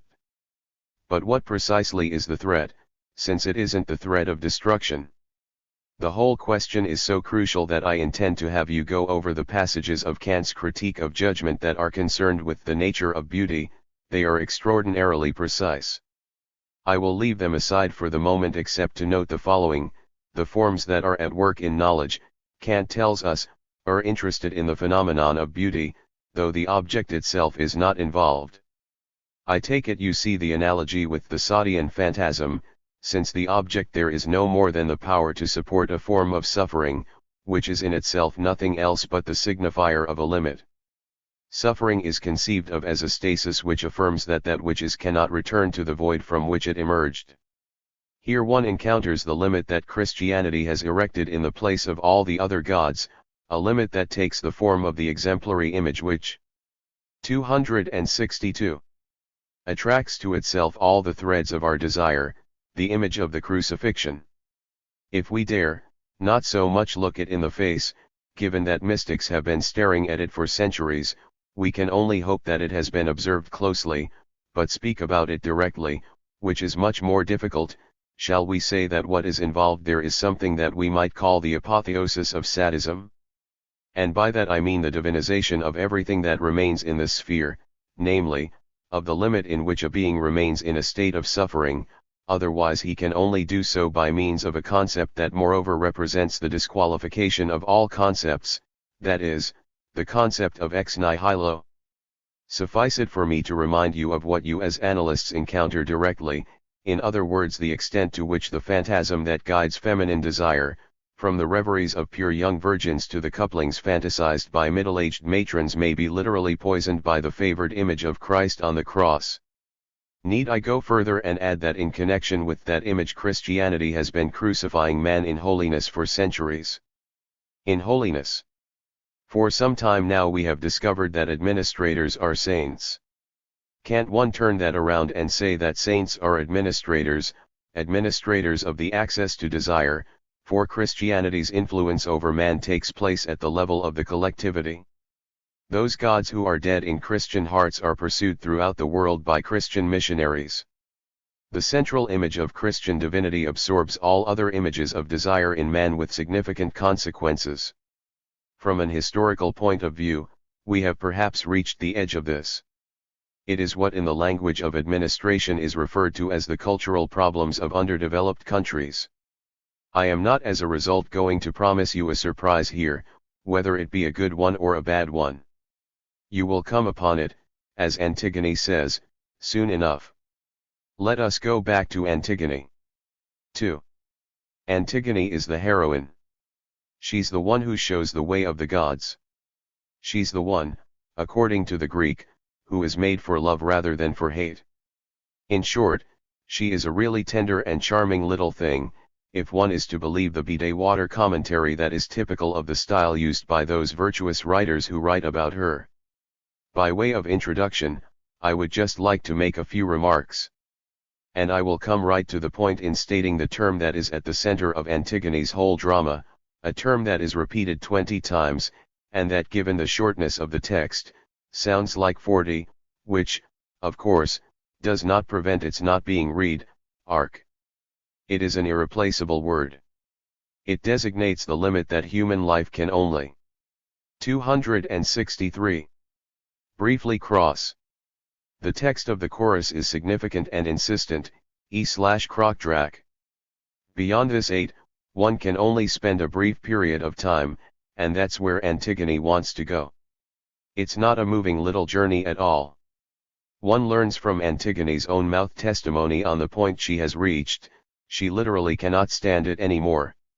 Her life is not worth living. She lives with the memory of the intolerable drama of the one whose descendants has just been destroyed in the figures of her 2 brothers. She lives in the house of Creon, she is subject to his law, and that is something she cannot bear. She cannot bear, you tell yourselves, to live with someone whom she abhors. But why not after all? She is fed and housed, and in Sophocles, she isn't married off like Girardus's Electra. Don't imagine by the way that Girardus invented that. It was Euripides, but in his play she isn't married off to the gardener. So that's the situation, Antigone cannot bear it, and it weighs down on her in such a way as to explain the resolution, which is affirmed from the beginning in her dialogue with Ismene. This dialogue is of an exceptional harshness. Ismene points out that really, given our situation, we don't have much room to maneuver, so let's not make things worse. Antigone jumps on her right away, saying, especially now, don't ever say that again, for even if you wanted to, I won't have anything to do with you. And the term extipa, enmity, is used in connection with her relationship with her sister and what she will find in the other life when she finds her dead brother again. She who later on will say, I am made for love rather than hate, is immediately introduced with the word enmity. In the course of events, when her sister comes back to her to share her fate, and even though she hasn't committed the forbidden deed, Antigone will reject her also with a cruelty and a scorn that are consciously calculated. She says to Ismene, go back to your Creon, since you love him so. This then is how the enigma of Antigone is presented to us, she is inhuman. But we shouldn't situate her at the level of the monstrous, for what would that mean from our point of view? That's all right for the chorus, which is present throughout the whole story, and which at a certain moment after one of those breathtaking lines that are typical of Antigone, cries out, she is o/talk. We translate that as best we can by inflexible. It literally means something uncivilized, something raw. And the word raw comes closest, when it refers to eaters of raw flesh. That's the chorus's point of view. It doesn't understand anything. She is as to talk as her father, that's what the chorus says. What does it mean to us if Antigone goes beyond the limits of the human? What does it mean if not that her desire aims at the following, the beyond of ati? That same word ati is to be found in atrocious. That's what is involved here, and that's what the chorus repeats at a given moment in its speech with. 264. An emphasis that is technical. One does or does not approach 8, and when one approaches it, it is because of something that is linked to a beginning and a chain of events, namely, that of the misfortune of the Labdacides family.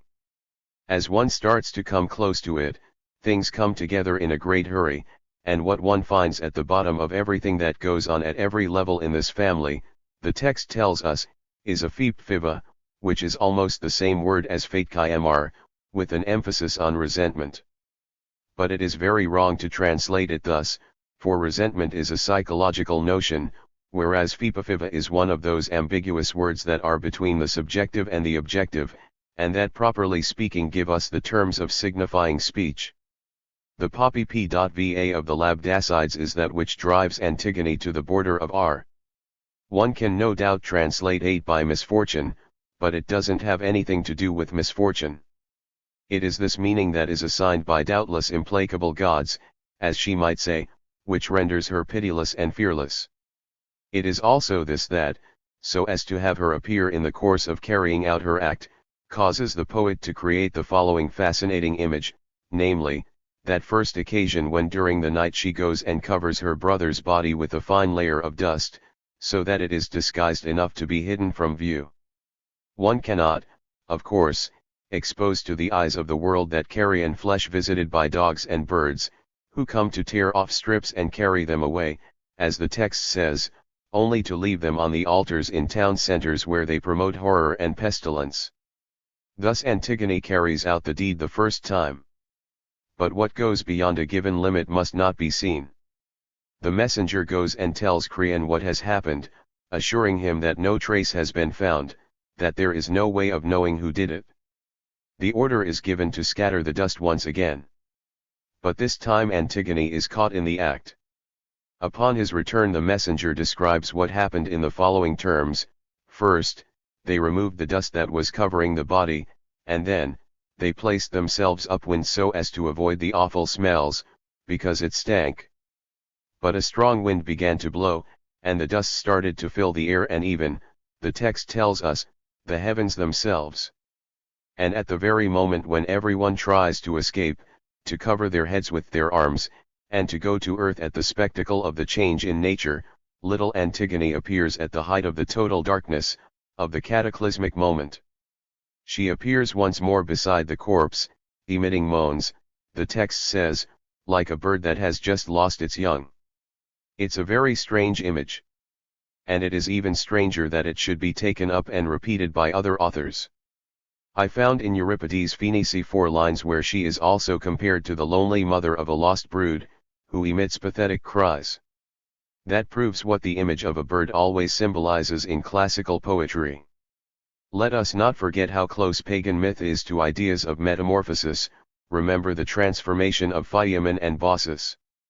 It is the 265 nightingale that appears in Euripides as the image of that which a human being is transformed into through his plaintive cries.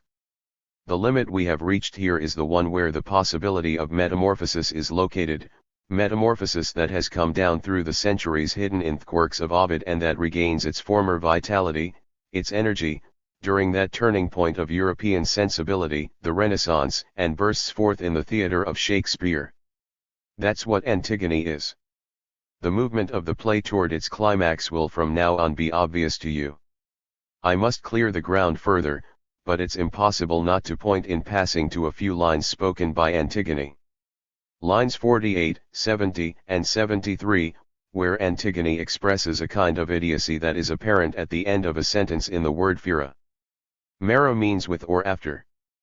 Prepositions don't have the same function in Greek as they do in French, in the same way that particles play a different role in English from what we know in French. Mera is, properly speaking, that which implies a break. In response to Creon's edict, she says, but it has nothing to do with my concerns.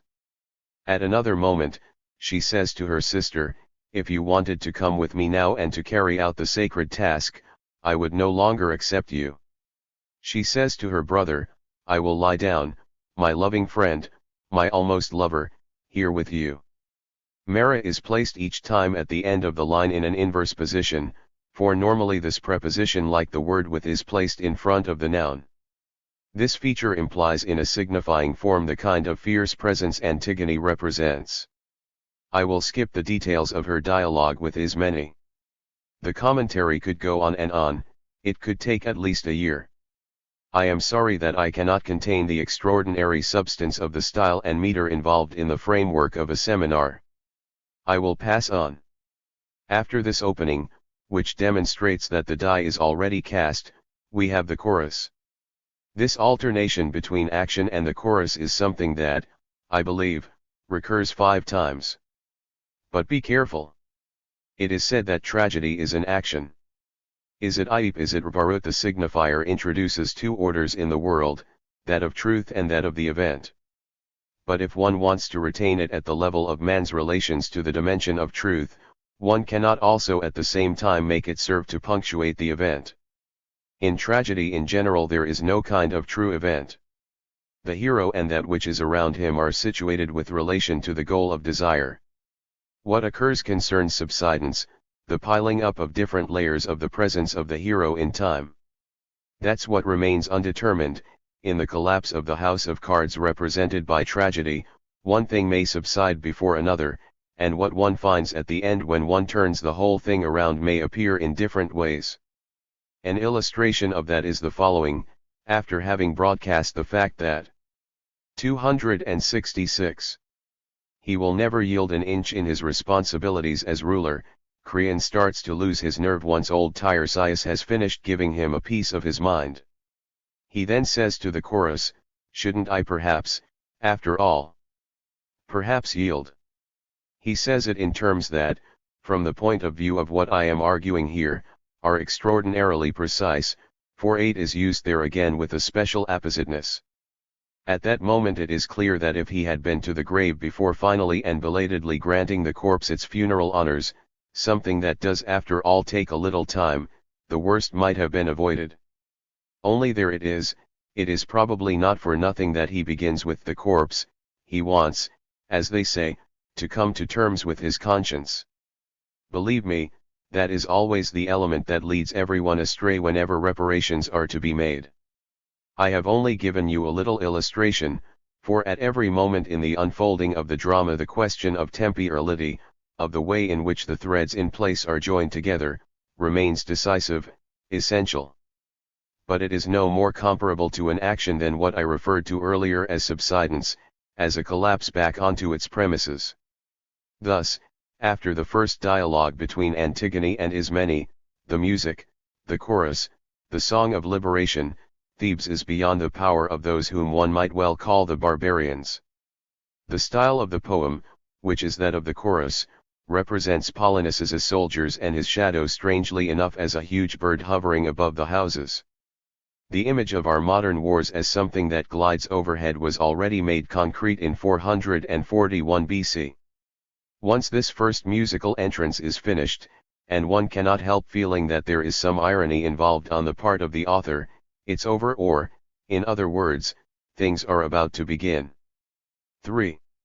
Creon arrives and makes a long speech justifying his actions. But in reality there is only a docile chorus there to hear him, a collection of yes men. There follows a dialogue between Creon and the chorus. The chorus itself hasn't altogether given up the idea that there is something excessive in Creon's statements, but at the very moment when it is about to express the thought, that is when the messenger arrives and narrates what has happened, it gets told off in no uncertain terms.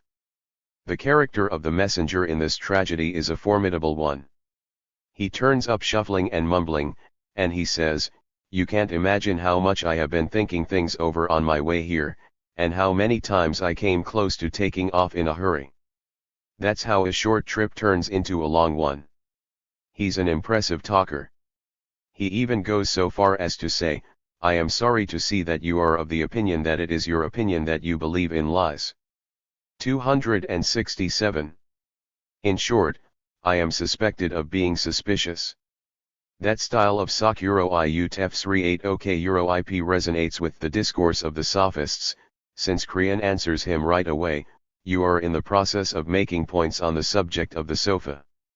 In brief, throughout a whole ridiculous scene the messenger engages in idle speculations about what has happened, and in particular speculations about their safety, in the course of which the guards are in a state of panic, in which they nearly come to blows before they draw lots in order to decide which one of them will be chosen to go as messenger.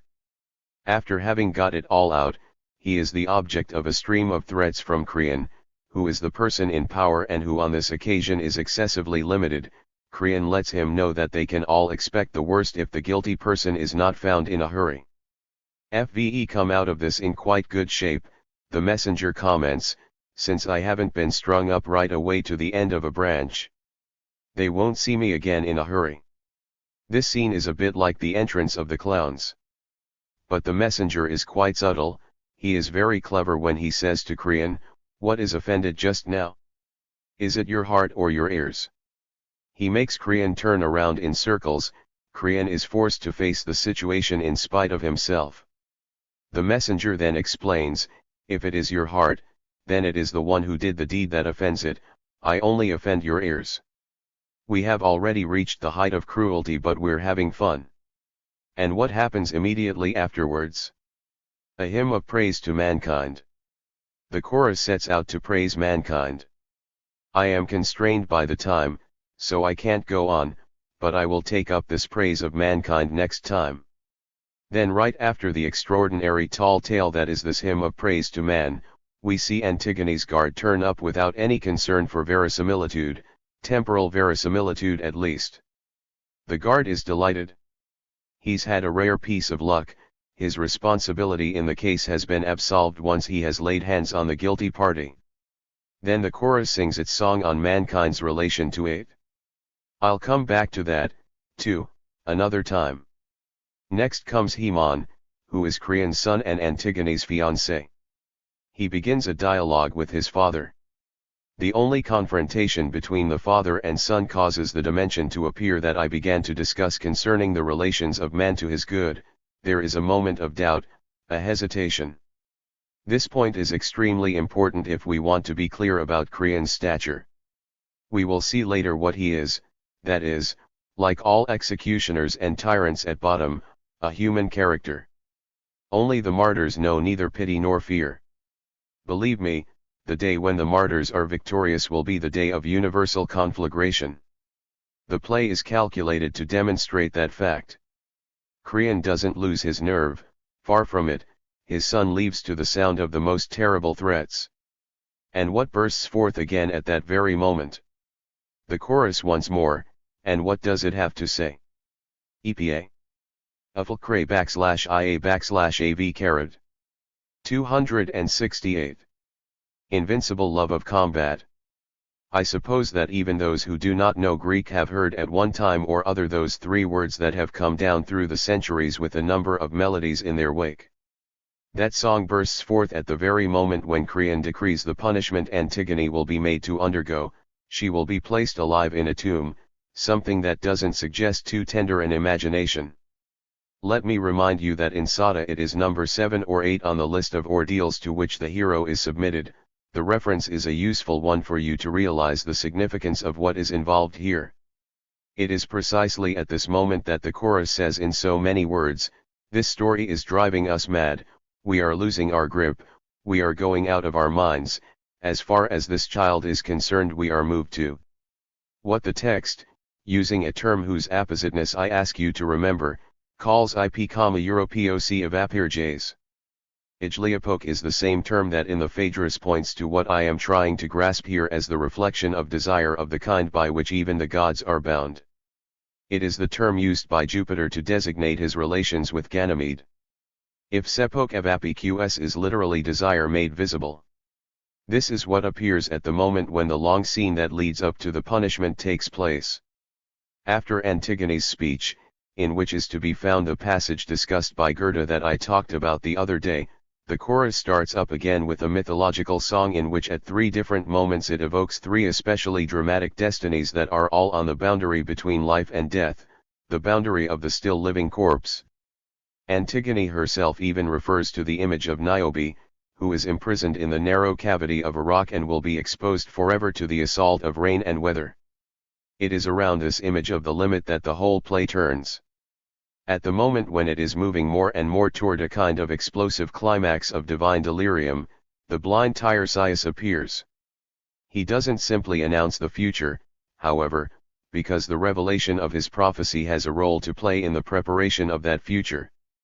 In his dialogue with Krian he withholds what he has to say until the latter, in whose rigid mind everything is political or, in other words, a question of interest, is foolish enough to say a sufficient number of insulting things for Tiresias to come out with his prophecy.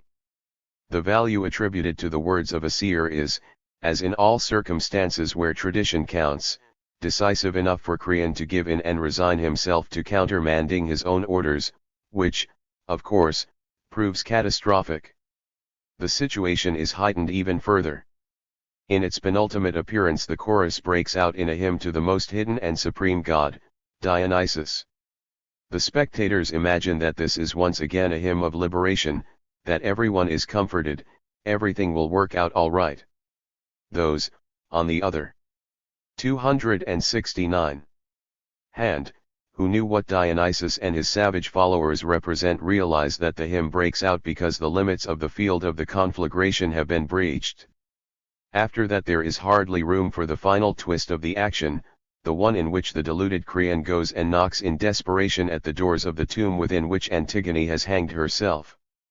Haemon kisses her and emits a few final groans, but we do not know what happened in the sepulchre any more than we know what goes on when Hamlet goes down into the sepulchre.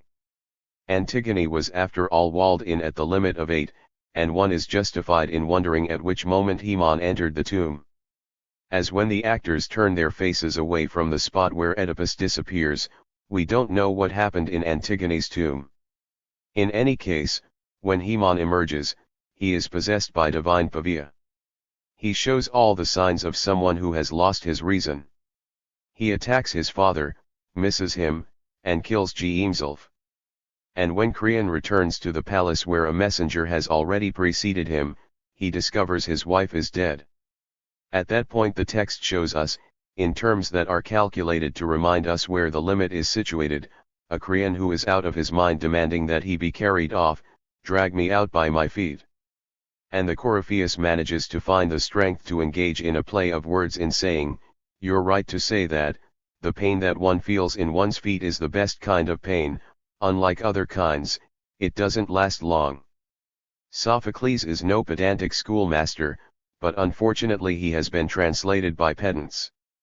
In any case, that's how the Corytha ends.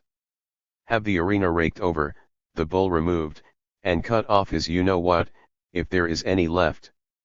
That's the style in which he has been rendered.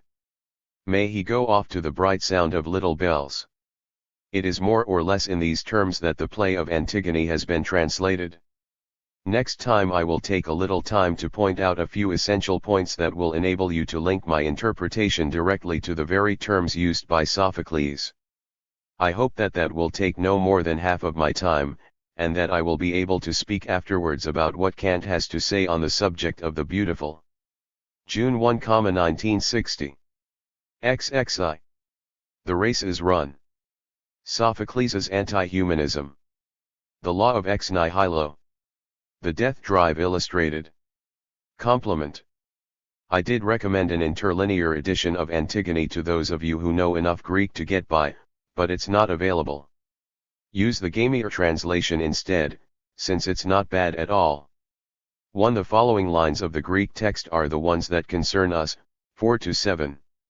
Lines 559 to 560 give us Antigone's attitude toward life. She tells us that her soul died long ago and that she is destined to give help, Spec F, to the dead. We spoke about the same word in connection with Ophelia.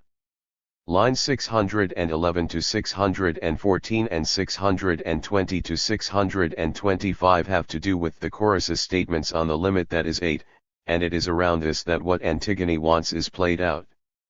I already pointed out last time the importance of the term that ends both of these passages, Eurokato, aras. Ektok signifies an outside or what happens once the limit of 8 has been crossed. When, for example, the guard comes and tells of the event that challenges Creon's authority, he says at the end that he is Eurokato, ekarios, outside or beyond all hope, he no longer hopes to be saved.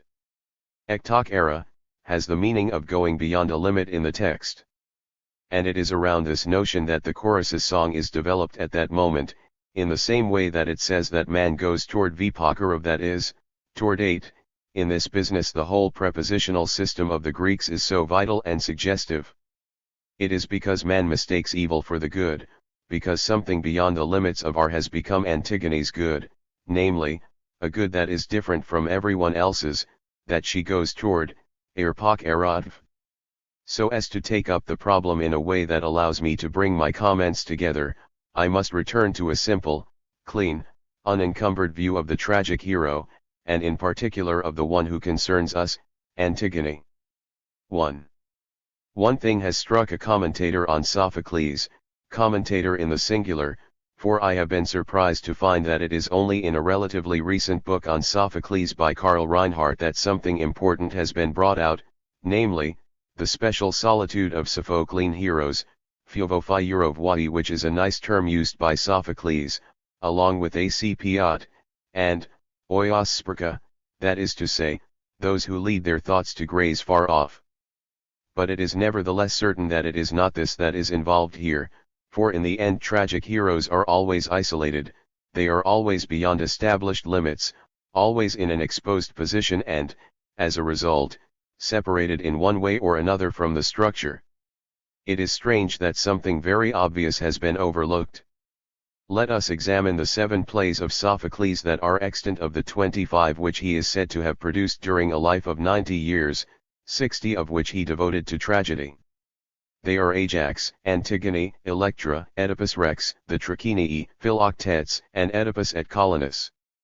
A certain number of these plays remain familiar to us, but you are not perhaps aware that Ajax is a very odd piece of work. It begins with the massacre of the Greeks' flock by Ajax. Because Athena doesn't wish him well, he goes crazy. He imagines he is massacring the Greek army, but it is their flock instead. Afterwards he awakens from his craziness, is overcome with shame, and goes and kills himself in a corner. There is absolutely nothing else in the play but that, which is, after all, rather peculiar. As I was saying the other day, there isn't even the suggestion of a peripetia.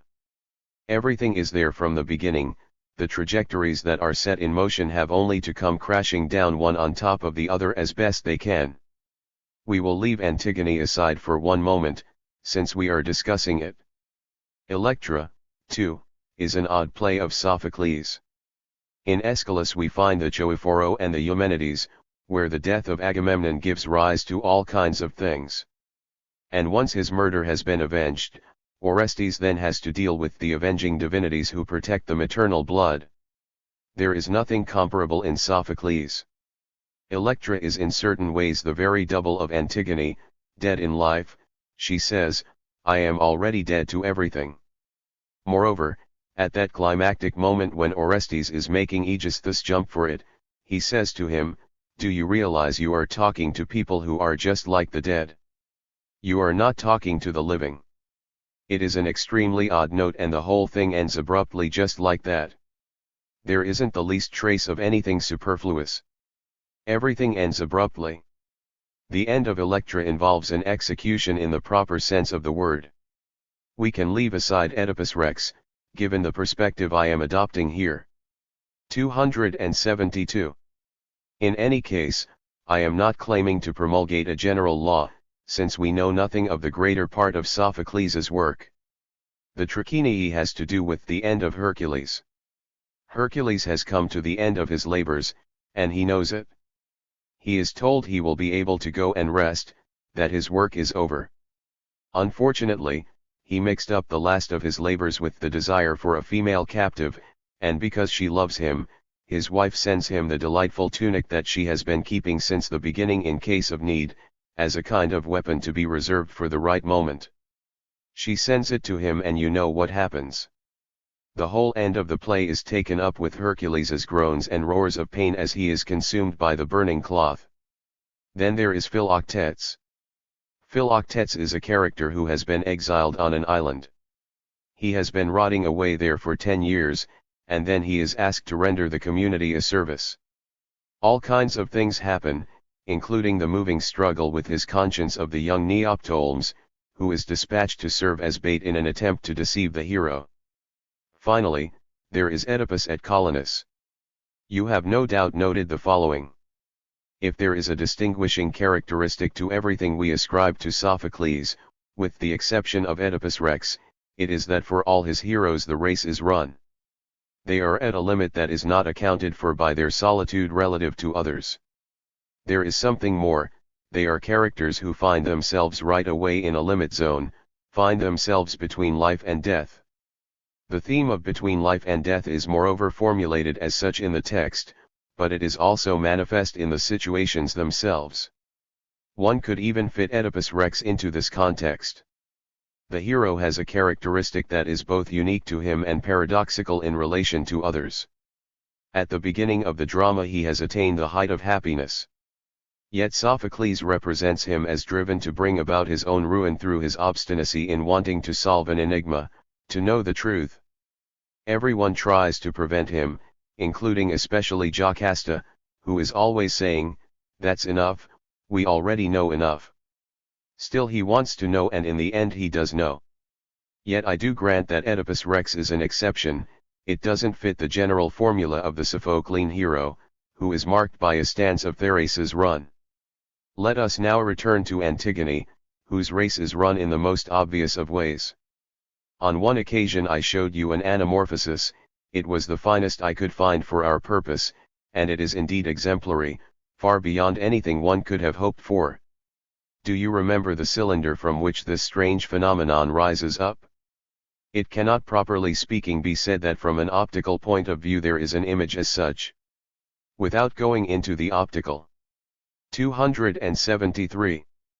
Definition of the phenomenon, one can say that it is because an infinitesimal fragment of image is produced on each surface of the cylinder that we see a series of screens superimposed, and it is as a result of these that a marvelous illusion in the form of a beautiful image of the passion appears beyond the mirror, whereas something decomposed and disgusting spreads out around it.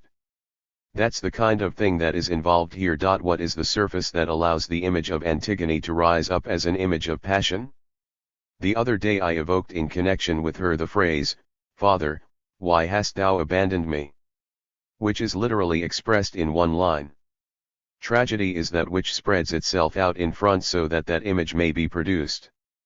When analyzing it, we follow an inverse procedure, we study how the image had to be constructed in order to produce the desired effect. So let's begin. I have already emphasized the implacable side of Antigone, the side that shows neither fear nor pity is apparent at every point.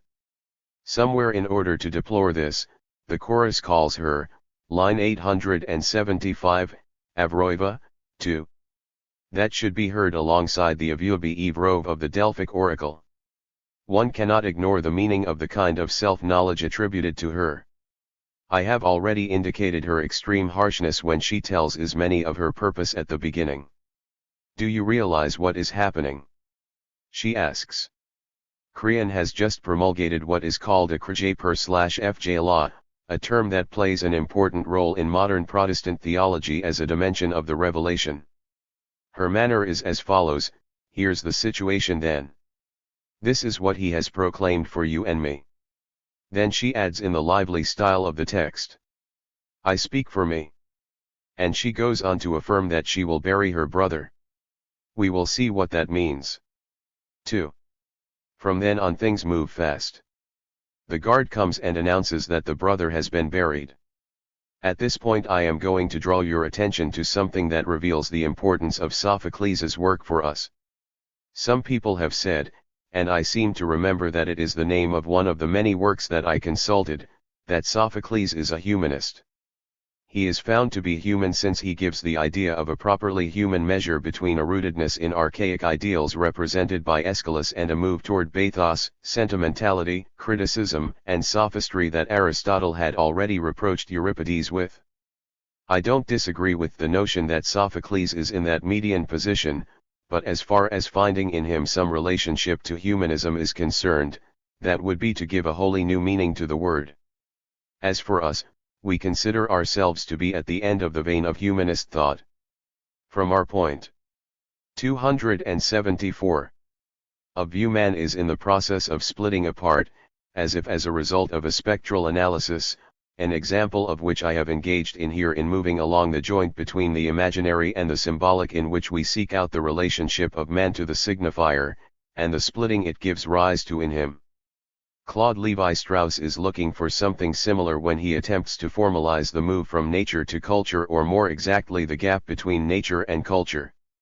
It is curious to note that on the edge of humanism it is also in this analysis, in this gap of analysis, of limits, in this attitude that the race is run, that the images rise up that turn out to be the most fascinating of that whole period of history which can be dubbed humanist.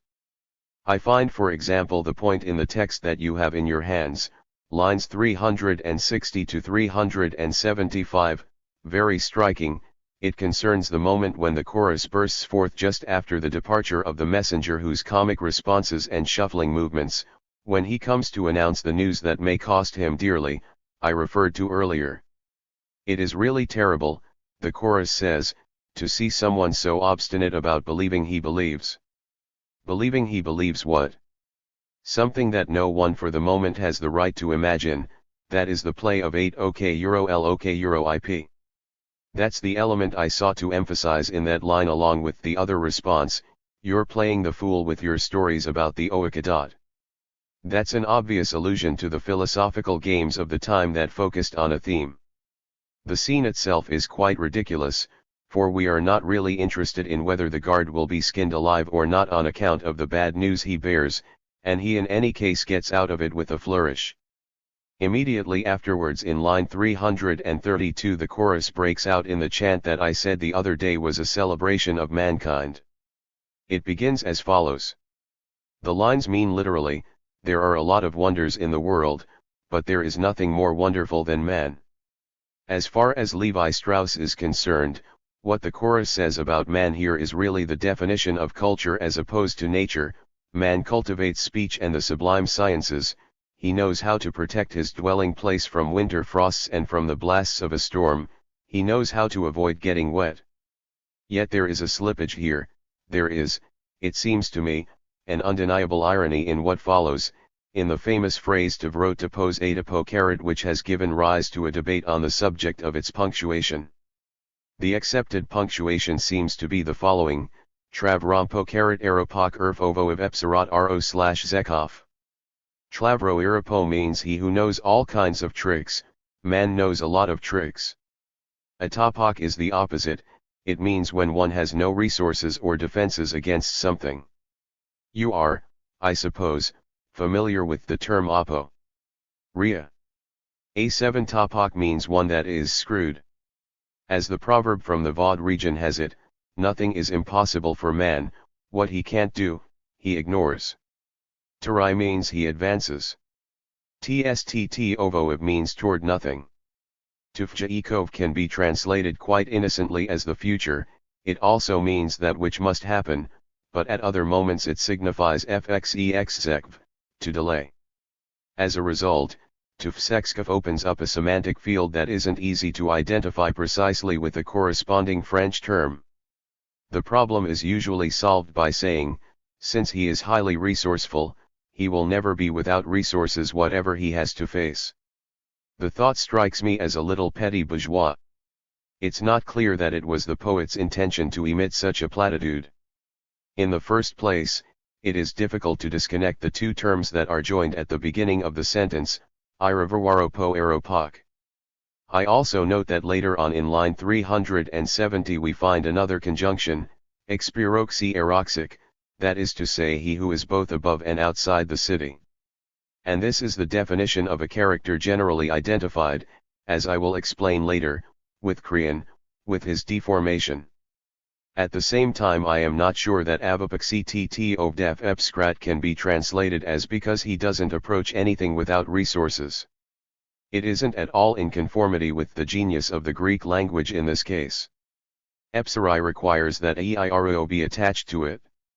ETT agrees with epsirai, not with aeropo. We are the ones who find there someone who is ready for everything, whereas it is literally a question of the following: he advances toward nothing that is likely to happen, he advances, and he is irapro irapo, artful, but he is apropos, always screwed. He knows what he's doing. He always manages to cause things to come crashing down on his head. You should respond to this turning point as to something in the style of Prévert. And I will confirm that such is the case. Just afterwards one finds the line at and *kovov $EURV, for efficacifaceri, which means that there is only one thing he can't come to terms with, and that has to do with Hades. Dying is something he doesn't know how to come to terms with. The important point occurs in what follows, Poravate y alpha 7j sov, ov, vayak.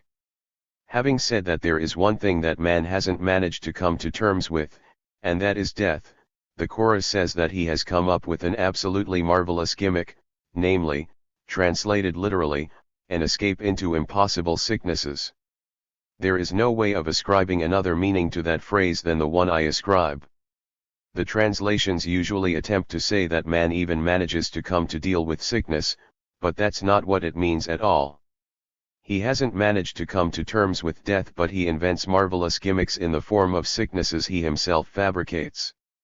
There is something extraordinary about finding that notion expressed in 441 BC as one of mankind's essential dimensions.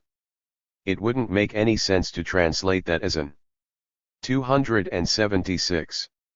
Escape from sicknesses. Sickness is involved here, Fox Savov. That's quite a gimmick he has invented, make of it what you will. In any case, the text repeats that man has failed relative to Hades, and we enter immediately afterwards into Pryksoiviov. There is something related to Kroipov in that, a term that isn't so simple. I would just remind you of the analysis of the Heraclitan sense of aipov, wise, and aphiokoi, to say the same thing, that is to be found in the Heidegger text I translated for the first issue of La Psychanalyse. That AOP6V still has all of its primitive vigor. There is something of Sophos in the mechanism, /LT/XOLV6ZV. There is something impecmo exu, which transcends all hope and which epire. It's this that directs him sometimes toward evil and sometimes toward the good. That is to say that this power or mandate, as I translated the word Sophos in the article I was talking about, which is laid upon him by this good, is an eminently ambiguous one. Right afterwards we find the passage beginning vo/j love kyrabiptv, etc., upon which the whole of the play is going to turn. For WAPLPWV means undeniably to arrange the laws wrongly, to weave them together wrongly, to get them all mixed up. Stovaz is the earth, and Kyvarafopkafukov is that which is formulated or told in the law. That's the thing we appeal to in the silence of the analyse, and we don't say speak. We don't say enunciate or recount, but tell. But that's exactly what we shouldn't do. That @/07 is essential and constitutes the dimension of enunciation or ifopkapi confirmed by an oath of the gods. There are two obvious dimensions that may be distinguished without difficulty, on the one hand, the laws of the earth and, on the other, the commandments of the gods. But they may be confused. They don't belong to the same order, and if one mixes them up, there will be trouble. There will be so much trouble that the chorus, which in spite of its vacillations does cleave to a fixed line, affirms, in any case, we don't want to be associated with so and so. The point is to proceed in that direction is properly speaking to Ferjay Kokov or something that isn't beautiful, and not, as it is translated, because of the very audacity of the idea, something that isn't good. Thus the chorus doesn't want the character in question as its trapezospose, that is as its companion or immediate neighbor. The chorus doesn't want to be with him in the same central point we are talking about. It doesn't want to have close relations with him, nor does it want to lofipavov, to have the same desire. It separates its own desire from the desire of the other. And I don't think I am forcing the issue when I find here an echo of certain formulas that I have given you. Does Kriyan confuse Vofiovk x0 trademark asterisk with the @/07 of the gods? The classical interpretation is clear. Kriyan represents the laws of the city and identifies them with the decrees of the gods. But it's not as obvious as that, for it cannot be denied that Antigone is after all concerned with the chthonic laws. The laws of the earth. I haven't stopped emphasizing the fact that it is for the sake of her brother who has descended into the subterranean world that she opposes Kripvifi, that she resists Kriyan's order, it is in the name of the most radically Chthonian of relations that are blood relations. In brief, she is in a position to place the A1K17 of the gods on her side. In any case, the ambiguity is obvious. And this is something that we will shortly see confirmed. I have already pointed out how, after the condemnation of Antigone, the chorus emphasizes the fact that she went in search of her eighth. In a similar vein, Electra says, "Why do you always plunge yourself into the aid of your house? Why do you persist in referring to the fatal murder in front of Aegisthus and your mother? Aren't you the one who brings down all kinds of evil on your head as a result?" To which the other responds, "I agree, but I can't help it. It is because she goes toward 8 here, because it is even a question of going Eurokto, Iraq, of going beyond the limit of 8, that Antigone interests the chorus. It says that she's the one who violates the limits of 8 through her desire. The lines I referred to above concern this, and especially those that end with the formula ektokarak, to go beyond the limit of 8. 8 is not a 11 apria, that is to say a mistake or error, it's got nothing to do with doing something stupid. When at the end Creon returns bearing something in his arms, lines 1259-1260, and, as the chorus tells us, it seems to be nothing other than the body of his son who has committed suicide, the chorus then says, if we may say so, it is not a misfortune that is external to him, it is Avrakaphia Prav, his own mistake. He's the one who made the mistake of getting himself into the mess. A/iaptta is the word used, that is mistake or blunder. That's the meaning Aristotle insists on, and to my mind he's wrong, for that is not the quality which leads the tragic hero to his death. It's only true for Creon, the counter or secondary hero, who is indeed a Phiaprav. At the moment when Eurydice commits suicide, the messenger uses the word Aphiaprav Eurotv. He hopes, we are told, that she isn't going to do something stupid. And naturally he and the Coryphaeus stiffen in anticipation because no noise is heard. The Coryphaeus says, that's a bad sign. The mortal fruit that Creon harvests through his obstinacy and his insane orders is the dead son he carries in his arms. He has been a Phiaprav, he has made a mistake. It's not a question here of a Werpia eroi.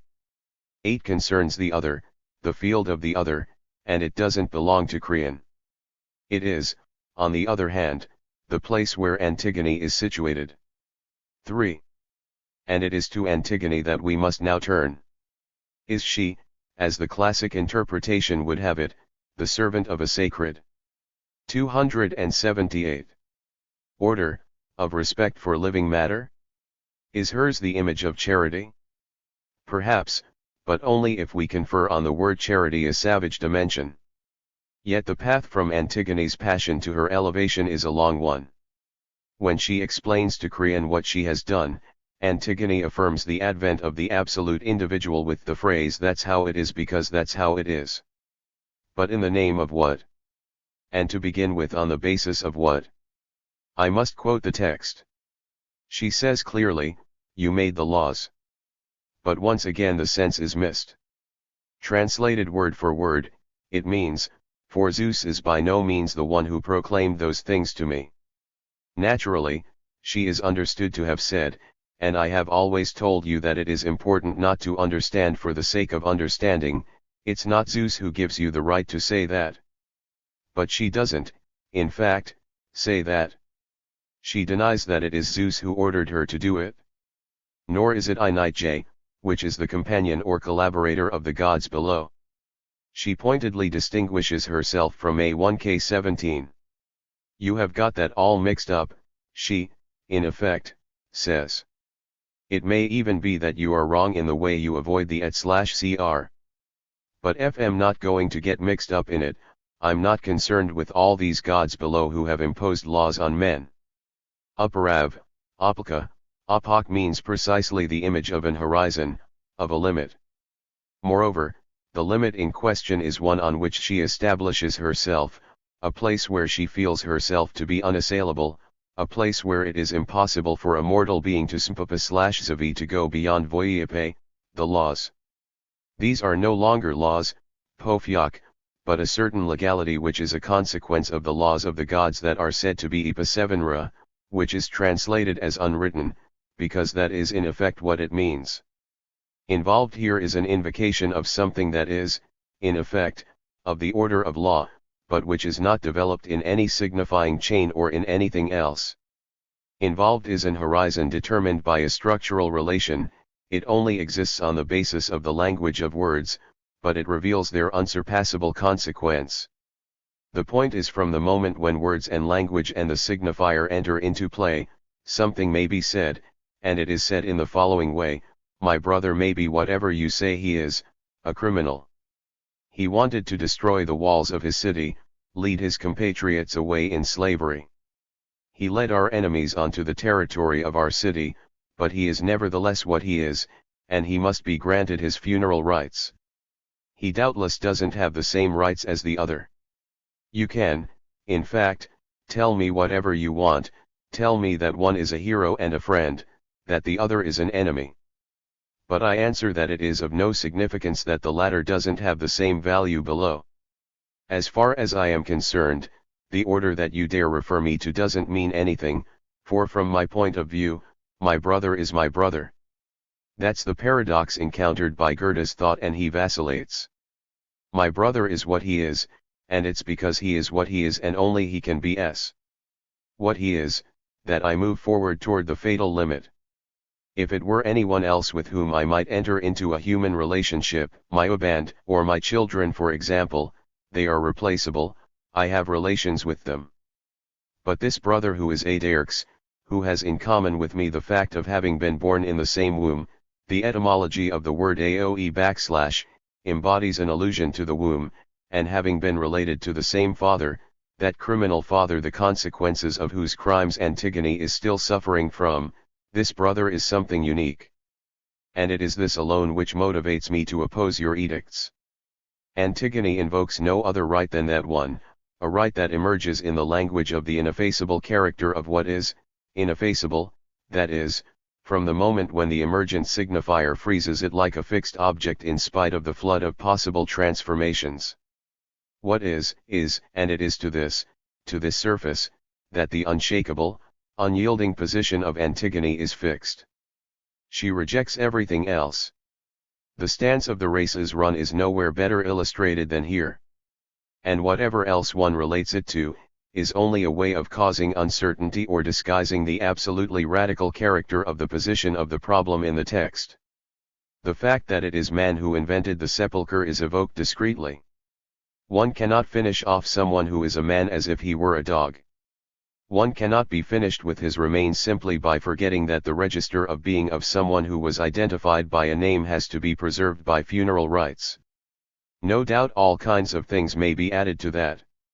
All the clouds of the imaginary come to be accumulated around it, as well as the influences that are released by the ghosts who multiply in the vicinity of death. But at bottom the affair concerns the refusal to grant Polonius a funeral. Because he is abandoned to the dogs and the birds and will end his appearance on earth in impurity, with his scattered limbs an offense to heaven and earth, it can be seen that Antigone's position represents the radical limit that affirms the unique value of his being without reference to any content, to whatever good or evil Polonius may have done, or to whatever he may be subjected to. The unique value involved is essentially that of language. Outside of language it is inconceivable, and the being of him who has lived cannot be detached from all he bears with him in the nature of good and evil, of destiny, of consequences for others, or of feelings for himself. That purity, that separation of being from the characteristics of the historical drama he has lived through, is precisely the limit or the ex nihilo to which Antigone is attached. It is nothing more than the break that the very presence of language inaugurates in the life of man. That break is manifested at every moment in the fact that language punctuates everything that occurs in the movement of life. Avrovavjalok is the word the chorus uses to situate Antigone. It tells her, you are going off toward 280. Death without knowing your own law. Antigone knows what she is condemned to, that is, to take part, so to speak, in a game whose outcome is known in advance. It is, in effect, posited as a game by Creon. She is condemned to the sealed chamber of the tomb in which she will be put to the test, namely, that of knowing if the gods below will come to her aid.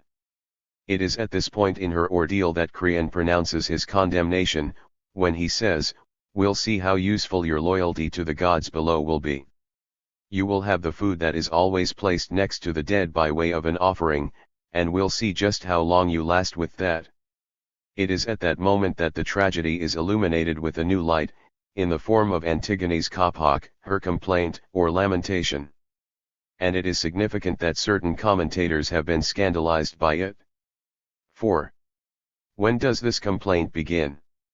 From the moment when she crosses the entrance to the zone between life and death, that is to say, when what she has already affirmed herself to be takes on an outward form. She has been telling us for a long time that she is in the kingdom of the dead, but at this point the idea is consecrated. Her punishment will consist in her being shut up or suspended in the zone between life and death. Although she is not yet dead, she is eliminated from the world of the living. And it is from that moment on that her complaint begins, her lamentation on life. Antigone will lament that she is departing Arupok, without a tomb, even though she is to be shut up in a tomb, without a dwelling place, mourned by no friend. Thus her separation is lived as a regret or lamentation for everything in life that is refused her. She even evokes the fact that she will never know a conjugal bed, the bond of marriage, that she will never have any children. The speech is a long one. It has occurred to some commentators to cast doubt on this side of the tragedy in the name of the so-called unity of the character represented as the cold and inflexible Antigone. The term ifrxpaf is that of coldness and frigidity. Creon calls her a cold object to caress, line 650, in a dialogue with his son, so as to let him know that he's not losing very much. Antigone's character is contrasted with her complaint so as to bring out the lack of verisimilitude in an outburst that, it is held, should not be attributed to the poet. It's an absurd misinterpretation, for from Antigone's point of view life can only be approached, can only be lived or thought about, from the place of that limit where her life is already lost, where she is already on the other side. But from that place she can see it and live it in the form of something already lost. 281. And it is from the same place that the image of Antigone appears before us as something that causes the chorus to lose its head, as it tells us itself, makes the just appear unjust, and makes the chorus transgress all limits, including casting aside any respect it might have for the edicts of the city. Nothing is more moving than that L/Zepok evapix, than the desire that visibly emanates from the eyelids of this admirable girl. The violent illumination, the glow of beauty, coincides with the moment of transgression or of realization of Antigone's 8, which is the characteristic that I have chiefly insisted on and which introduced us to the exemplary function of Antigone's problem in allowing us to determine the function of certain effects. It is in that direction that a certain relationship to a beyond of the central field is established for us, but it is also that which prevents us from seeing its true nature, that which dazzles us and separates us from its true function. The moving side of beauty causes all critical judgment to vacillate, stops analysis, and plunges the different forms involved into a certain confusion or, rather, an essential blindness. The beauty effect is a blindness effect. Something else is going on the other side that cannot be observed. In effect, Antigone herself has been declaring from the beginning, "I am dead and I desire death." When Antigone depicts herself as Niobe becoming petrified, what is she identifying herself with, if it isn't that inanimate condition in which Freud taught us to recognize the form in which the death instinct is manifested? An illustration of the death instinct is what we find here. It is at the moment when Antigone evokes Niobe that the Coryphaea sings her praise, line 840, "You then are half goddess." Then Antigone's response bursts forth, and she is far from being a half goddess. "This is absurd, you are making fun of me."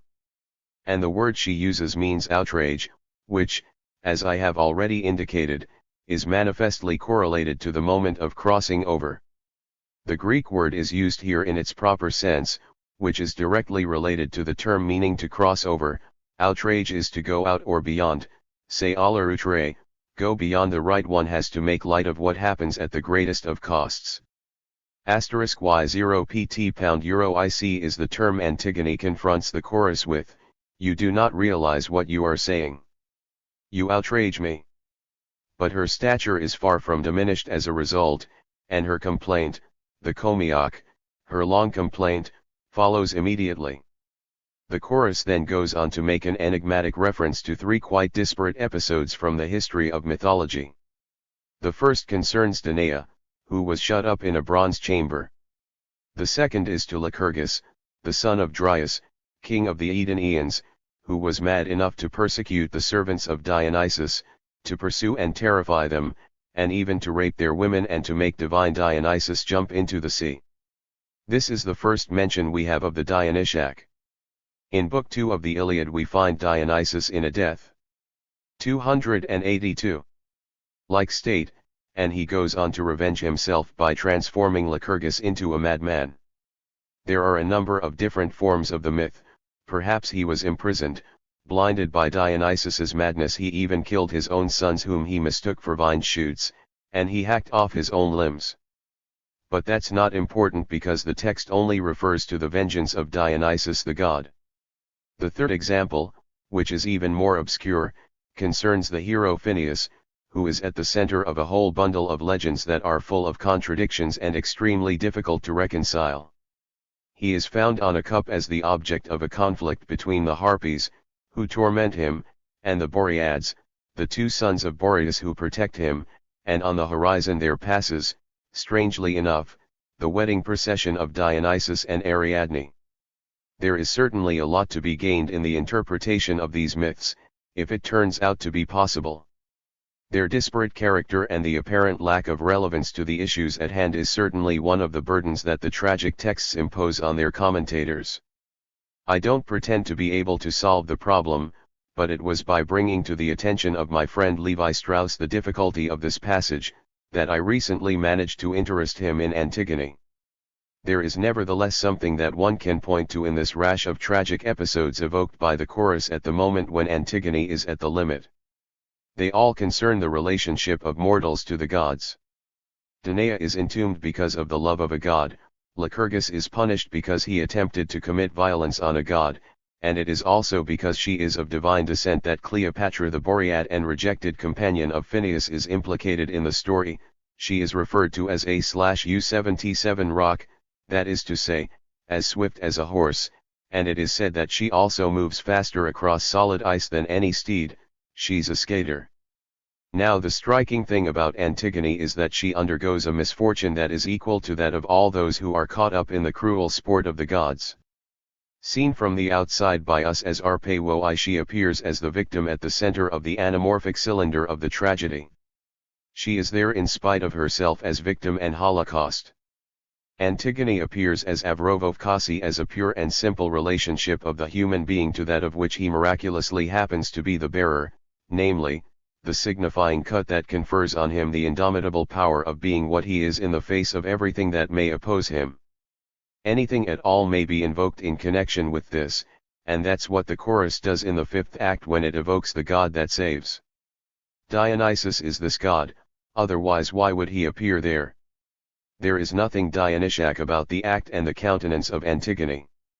Yet she pushes to the limit the realization of something that might be called the pure and simple desire of death as such. She incarnates that desire. Think about it. What happens to her desire? Shouldn't it be the desire of 283? The other and be linked to the desire of the mother? The text alludes to the fact that the desire of the mother is the origin of everything. The desire of the mother is the founding desire of the whole structure, the one that brought into the world the unique offspring that are Eteocles, Polonices, Antigone and Ismene, but it is also a criminal desire. Thus at the origin of tragedy and of humanism we find once again an impasse that is the same as Hamlet's, except strangely enough it is even more radical. No mediation is possible here except that of this desire with its radically destructive character. The fruit of the incestuous union has split into two brothers, one of whom represents power and the other crime. There is no one to assume the crime and the validity of crime apart from Antigone. Between the two of them, Antigone chooses to be purely and simply the guardian of the being of the criminal as such. No doubt things could have been resolved if the social body had been willing to pardon, to forget, and cover over everything with the same funeral rites. It is because the community refuses this that Antigone is required to sacrifice her own being in order to maintain that essential being which is the family eight, and that is the theme or true axis on which the whole tragedy turns. Antigone perpetuates, eternalizes, immortalizes that eight. June 8, I 960. Supplementary note. I would like now to focus on the meaning I give to such an exploration of the tragedy of Antigone. It may have seemed demanding to some of you. For some time now I have used the metaphor of the rabbit and the hat in connection with a certain way of making something appear from analytical discourse that isn't there. I might almost say that on this occasion I have put you to the test of eating raw rabbits. You can relax now. Take a lesson from the boa constrictor. Have a little nap and the whole thing will pass through. You will even notice on waking that you have digested something after all. It is on account of the procedure I have adopted, and it's no doubt quite a demanding one, obviously, quite a tough one, of requiring you to accompany me in breaking the stones along the road of the text that it will enter your body. You will see in retrospect that even if you are not aware of it, the latent, fundamental image of Antigone forms part of your morality, whether you like it or not. That's why it is important to analyze its meaning, and it's not the watered-down meaning in the light of which its lesson is usually transmitted. Involved here is nothing more nor less than the reinterpretation of the Sophoclean message. You can certainly resist this resharpening of the text's high points, but if you decide to reread Sophocles, you will perceive the distance we have traveled. Even if I am challenged on a given point, for I don't exclude the possibility that I, too, on occasion may misinterpret something, I believe I have dissipated the all-encompassing nonsense in which Sophocles is carefully preserved by a certain tradition. While I was discussing that with some of you who were countering my views with memories they had of reading Oedipus at Colonus, memories that were obviously influenced by the scholarly interpretation, I remembered a little footnote. There are people here who like footnotes. So I will read one that is to be found in a work that psychoanalysts ought to have read at least. 284. 285. Once, namely, Erwin Rhodes' Psyche, of which there exists an excellent French translation. On the whole, you will find more there, and more that is certain, concerning that which Greek civilization has handed down to us than in any work originally written in French. The most brilliant people on earth don't have all the arrows in their quiver. As it is, we are unfortunate enough to have a romantic movement that didn't rise much above the level of a certain idiocy, and we by no means possess all the advantages when it comes to erudition. On page 463 of the French translation of Erwin Rhodes' book, you will find a little footnote on Oedipus at Colonus, which I have already discussed with you in terms that are directly related to what I am concerned with today. Rhodes writes, one only has to read the play with an open mind to realize that this savage, angry, pitiless old man who calls down horrible curses on his sons, Rhodes is perfectly correct, for 20 minutes before the end of the play, Oedipus is still crushing Polonices beneath the weight of his curses, and who as a man thirsty for revenge looks forward passionately to the misfortunes that are about to descend on his native town, has none of that profound peace of the gods, of that transfiguration associated with the penitent, which traditional exegesis is pleased to observe in him. The poet does not make a habit of disguising life's realities, and here he shows himself to be fully aware that destitution and misfortune do not usually have the effect of transfiguring man, they depress him rather and strip him of his nobility. His Oedipus is pious. He was from the beginning in Oedipus Rex, but in his distress he turns savage. That is the testimony of a reader who is not especially concerned with the problems of tragedy, since his work is an historical account of the different concepts that the Greeks had of the soul.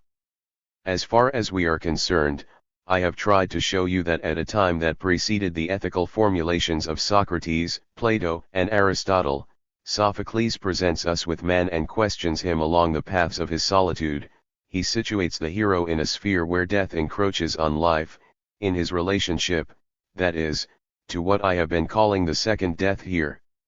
This relationship to being suspends everything that has to do with transformation, with the cycle of generation and decay, or with history itself, and it places us on a level that is more extreme than any other insofar as it is directly attached to language as such. To put it in the terms of Levi Strauss, and I am certain that I am not mistaken in invoking him here, since I was instrumental in having had him reread Antigone and he expressed himself to me in such terms, Antigone with relation to Creon finds herself in the place of synchrony in opposition to diachrony. I have stopped halfway in what I might have said about the text. We are 286. Not in a position to exhaust its significance this year, if only for reasons of time, but it is clear that the question raised at the end concerns what I shall call the divine use of Antigone. In this connection one might make a number of comparisons. Antigone hanging in her tomb evokes something very different from an act of suicide, since there are all kinds of myths of hanged heroines, including girls, such as that of Erigone, who is linked to the advent of the cult of Dionysus. Dionysus has given wine to her father, but because he doesn't know its properties, he violates her and dies. She then hangs herself on his tomb. It is an explanatory myth of a whole rite in which we see more or less simplified and symbolic images of girls hanging from trees. In short, one finds there a whole ritual and mythical background, which may be brought back to resituate in its religious harmony all that is produced on the stage. It is nevertheless true that from a Sophoclean perspective the hero has nothing to do with that kind of use. Antigone is someone who has already set her sights on death. The invocation that is wrapped around this stem is something else, it doesn't have to do with human defiance here. That's as far as I will go today. Involved in what I had to say to you about catharsis is the beauty effect. The beauty effect derives from the relationship of the hero to the limit, which is defined on this occasion by a certain eight. And on that subject I will now, so to speak, pass the word to someone else, passer la parole, conscious of the fact that I am using the very definitions of the structure of the seminar. In effect, I don't want to be the one who, like some jack of all trades, takes upon himself alone the task of poking about in all those more or less heterogeneous fields that offer the traditional formulations of these things. At a certain level within you, I mean all of you individually at a certain point in your thinking, there is a form of resistance to the things I am trying to express, and it consists of making sympathetic comments that are more or less ambiguous in kind on what has come to be known as my learning or, as is also said, my cultural background. It's something I don't like. It also has a negative side, one wonders where I find the time to assemble all that. But you will recognize that my existence began a little before yours. I may not have had 200 years of mowing like an English lawn, but I am getting there. In any case, I am closer than you are, and I've had time to forget several times over the things I discuss with you. I would, therefore, like today to ask someone to speak about the beautiful who seems to me to be particularly well equipped to discuss it in relation to something that I take to be essential for the continuation of my argument, that something is the definition of the beautiful and the sublime as articulated by Kant. Involved there is a form of category analysis that is of the highest signify. 287. Kant's in any effort to connect up with the topological structuration that I am pursuing with you here. It seems to me essential to take the time to recall Kant's insights, if you have already read the Critique of Judgment, or to hear what they are, if you haven't yet had the opportunity to read that work. That is why I have asked Mr. Kaufmann to speak to us now.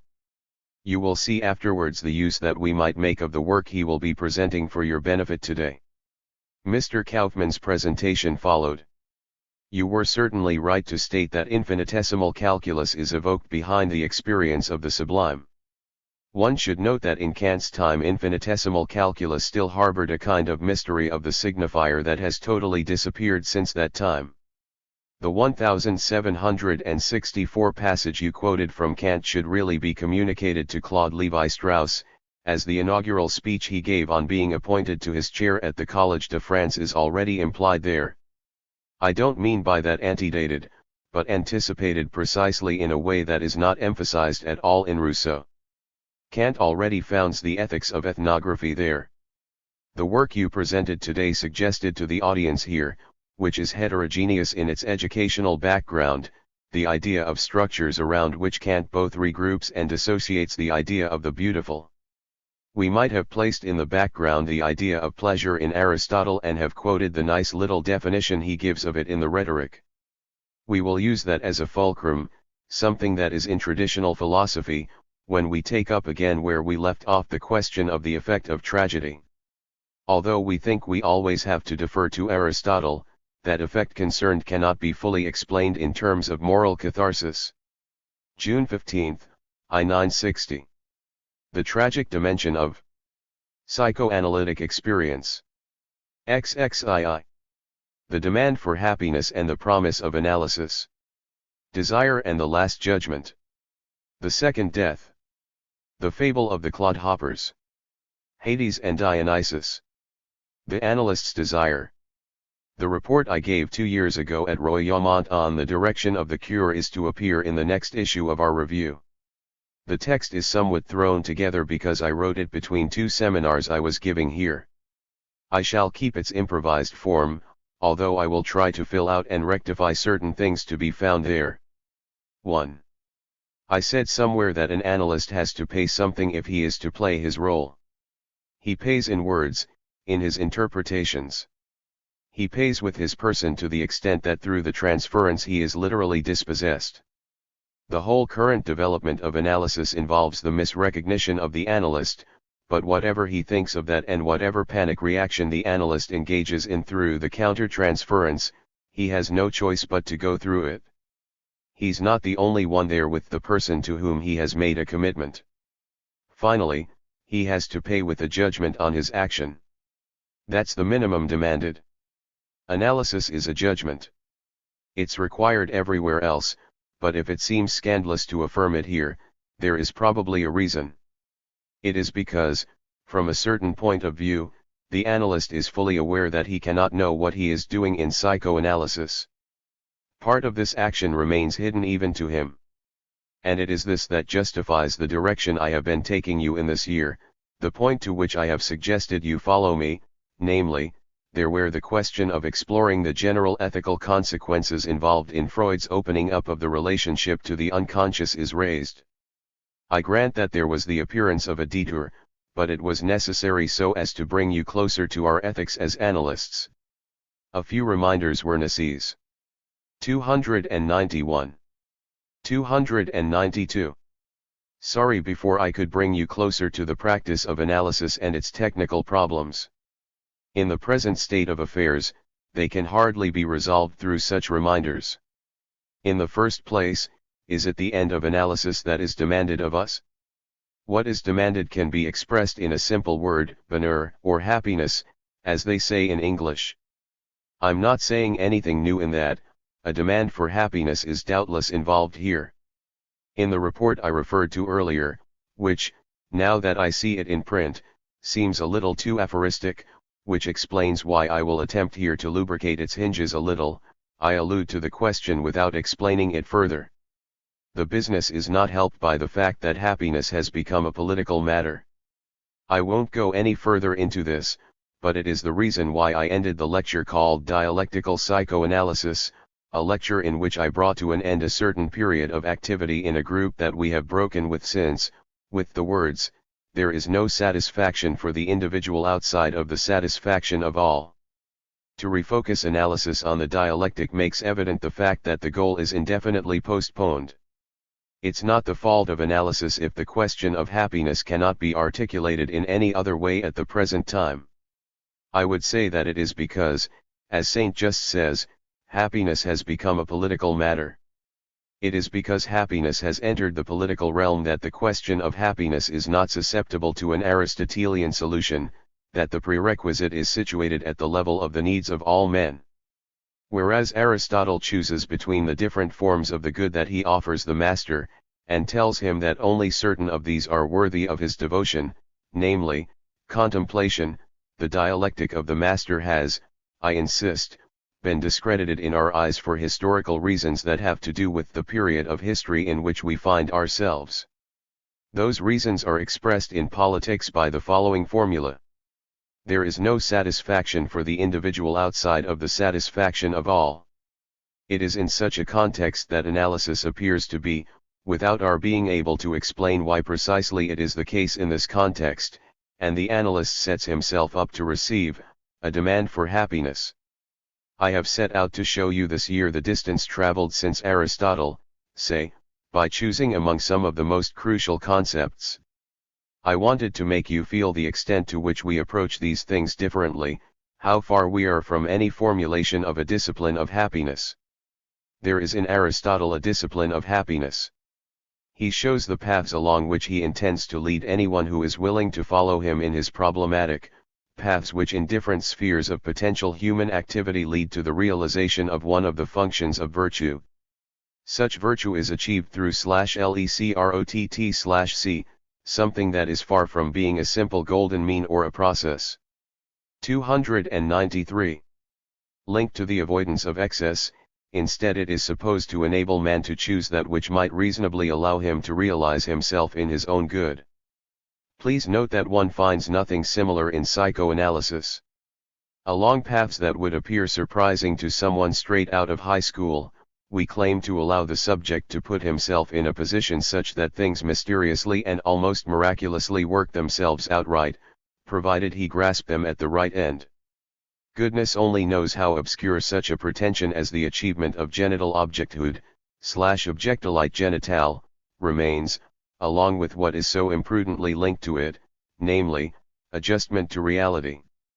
One thing only alludes to the possibility of the happy satisfaction of the instinct, and that is the notion of sublimation. But it is clear that if one looks at the most esoteric formulation of the concept in Freud, in the context of his representing it as realized preeminently in the activity of the artist, it literally means that man has the possibility of making his desires tradable or saleable in the form of products. The frankness and even cynicism of such a formulation has in my eyes a great merit, although it is far from exhausting the fundamental question, and that is, how is it possible? The other formulation consists of informing us that sublimation is the satisfaction of the drive with a change of object, that is, without repression. This definition is a profounder one, but it would also open up an even knottier problematic, if it weren't for the fact that my teaching allows you to spot where the rabbit is hidden. In effect, the rabbit to be conjured from the hat is already to be found in the instinct.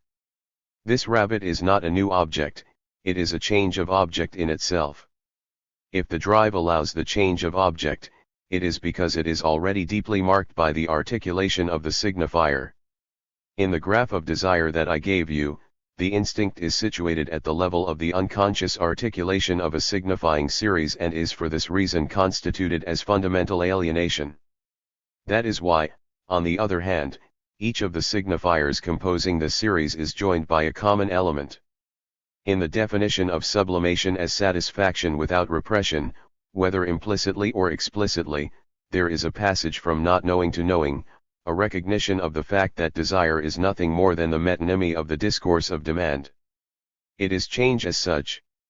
I emphasize the following: the properly metonymy relation between one signifier and another that we call desire is not a new object or a previous object, but the change of object in itself. Let me cite as an example something that occurred to me when I was preparing these comments for you, so that I could give an image of what I mean by sublimation. Think of the shift from a verb to what in grammar is called its complement or, in a more philosophical grammar, its determina. 294. Tiv. Think of the most radical of verbs in the development of the phases of the drive, the verb to eat. There is eating. That is how the verb, the action, appears headfirst in many languages, before there is any determination as to who is involved. Thus one sees here the secondary character of the subject, since we don't even have the subject, the something that is there to be eaten. There is eating, the eating of what? Of the book. When in the Apocalypse we read this powerful image, Eat the book, what does it mean? If it isn't that the book itself acquires the value of an incorporation, the incorporation of the signifier itself, the support of the properly apocalyptic creation. The signifier in this instance becomes God, the object of the incorporation itself. In daring to formulate a satisfaction that isn't rewarded with a repression, the theme that is central or preeminent is, what is desire? And in this connection I can only remind you of what I have articulated in the past. Realizing one's desire is necessarily always raised from the point of view of an absolute condition. It is precisely to the extent that the demand always under or overshoots itself that, because it articulates itself through the signifier, it always demands something else, that in every satisfaction of a need, it insists on something else, that the satisfaction formulated spreads out and conforms to this gap, that desire is formed as something supporting this metonymy, namely, as something the demand means beyond whatever it is able to formulate. And that is why the question of the realization of desire is necessarily formulated from the point of view of a last judgment. Try to imagine what to have realized one's desire might mean, if it is not to have realized it, so to speak, in the end. It is this trespassing of death on life that gives its dynamism to any question that attempts to find a formulation for the subject of the realization of desire. To illustrate what I am saying, if we pose directly the question of desire on the basis of that Parmenidean absolutism * which eliminates everything that is not being, then we will say, nothing is from that which is not born, and all that exists lives only in the lack of being. 2. Does life have anything to do with death? Can one say that the relationship to death supports or subtends, as the string does the bow, the curve of the rise and fall of life? It is enough for us to take up again the question that Freud himself thought he could raise on the basis of his experience. Everything points to the fact that it is effectively raised by our experience. In what I was saying a moment ago, I wasn't talking about that death. I am interested in the second death, the one that you can still set your sights. 295. On once death has occurred, as I showed you with concrete examples in Sada's texts. After all, the human tradition has never ceased to keep this second death in mind by locating the end of our sufferings there, in the same way it has never ceased to imagine a second form of suffering, a suffering beyond death that is indefinitely sustained by the impossibility of crossing the limit of the second death. And that is why the tradition of hell in different forms has always remained alive, and it is still present in Sada in the idea he has of making the sufferings inflicted on a victim go on indefinitely. This refinement is attributed to one of the heroes of his novels, a sadist who tries to assure himself of the damnation of the person he sends out of life into death. Whatever the significance of the metapsychological imagining of Freud's that is the death instinct, whether or not he was justified in forging it, the question it raises is articulated in the following form by virtue of the mere fact that it has been raised: how can man, that is to say a living being, have access to knowledge of the death instinct, to his own relationship to death? The answer is, by virtue of the signifier in its most radical form. It is in the signifier and insofar as the subject articulates a signifying chain that he comes up against the fact that he may disappear from the chain of what he is. In truth, it's as dumb as can be. Not to recognize it, not to promote it as the essential articulation of non-knowledge as a dynamic value, not to recognize that the discovery of the unconscious is literally there in the form of this last word, simply means that they don't know what they are doing. Not remembering this fundamental principle causes the proliferation that one can observe in analytical theory, a whole jungle, a veritable downpour of references, it's coming down in handfuls, as they say in Charente, and one cannot help noticing the note of disorientation with which it resonates. I read no doubt a little hastily the translation of Bergler's last work. He always has something scathing and interesting to say, except that one has the impression of a wild stream of unmastered notions. I wanted to show you how the function of the signifier in permitting the subject's access to his relationship to death might be made more concrete than is possible through a connotation. That is why I have tried to have you recognize it in our recent meetings in an aesthetic form, namely, that of the beautiful, it being precisely the function of the beautiful to reveal to us the side of man's relationship to his own death, and to reveal it to us only in a bunding flash.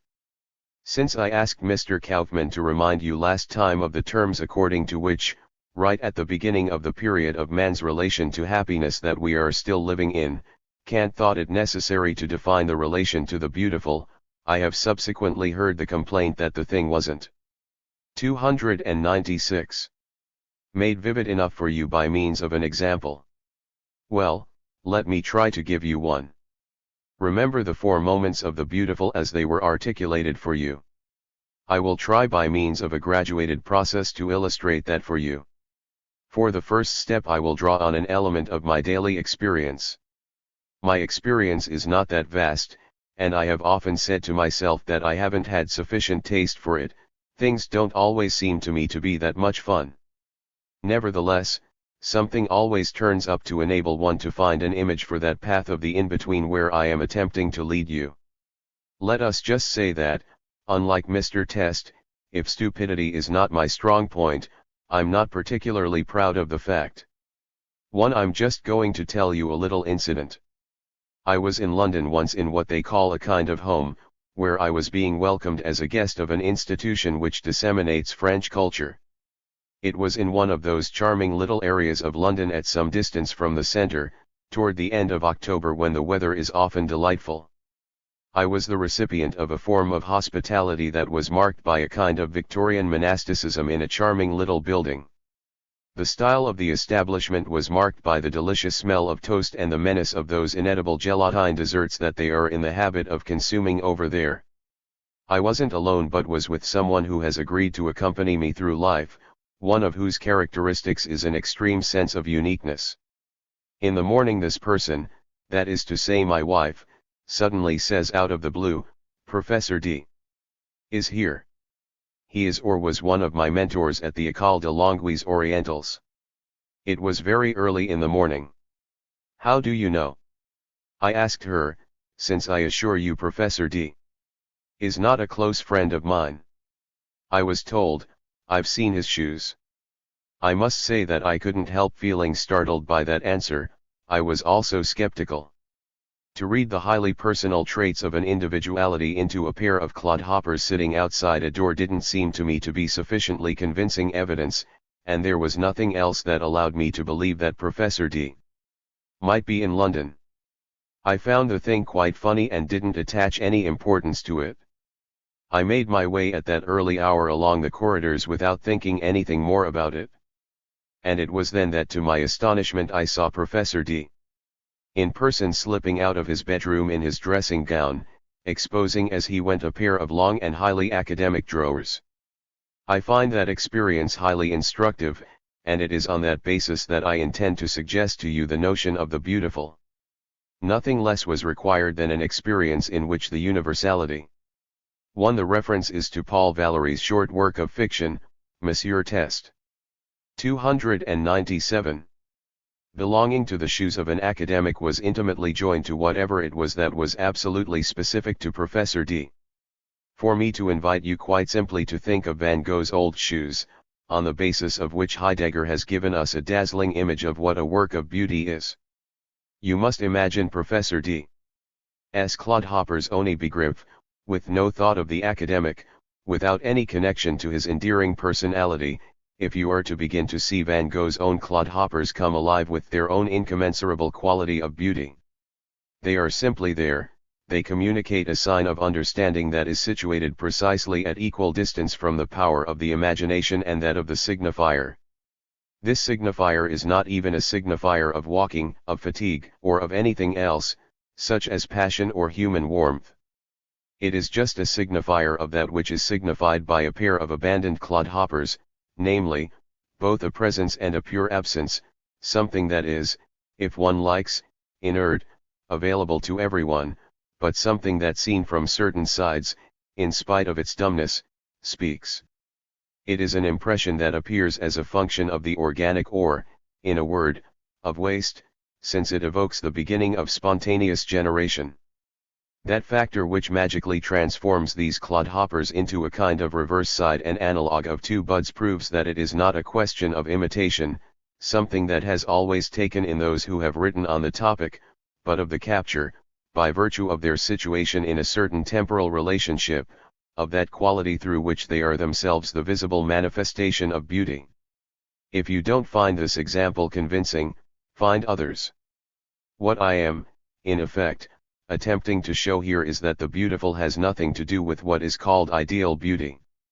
It is only on the basis of the apprehension of the beautiful at the very point of the transition between life and death that we can try to reinstate ideal beauty, or, in other words, the function of that which sometimes reveals itself to us as the ideal form of beauty, and in the first place the famous human form. If you read that work of Lessing's which is so rich in all kinds of insights, the Lacan, you will find that he is absorbed from the beginning in the conception of the dignity of the object. Not that it is as the result of historical progress that the dignity of the object has finally been abandoned, thank God, since everything seems to indicate that it always was. Greek artists didn't restrict themselves to producing images of the gods, as we learn from Aristophanes' writings. Paintings of onions cost a lot of money. It is thus not just with the Dutch painters that people began to realize that any object may be the signifier by means of which that reflection, mirage, or more or less unbearable brilliance we call the beautiful starts to vibrate. But since I have just referred to the Dutch, take the example of the still life. You will find they're moving in the opposite direction from that of the 298 clodhoppers discussed above. As they began to bud, the same crossing of the line. As Claudel showed so admirably in his study of Dutch painting, it is to the extent that the still life both reveals and hides that within it which constitutes a threat, denouement, unfolding, or decomposition, that it manifests the beautiful for us as a function of a temporal relation.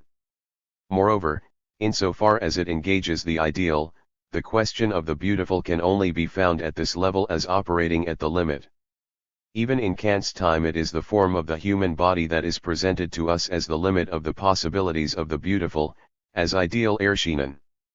It once was, though it no longer is, a divine form. It is the cloak of all possible phantasms of human desire. The flowers of desire are contained in this vase whose contours we attempt to define. And it is this that leads me to posit the form of the body, and especially its image, as I have previously articulated it in the function of narcissism, as that which from a certain point of view represents the relationship of man to his second death, the signifier of his desire, his visible desire. The central mirage is to be found in I/epoch of apex, which both indicates the side of desire insofar as it is desire of nothing, the relationship of man to his lack of being, and prevents that side from being seen. 3. Here we can take the question even further. Is it the same shadow that is represented by the human body, is it this same image that constitutes a barrier to the other thing that lies beyond? That which lies beyond is not simply the relationship to the second death or, in other words, to man to the extent that language demands of him that he realize the following, namely, that he is not. There is also the libido, that is to say, that which at fleeting moments carries us beyond the encounter that makes us forget it.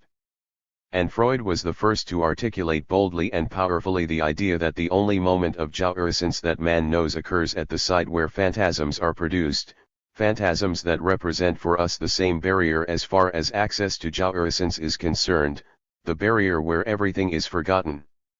I should like to introduce here, as a parallel to the function of the beautiful, another function. I have named it on a number of occasions without emphasizing it particularly, but it seems to me essential to refer to it here. It is with your permission what I shall call atsouci or, in other words, a sense of shame.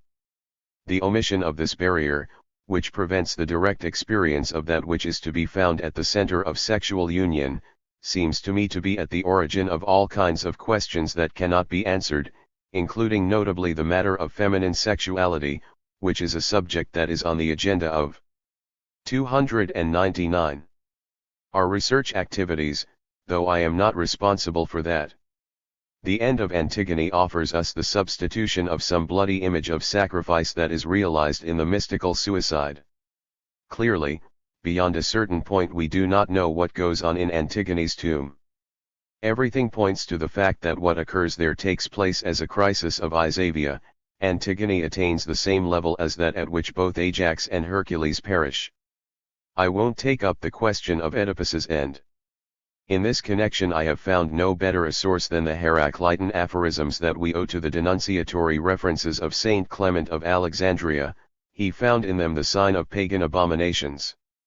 I have retained a small fragment that says, "Eixi / yap alovukal uavi viroyo vino kaif jalvkave iopa."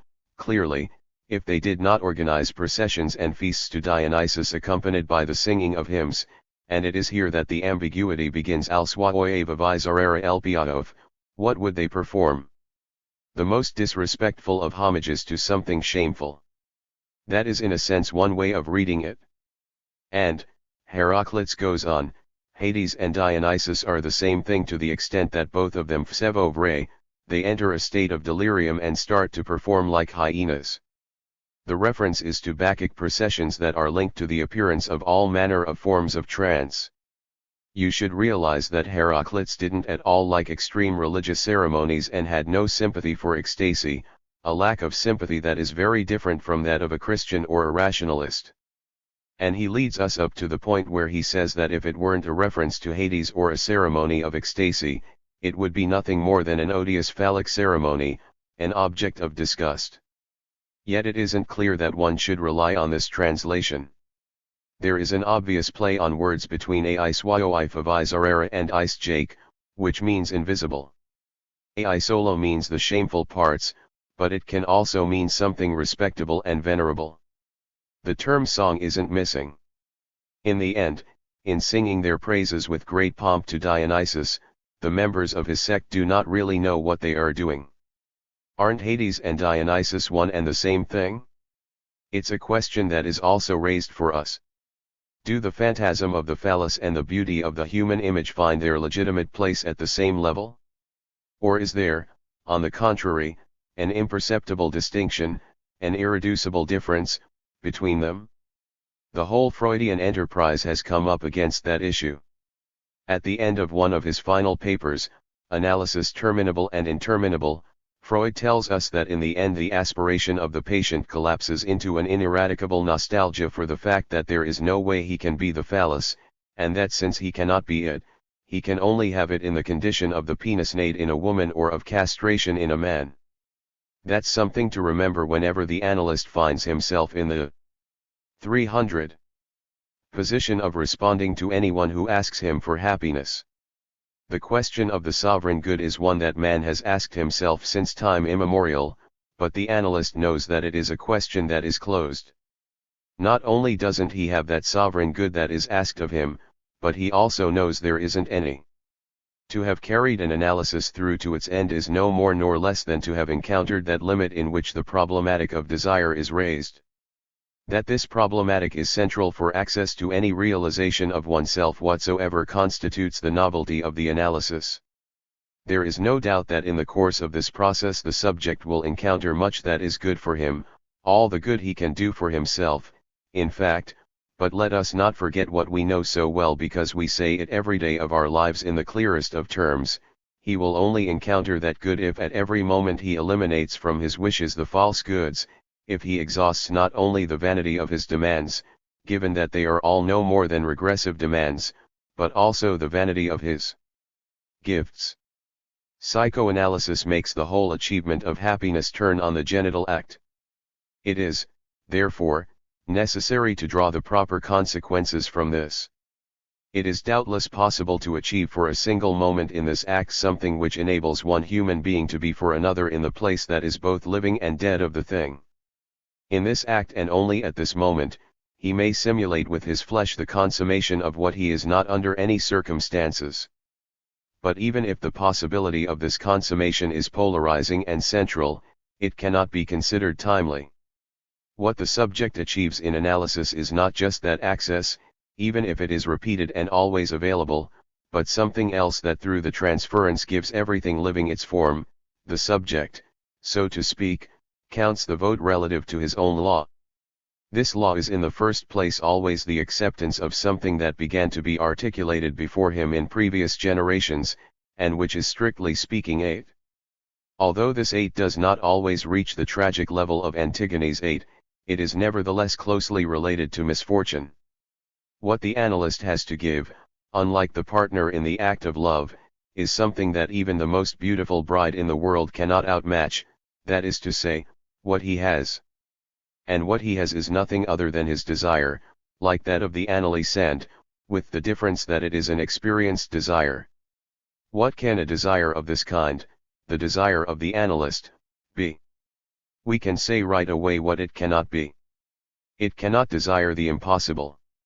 I will give you an example of that in a compact definition, which an author managed to come up with before he disappeared, of a function that seemed to him to be essential in the dual relationship with the analyst, a relationship that exists to the extent that we respond to the demand of happiness, but that 301 does not exhaust the analysis. This function, which is namely that of distance, is defined in the following terms: the gap between the way in which the subject expresses his instinctual drives to and the way in which he would be able to express them if the process of arranging and organizing them weren't available. In the light of my teaching, the truly aberrant and contradictory character of such a formulation is apparent. If the instinct is the effect of the mark of the signifier on needs, their transformation as an effect of the signifier into something fragmented and panic-stricken that we call the drive, what can such a definition of distance mean? In the same way, if the analyst's desire is an experienced desire, it is impossible for the analyst to agree to remain in the trap that is the desire to reduce such a distance to nothing. The function of the analyst would essentially be that of a joiner, unwrap ochre, as the same theoretician expresses it. The same phantasm is involved here, namely, that of the incorporation or ingestion of the phallic image to the extent that it is actualized in a relationship that is entirely governed by the imaginary. In that direction the subject can achieve nothing but some form of psychosis or perversion, however mild its character, for the term joiner that is placed by the author concerned at the center of the analytical dialectic does no more than reflect a desire of the analyst, whose nature the latter misperceives as a result of an inadequate theory of his position. It is the desire to draw closer to the point of being joined to the one who is in his charge. One can only say of such an aspiration that it is pathetic in its naivete. And one is only surprised that it could have been formulated other than as a deadened to be dismissed. That, then, is what I wanted to remind you of today, so as to indicate to you the direction taken by our research on the subject of the beautiful and, I would add, the sublime. We haven't yet extracted from the Kantian definitions of the sublime all the substance we might. The conjunction of this term with that of sublimation is probably not simply an accident nor simply homonymy. We will take up the question of this satisfaction next time for our profit. The promise of analysis grants no other. June 22, 1960. XXIII. The Bourgeois Dream. Oedipus, Lear, and the Service of Goods. The Incorporation of the Superego. The Three Fathers. Unreconciled Oedipus. At the point where I am about to bring to an end the risky topic that I chose to explore with you this year, I believe I cannot do enough to articulate the limit of the progress I wanted you to make. I will spend next year outlining the ends and the means of analysis in relation to each other. Though that's not necessarily the title I will give the seminar. It seems to me to be indispensable that we stop for a moment to consider something that remains obscure in what might be called the moral goals of psychoanalysis. 1. To promote in the practice of analysis a form of psychological normalization implies what might be called rationalizing moralization. Furthermore, to aim for the fulfillment of what is known as the genital stage, that is, a maturation of the drive and object, which would set the standard for a right relationship to reality, definitely embodies a certain moral implication. Should the theoretical and practical purpose of our action be limited to the ideal of psychological harmonization? In the hope of allowing our patients to achieve the possibility of an untroubled happiness, should we assume that the reduction of the antimony that Freud himself so powerfully articulated may be complete? I am referring to what he expresses in Civilization and its Discontents when he affirms that the form in which the moral agency is concretely inscribed in man, and that is nothing less than rational according to him. The form he called the superego operates according to an economy such that the more one sacrifices to it, the more it demands. Are we entitled to forget that threat, that cleavage in the moral being of man, in the doctrine and practice of psychoanalysis? In truth, that is what happens. We are only too inclined to forget it, both in the promises that we believe we can make, and in those that we believe we can make to ourselves. 302. 303. In the matter of a given outcome of our therapy. It's serious, and it's even more serious when we are in a position to give to an analysis its full significance. I mean when we are faced by the conceivable end of an analysis in its training function in the fullest sense of the term. If we are to consider an analysis completed for someone who is subsequently to find himself in a responsible position relative to an analysis, in the sense that he becomes an analyst himself, should it ideally or by right end with the position of comfort that I categorized just now as a moralizing rationalization of the kind in which it often tends to express itself? When in conformity with Freudian experience one has articulated the dialectic of demand, need and desire, is it fitting to reduce the success of an analysis to a situation of individual comfort linked to that well-founded and legitimate function we might call the service of goods? Private goods, family goods, domestic goods, other goods that solicit us, the goods of our trade or our profession, the goods of the city, etc. Can we, in fact, close off that city so easily nowadays? It doesn't matter. However we regulate the situation of those who have recourse to us in our society, it is only too obvious that their aspiration to happiness will always imply a place where miracles happen, a promise, a mirage of original genius or an opening up of freedom, or if we caricature it, the possession of all women for a man and of an ideal man for a woman. To make oneself the guarantor of the possibility that a subject will in some way be able to find happiness even in analysis is a form of fraud. There's absolutely no reason why we should make ourselves the guarantors of the bourgeois dream. A little more rigor and firmness are required in our confrontation with the human condition. That is why I reminded you last time that the service of goods or the shift of the demand for happiness onto the political stage has its consequences.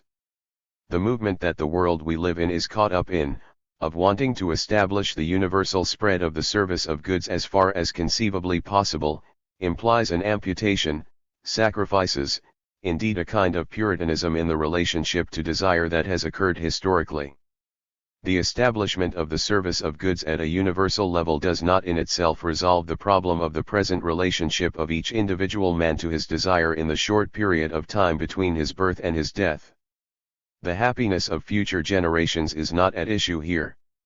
As I believe I have shown here in the sphere I have outlined for you this year, the function of desire must remain in a fundamental relationship to death. The question I ask is this: shouldn't the true termination of an analysis, and by that I mean the kind that prepares you to become an analyst, in the end confront the one who undergoes it with the reality of the human condition? It is precisely this, that in connection with anguish, Freud designated as the level at which its signal is produced, namely, Hilflosigkeit or 304. Distress, the state in which man is in that relationship to himself which is his own death, in the sense I have taught you to isolate it this year, and can expect help from no one. At the end of a training analysis the subject should reach and should know the domain and the level of the experience of absolute disarray. It is a level at which anguish is already a protection, not so much abwarten as erwarten. Anguish develops by letting a danger appear, whereas there is no danger at the level of the final experience of Hilflosigkeit. I have already told you how the limit of this region is expressed for man. It touches the end of what he is and what he is not. That is why the myth of Oedipus acquires its full significance here. 2. Today I will once again bring you back to the passage through that intermediary region, and I remind you that in the Oedipus story one must not overlook the time that passes between the moment when Oedipus is blinded and the moment when he dies. And it is, moreover, a special, unique death that, as I have already said, constitutes a genuine enigma in Sophocles. One shouldn't forget that in a sense Oedipus did not suffer from the Oedipus complex, and he punished himself for a sin he did not commit.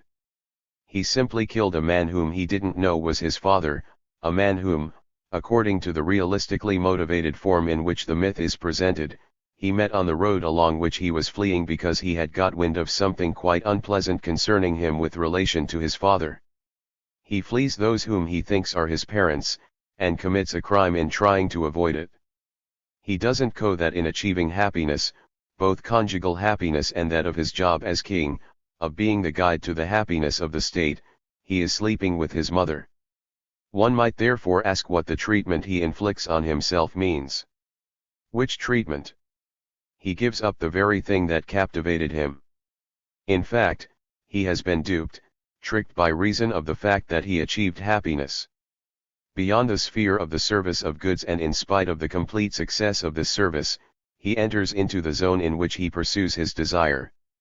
Note carefully the dispositions he makes. At the moment of death, he remains unmoved. The irony of the French expression for hale and hearty, bon pied bon heureux, one should not mean too much in his case, since the man whose feet are swollen has also lost the sight of his eyes. But that doesn't prevent him from demanding everything or, in other words, all the honors due his rank.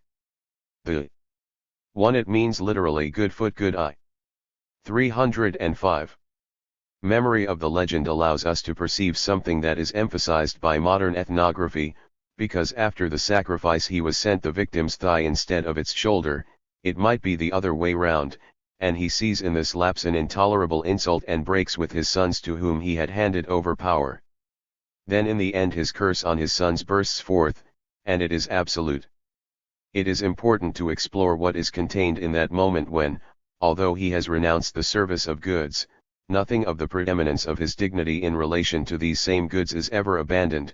It is the same moment when in his tragic liberty he has to deal with the consequence of that desire that led him to go beyond the limit, namely, the desire to know. He has learned and still wants to learn something more. In order to make myself understood, I should perhaps evoke another tragic figure, one who is no doubt closer to us, King Lear. I cannot give a detailed analysis of the significance of the play here. I just wanted to make you understand what Oedipus's crossing over means on the basis of King Lear, where we find that crossing over in a derisory form. King Lear, too, gives up the service of goods, gives up his royal duties. The old fool believes he is lovable and, therefore, hands over the service of goods to his daughters. But you must not assume that he gives up anything. It's supposed to be the beginning of freedom, a life of festivities with his 50 knights, lots of fun, during which time he stays in turn with each of those two shrews whom he thought he could entrust with the duties of power. In the meantime, there he is with no other warrant than that of loyalty, of an agreement founded on honor, since he conceded the power he had of his own free will. Shakespeare's formidable irony mobilizes a whole swarm of destinies that devour each other, for it isn't just Lear but all the good people in the play whom we see condemned to suffering without remission for having trusted to simple loyalty and to agreements founded on honor. I don't have to emphasize the fact, just read the play again. Lear as well as Oedipus shows us that he who enters that space, whether it be by the derisory path of Lear or the tragic one of Oedipus, finds himself alone and betrayed. Oedipus's last word is, as you know, that phrase /lit, vi which I have repeated here any number of times, since it embodies a whole exegesis on negation. I indicated to you how the French language raises it in that little pleonastic any which no one knows what to do with, since it dangles there in an expression such as je crains chu ilnevn, I'm afraid he is coming, which would be just as pleased if it weren't there like a particle oscillating between a coming and fear of it. 2. It has no raison d'être except for that. 2. See note 2 on p. 64 on the pleonastic any. 306. Of the subject itself. In French it is the remains of that which means for, in Greek, a word that does not signify a negation. I could show it to you in any text. Other texts give expression to it, such as Antigone, for example, in the passage where the guard, in speaking about the person whom he does not yet know to be Antigone, says, he left without leaving a trace. And the guard adds in the lesson chosen by the editor, "Exivi/lit/avovku." In principle that means he avoided its being known that it was him, to fur, slodevm, as a variant suggests. But if one took the first version with its two negations literally, one would have to say he avoided its not being known that it was him. The fxrj is there to indicate the spaltung between the enunciation and the enunciated that I have already explained. Mr. Pivak means rather not to be. That's the choice with which a human existence such as Oedipus's has to end. It ends so perfectly that he doesn't die like everybody else, that is to say accidentally, he dies from a true death in which he erases his own being. The malediction is freely accepted on the basis of the true subsistence of a human being, the subsistence of the subtraction of himself from the order of the world. It's a beautiful attitude, and as the madrigal says, it's twice as beautiful on account of its beauty. Oedipus shows us where the inner limit zone in the relationship to desire ends. In every human experience that zone is always relegated to a point beyond death, since the ordinary human being conducts himself in the light of what needs to be done so as not to risk the other death, the death that simply involves kicking the bucket. Primum vivere, questions relating to being are always postponed to later, which does not, of course, mean that they aren't there on the horizon. Here then are the topological notions without which it is our experience that it is impossible to find one's way or to say anything that is not simply confusing and a going round in circles, and that's true of even the most eminent of authors. Take, for example, the article by Jones that is remarkable in all kinds of ways, hatred, culpability, and fear, in which he shows the circularity of these terms, though it's not an absolute one. I beg you to study it pen in hand, for we will be dealing with it next year. You will see how many things would be illuminated if the principles we are articulating were applied. Let us take up those principles again in connection with the common man who concerns us here, let us try to see what they imply. Jones, for example, has perhaps expressed better than others the moral alibi that he called moralisches Entgegenkommen, that is, a kind of consent to the moral demand. In effect, he shows that very often there is nothing more in the duties man imposes on himself than the fear of the risks involved in failing to impose. 307. Those duties. One should call things by their name, and it's not because one hangs up a triple analytical veil that it doesn't mean what it says. Psychoanalysis teaches that in the end it is easier to accept interdiction than to run the risk of castration. Let's try to practice a little brainwashing on ourselves. Before going into the question further, which is often a way of avoiding it, what does it mean to say, as Freud does, that the superego appears at the moment of the decline of the Oedipus complex? Of course, we have in the meantime made a little progress by demonstrating that one was born before, in reaction to sadistic drives, according to Melanie Klein, although no one has been able to prove that the same superego is involved. But let's limit ourselves to the Oedipal superego. The fact that it is born at the moment of the decline of the Oedipus complex means that the subject incorporates its authority into himself. That ought to put you on the right track.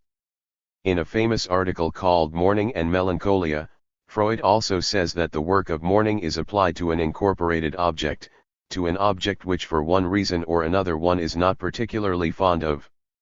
As far as the loved object that we make such a fuss about in our mourning is concerned, we do not, in fact, simply sing its praises, if only because of the lousy trick it played on us by leaving us. Thus, if we are sufficiently cruel to ourselves to incorporate the Father, it is perhaps because we have a lot to reproach this Father with. It is here that the distinctions I presented to you last year may prove useful. Castration, frustration, and privation are not the same thing. If frustration properly belongs to the symbolic mother, he who is responsible for castration, according to Freud, is the real father, and as far as privation is concerned, it's the imaginary father. Let us try to understand the function of each of these elements at the moment of decline of the Oedipus complex and of the formation of the superego. Perhaps that will shed a little light, and we won't have the impression of reading two different lines at the same time when we take account of the castrating father, on the one hand, and the father as origin of the superego, on the other.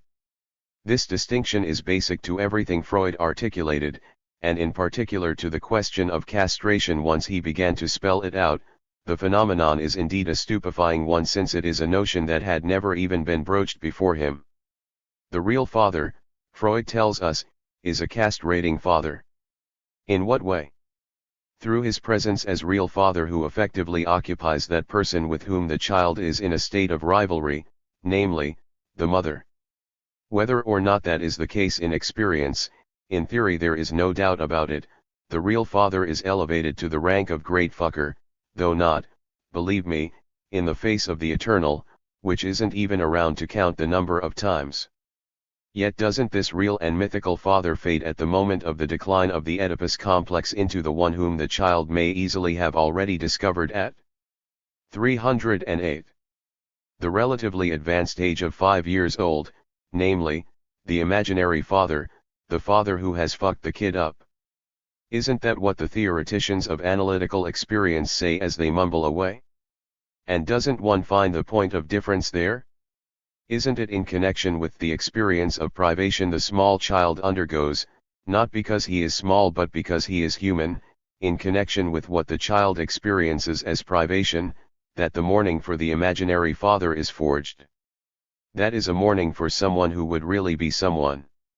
The perpetual reproach that is born at that moment, in a way that is more or less definitive and well-formed depending on the individual case, remains fundamental in the structure of the subject. It is this imaginary father and not the real one which is the basis of the providential image of God. And the function of the superego in the end, from its final point of view, is hatred for God, the reproach that God has handled things so badly. I believe that that is the true structure of the articulation of the Oedipus complex. If you break it down in that way, you will find that the detours, hesitations, and gropings of different authors in their attempts to explain various difficulties and details will be much clearer. In particular, you will also be able to see, in a way that is otherwise impossible, what Jones really means when he speaks of the relationship between hate, fear, and guilt in connection with the genesis of the superego. 3. To pick up the thread, let us say, would to God that the drama took place at the bloody level of castration and that the poor little man flooded the whole world with his blood like Cronus Uranus. Everyone knows that castration is there on the horizon and that it never, of course, occurs. What does happen relates to the fact that the little man is rather a paltry support for that organ, for that signifier, and that he seems rather to be deprived of it. And here one can see that his fate is common to that of the little girl, who also can be explained much more clearly from this angle of vision. What is in question is the moment when the subject quite simply perceives that his father is an idiot or a thief, as the case may be, or quite simply a weakling or, routinely, an old fogey, as in Freud's case. He was, if you like, an agreeable and kind old fogey, but he must, like all fathers, have communicated in spite of himself the series of shocks we call the contradictions of capitalism. He left Freiburg where there was nothing to do anymore in order to move to Vienna, and it is the kind of thing that doesn't go unnoticed in the mind of a child, even if he is only 3 years old. And it was because Freud loved his father that he felt obliged to restore his stature to the point. 309. Of attributing to him the gigantic proportions of the father of the primitive horde. But that's not what resolves the fundamental questions, that's not the essential question, as the story of Oedipus tells us. If Oedipus is a whole man, if Oedipus doesn't have an Oedipus complex, it is because in his case there is no father at all. The person who served as father was his adoptive father. And, my good friends, that's the case with all of us, because as the Latin has it, pater is est quern justi nuptia demonstrant, that is to say, the father is he who acknowledges us.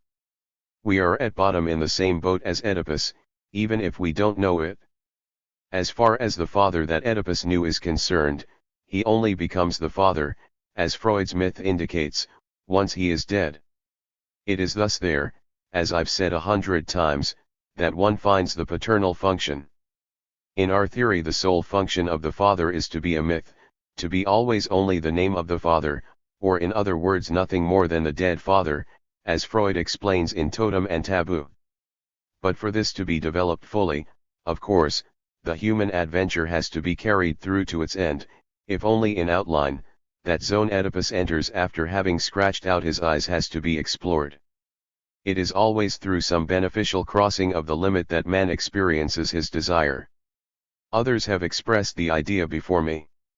The whole meaning Jones discovers in connection with aphonesis is related to this.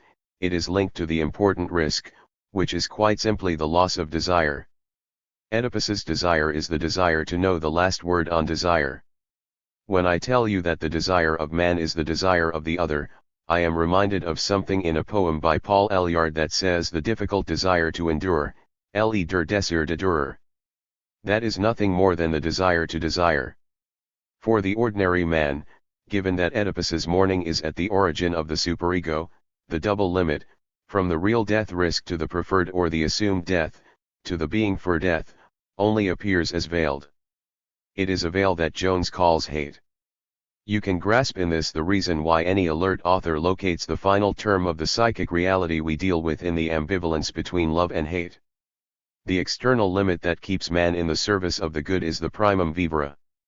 It is fear, we are told, but you can see how superficial its influence is. Between the two for the ordinary man lies the exercise of his guilt, which is a reflection of his hatred for the Creator, whoever he may be, for man is creationist, who made him such a weak and inadequate creature. All this nonsense is meaningless for the hero, for the one who has entered that zone, for Oedipus who goes as far as the FJL 7th VI of true being for death, goes as far as a malediction he acquiesces in or an engagement with. 310. Annihilation that is taken to be the realization of his wish. There is nothing else here except the true and indivisible disappearance that is his. Entry into that zone for him is constituted of a renunciation of goods and of power that is supposed to be a punishment, but is not, in fact, one. If he tears himself free from the world through the act of blinding himself, it is because only he who escapes from appearances can achieve truth. This was known in antiquity. The great Homer was blind and so was Tiresias. For Oedipus the absolute reign of his desire is played out between the two, something that is sufficiently brought out by the fact that he is shown to be unyielding right to the end, demanding everything, giving up nothing, absolutely unreconciled. I showed you the reverse and derisory side of this topology, which is the topology of tragedy, in connection with poor Lear, who doesn't understand a thing and who makes the ocean and the earth echo because he tried to enter the same region in a salutary way with everyone agreeing. He appears in the end as still not having understood a thing and holding dead in his arms the object of his love, who is, of course, misrecognized by him. Thus defined, that region enables us to posit the limits that illuminate a certain number of problems that are raised by our theory and our experience. We have never stopped repeating that the interiorization of the law has nothing to do with the law. Although we still need to know why. It is possible that the superego serves as a support for the moral conscience, but everyone knows that it has nothing to do with the moral conscience as far as its most obligatory demands are concerned. What the superego demands has nothing to do with that which we would be right in making the universal rule of our actions, such as the ABC of psychoanalytic truth. But it is not enough to affirm the fact, it must be justified. I believe that the schema I have proposed to you is capable of doing that, and that if you stick with it you will find a way of not getting lost in that labyrinth. Next time, I will start out on the path that all this has been leading to, a more precise grasp of catharsis and of the consequences of man's relationship to desire. June 29, 1960. XXIV or have you acted in conformity with your desire? The comic dimension. The fable of the cash register. Desire and guilt. Giving ground relative to one's desire. Religion, science, and desire. We come now to our final talk. By way of conclusion I propose to make a certain number of comments, some of which are conclusive and others experiential or suggestive. You will not be surprised, for we haven't brought our discussion to a close, and it's not easy to find a medium when one has to conclude on a subject that is by its very nature eccentric. Let's say that today I am proposing a mixed grill 1. Since one should always start up again with a definition, let's say that an ethics essentially consists in a judgment of our action, with the proviso that it is only significant if the action implied by it also contains within it, or is supposed to contain, a judgment, even if it is only implicit. The presence of judgment on both sides is essential to the structure. If there is an ethics of psychoanalysis, the question is an open one. It is to the extent that analysis in some way or other, no matter how minimally, offers something that is presented as a measure of our action, or it at least claims to. At first sight the idea may occur to someone that it offers a return to our instincts as the measure of our action. Such seems to belong to a time long past, but there are perhaps those here and there whom that prospect frightens. I have even had someone raising objections of that kind to me in a 1 in English in the original. 311. 312. Philosophical Society, objections that I thought had disappeared over 40 years ago. But it is true to say that by now everyone has been sufficiently reassured on that topic. Nobody seems to fear a moral cleansing of that kind as the result of an analysis. I have often shown you that in, so to speak, constructing the instincts, in making them the natural law of the realization of harmony, psychoanalysis takes on the guise of a rather disturbing alibi, of a moralizing hustle or a bluff, whose dangers cannot be exaggerated. That's a commonplace as far as you are concerned, and I won't pursue it. To limit ourselves to something that can be said right off, that everyone has known for a long time now, and that is one of the most modest features of our practice, let us say that analysis progresses by means of a return to the meaning of an action. That alone justifies the fact that we are interested in the moral dimension. Freud's hypothesis relative to the unconscious presupposes that, whether it be healthy or sick, normal or morbid, human action has a hidden meaning that one can have access to. In such a context the notion of a catharsis that is a purification, a decantation, or isolation of levels, is immediately conceivable.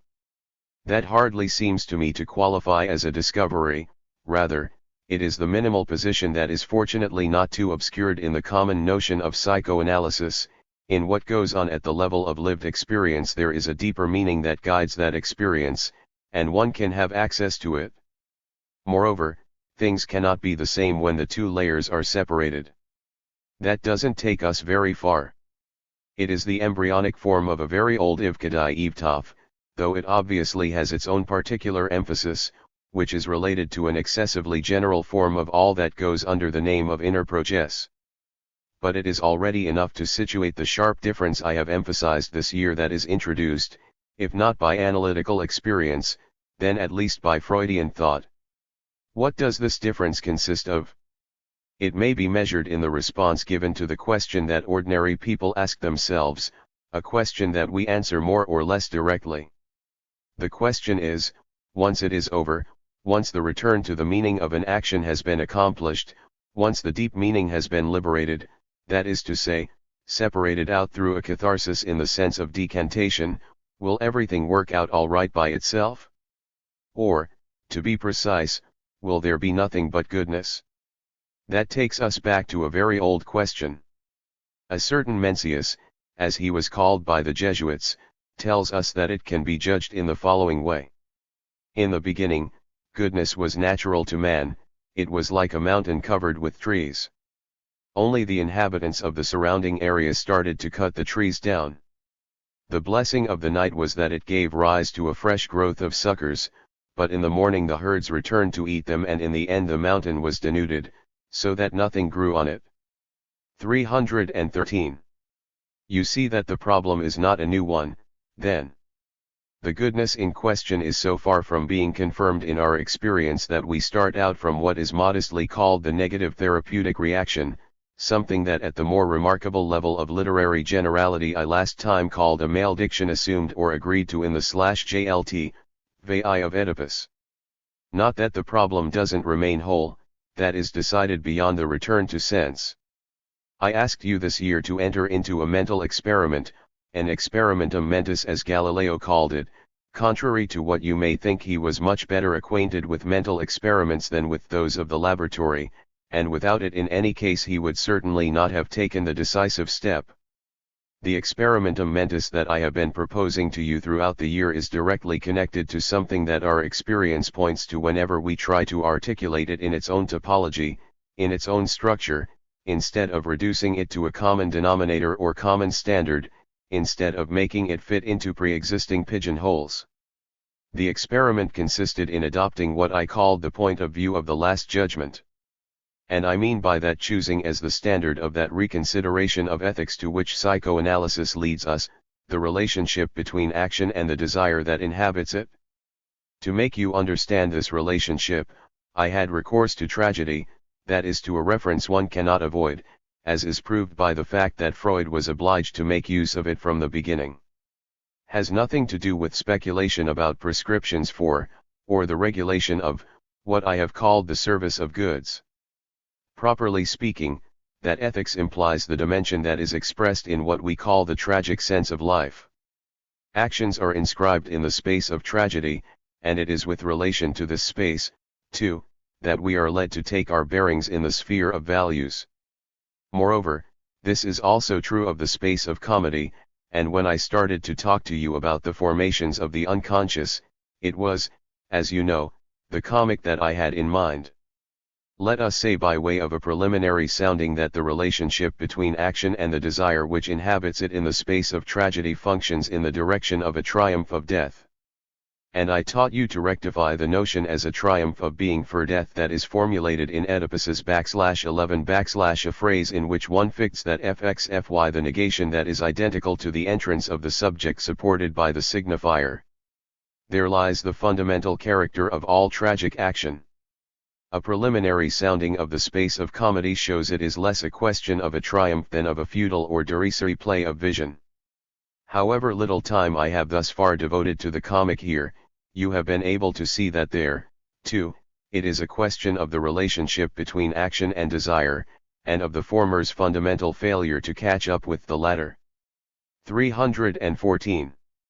The sphere of comedy is created by the presence at its center of a hidden signifier, but that in the old comedy is there in person, namely, the phallus. Who cares if it is subsequently whisked away? One must simply remember that the element in comedy that satisfies us, the element that makes us laugh, that makes us appreciate it in its full human dimension, not excluding the unconscious, is not so much the triumph of life as its flight, the fact that life slips away, runs off, escapes all those barriers that oppose it, including precisely those that are the most essential, those that are constituted by the agency of the signifier. The phallus is nothing more than a signifier, the signifier of this flight. Life goes by, life triumphs, whatever happens. If the comic hero trips up and lands in the soup, the little fellow nevertheless survives. The pathetic side of this dimension is, you see, exactly the opposite, the counterpart of tragedy. They are not incompatible, since tragicomedy exists. That is where the experience of human action resides. And it is because we know better than those who went before how to recognize the nature of desire, which is at the heart of this experience, that a reconsideration of ethics is possible, that a form of ethical judgment is possible, of a kind that gives this question the force of a last judgment: have you acted in conformity with the desire that is in you? This is not an easy question to sustain. I, in fact, claim that it has never been posed with that purity elsewhere, and that it can only be posed in the analytical context. Opposed to this pole of desire is traditional ethics, not completely, of course, for nothing is new, or everything is new, in human thought.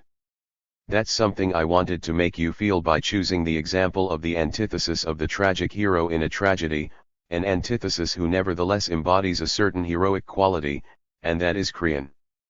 With reference to this example, I spoke to you of the service of goods that is the position of traditional ethics. The cleaning up of desire, modesty, temperateness, that is to say, the middle path we see articulated so remarkably in Aristotle, we need to know what it takes the measure of and whether its measure is founded on something. An attentive examination shows that its measure is always marked with a deep ambiguity. In the end, the order of things on which it claims to be founded is the order of power, of a human, far too human, power.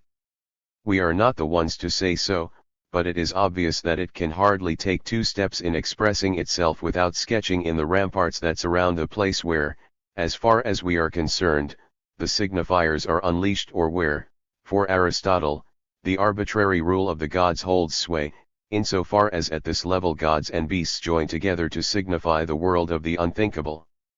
The gods. We don't mean by that the prime mover, but mythological gods.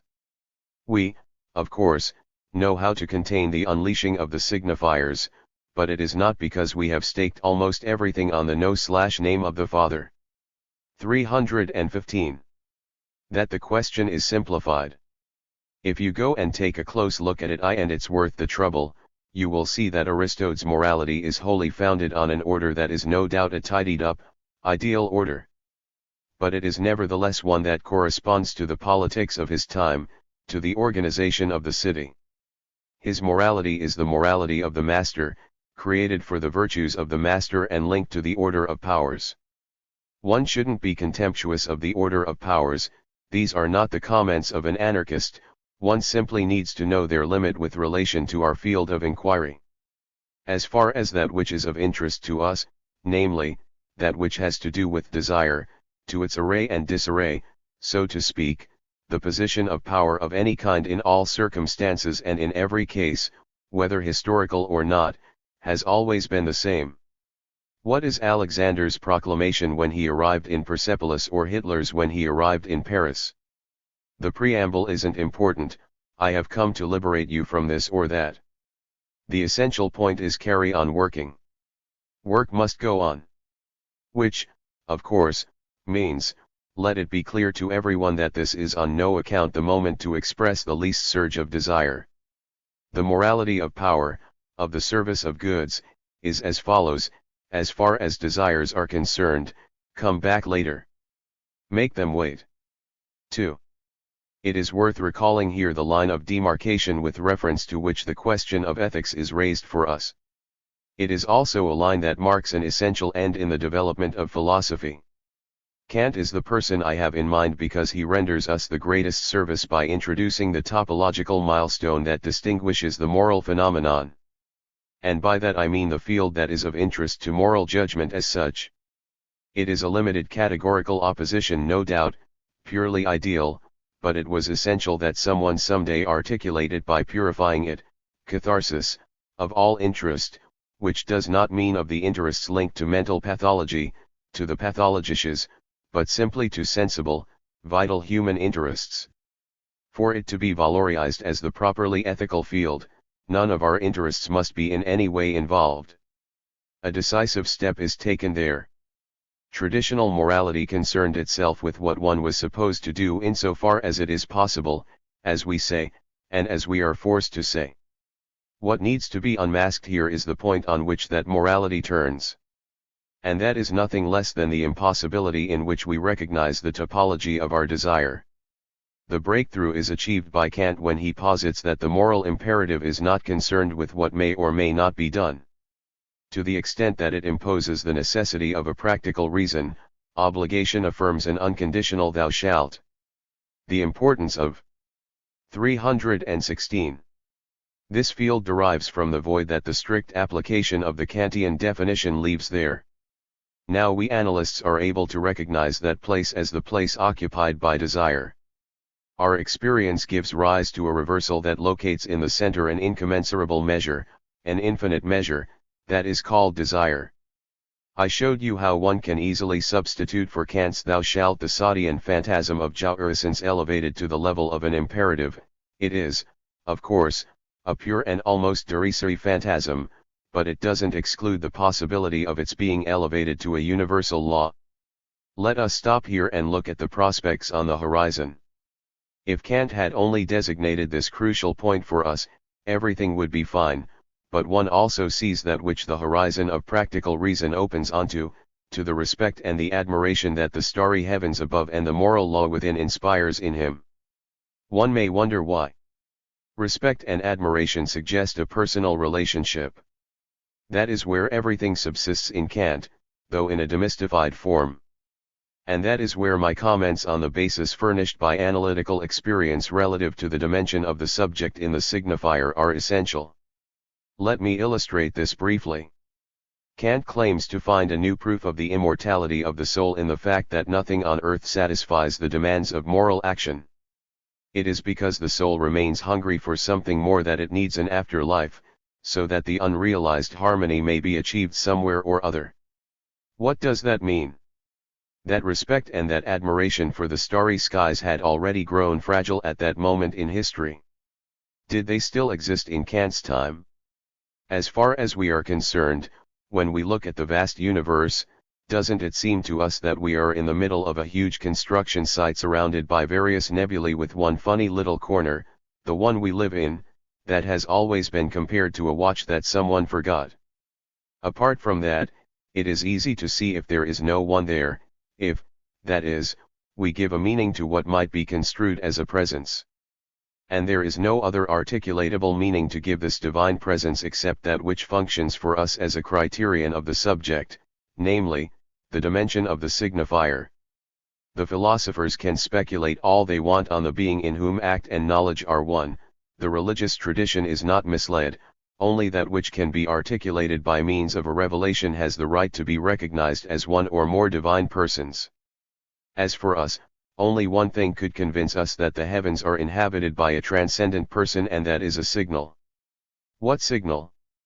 Not the one that defines the theory of communication, which spends its time telling us that one can interpret the warning rays that traverse space in terms of signs.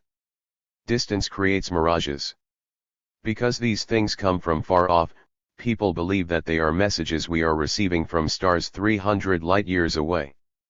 But they are no more messages than when we look. 317. In a bottle.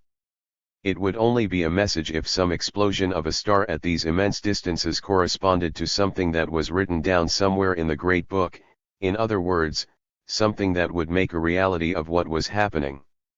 Some of you recently saw a film that didn't exactly excite me, but since then I have revised my impression, for there are some interesting details.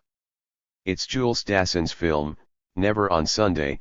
The character, who is presented to us as marvelously at one with the immediacy of his supposedly primitive feelings, in a small bar in Piraeus, starts to beat up those who are sitting around because they haven't been speaking properly, that is to say in conformity with moral norms. On other occasions, in order to express his immense excitement and his happiness, he picks up a glass and shatters it on the ground.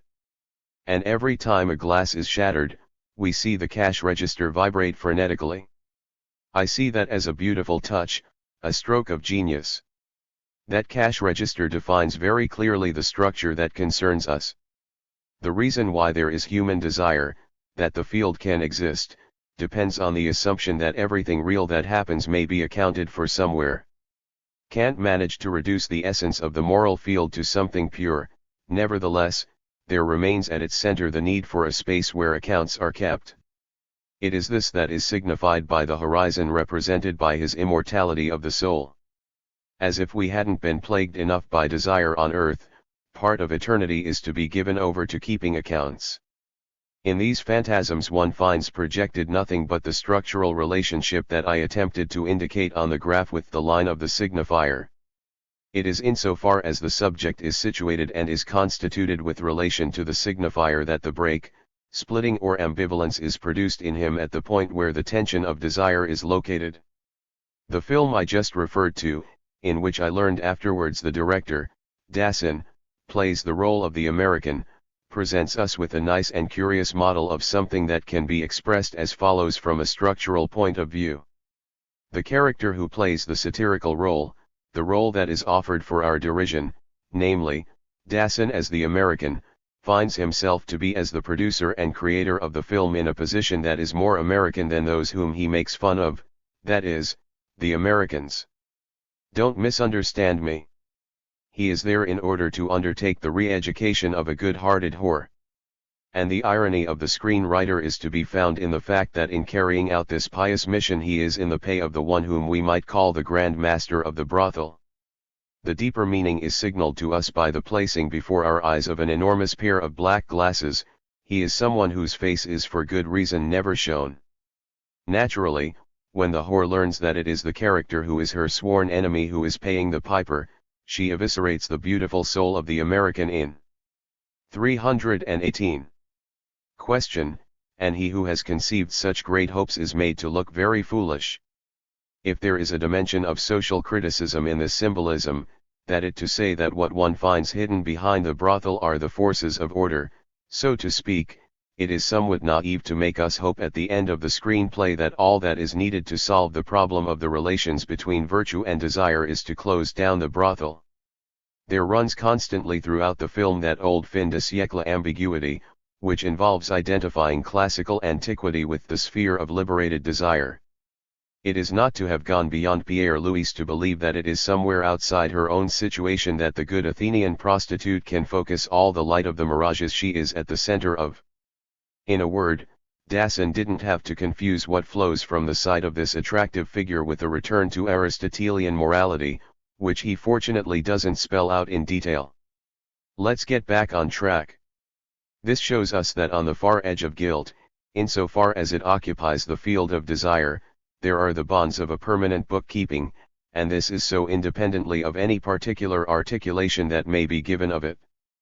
Part of the world has resolutely turned in the direction of the service of goods, thereby rejecting everything that has to do with the relationship of man to desire. It is what is known as the post-revolutionary perspective. The only thing to be said is that people don't seem to have realized that, by formulating things in this way, one is simply perpetuating the eternal tradition of power, namely, let's keep on working, and as far as desire is concerned, come back later. But what does it matter? In this tradition the communist future is only different from Creon's, from that of the city, in assuming, and it's not negligible, that the sphere of goods to which we must all devote ourselves may at some point embrace the whole universe. In other words, this operation is only justified insofar as the universal state is on the horizon. Yet nothing indicates that even at that limit the problem will disappear, since it will persist in the consciousness of those who live with that view of things. Either they imply that the properly statist values of the state will disappear, that is organization and policing, or they introduce a term such as the universal concrete state, which means no more than supposing things will change on a molecular level, at the level of the relationship that constitutes the position of man in the face of various goods, to the extent that up till now his desire was not there. Whatever happens to that point of view, nothing is structurally changed. The sign of this is, first, that, although the divine presence of an orthodox kind is absent, the keeping of accounts certainly is not, and, second, that for the inexhaustible dimension that necessitates the immortality of the soul for Kant, there is substituted the notion of objective guilt, which is precisely 319. Articulated as such. From a structural point of view in any case, nothing is resolved.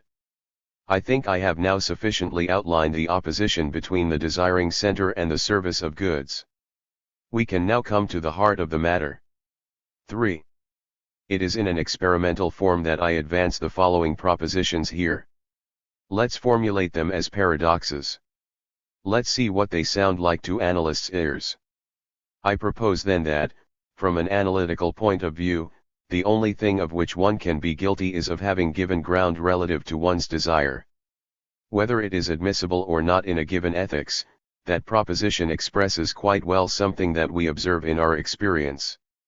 In the last analysis, what a subject really feels guilty about when he manifests guilt at bottom always has to do with, whether or not it is admissible for a director of conscience, the extent to which he has given ground relative to his desire. Let's take this further. He has often given ground relative to his desire for a good motive or even for the best of motives. And this shouldn't astonish us. For guilt has existed for a very long time, and it was noticed long ago that the question of a good motive, of a good intention, although it constitutes certain zones of historical experience and was at the forefront of discussions of moral theology in, say, the time of Abelard, hasn't enlightened people very much. The question that keeps reappearing in the distance is always the same. And that is why Christians in their most routine observances are never at peace. For if one has to do things for the good, in practice one is always faced with the question, for the good of whom? From that point on, things are no longer obvious. Doing things in the name of the good, and even more in the name of the good of the other, is something that is far from protecting us not only from guilt but also from all kinds of inner catastrophes. To be precise, it doesn't protect us from neurosis and its consequences. If analysis has a meaning, desire is nothing other than that which supports an unconscious theme, the very articulation of that which roots us in a particular destiny, and that destiny demands insistently that the debt be paid, and desire keeps coming back, keeps returning, and situates us once again in a given track, the track of something that is specifically our business. Last time I opposed the hero to the ordinary man, and someone was upset by that. I do not distinguish between them as if they were two different human species. In each of us the path of the hero is traced, and it is precisely as an ordinary man that one follows it to the end. The fields that I sketched out last time, the inner circle to which I gave 320. The name being for death, in the midst of desires, renouncing entry into the external circle, are not in opposition to the triple field of hatred, guilt, and fear as the ordinary man is in opposition to the hero. That's not the point at all. That general form is definitely traced by the structure in and for the ordinary man. And it is precisely to the extent that the hero guides himself correctly there that he experiences all the passions in which the ordinary man is entangled, except that in his case they are pure and he succeeds in supporting himself there fully. Someone among you has baptized the topology that I have sketched out for you this year with the apt and somewhat humorous phrase, the zone between two deaths. Your vacation will give you the time to consider whether its rigor seems to you to be especially effective. I ask you to think it over. In Sophocles you will encounter again the dance between Creon and Antigone. It is obvious that to the extent that his presence in the zone indicates that something is defined and liberated, the hero bears his partner into that zone along with him. At the end of Antigone, Creon henceforth speaks loudly and clearly of himself as someone who is dead among the living, and this is because he has literally lost all other goods as a result of the affair. As a consequence of the tragic act, the hero frees his adversary too. There is no reason to limit the exploration of this field simply to Antigone. Take the example of Philoctetes, where you will learn other aspects of the question, that is to say, that a hero doesn't have to be heroic to be a hero. Philoctetes isn't much of a man. He went off all excited and full of enthusiasm to die for his country on the shores of Troy, and he wasn't even wanted for that. He was dumped on an island because he smelled so bad. He spent 10 years there consumed with hatred. The first fellow who comes looking for him, a nice young man called Neoptolemus, cons him like a baby, and in the end he nevertheless goes off to the shores of Troy because Hercules appears as a deus ex machina to offer a solution to all his sufferings. This deus ex machina isn't nothing, but everybody has known for a long time that he simply serves as a frame and limit to tragedy, that we don't have to take any more account of it than we do of the supports that define the area of the stage. What makes Philoctetes a hero? Nothing more than the fact that he remains fiercely committed to his hate right to the end, when the deus ex machina appears like the curtain falling. This reveals to us not only that he has been betrayed and he is aware that he has been betrayed, but also that he has been betrayed with impunity. This is emphasized in the play by the fact that Neoptolemus, who is full of remorse because he betrayed the hero and thereby demonstrates his noble soul, comes to make proper amends and gives him back the bow that plays such an essential role in the tragic space of the play. 321.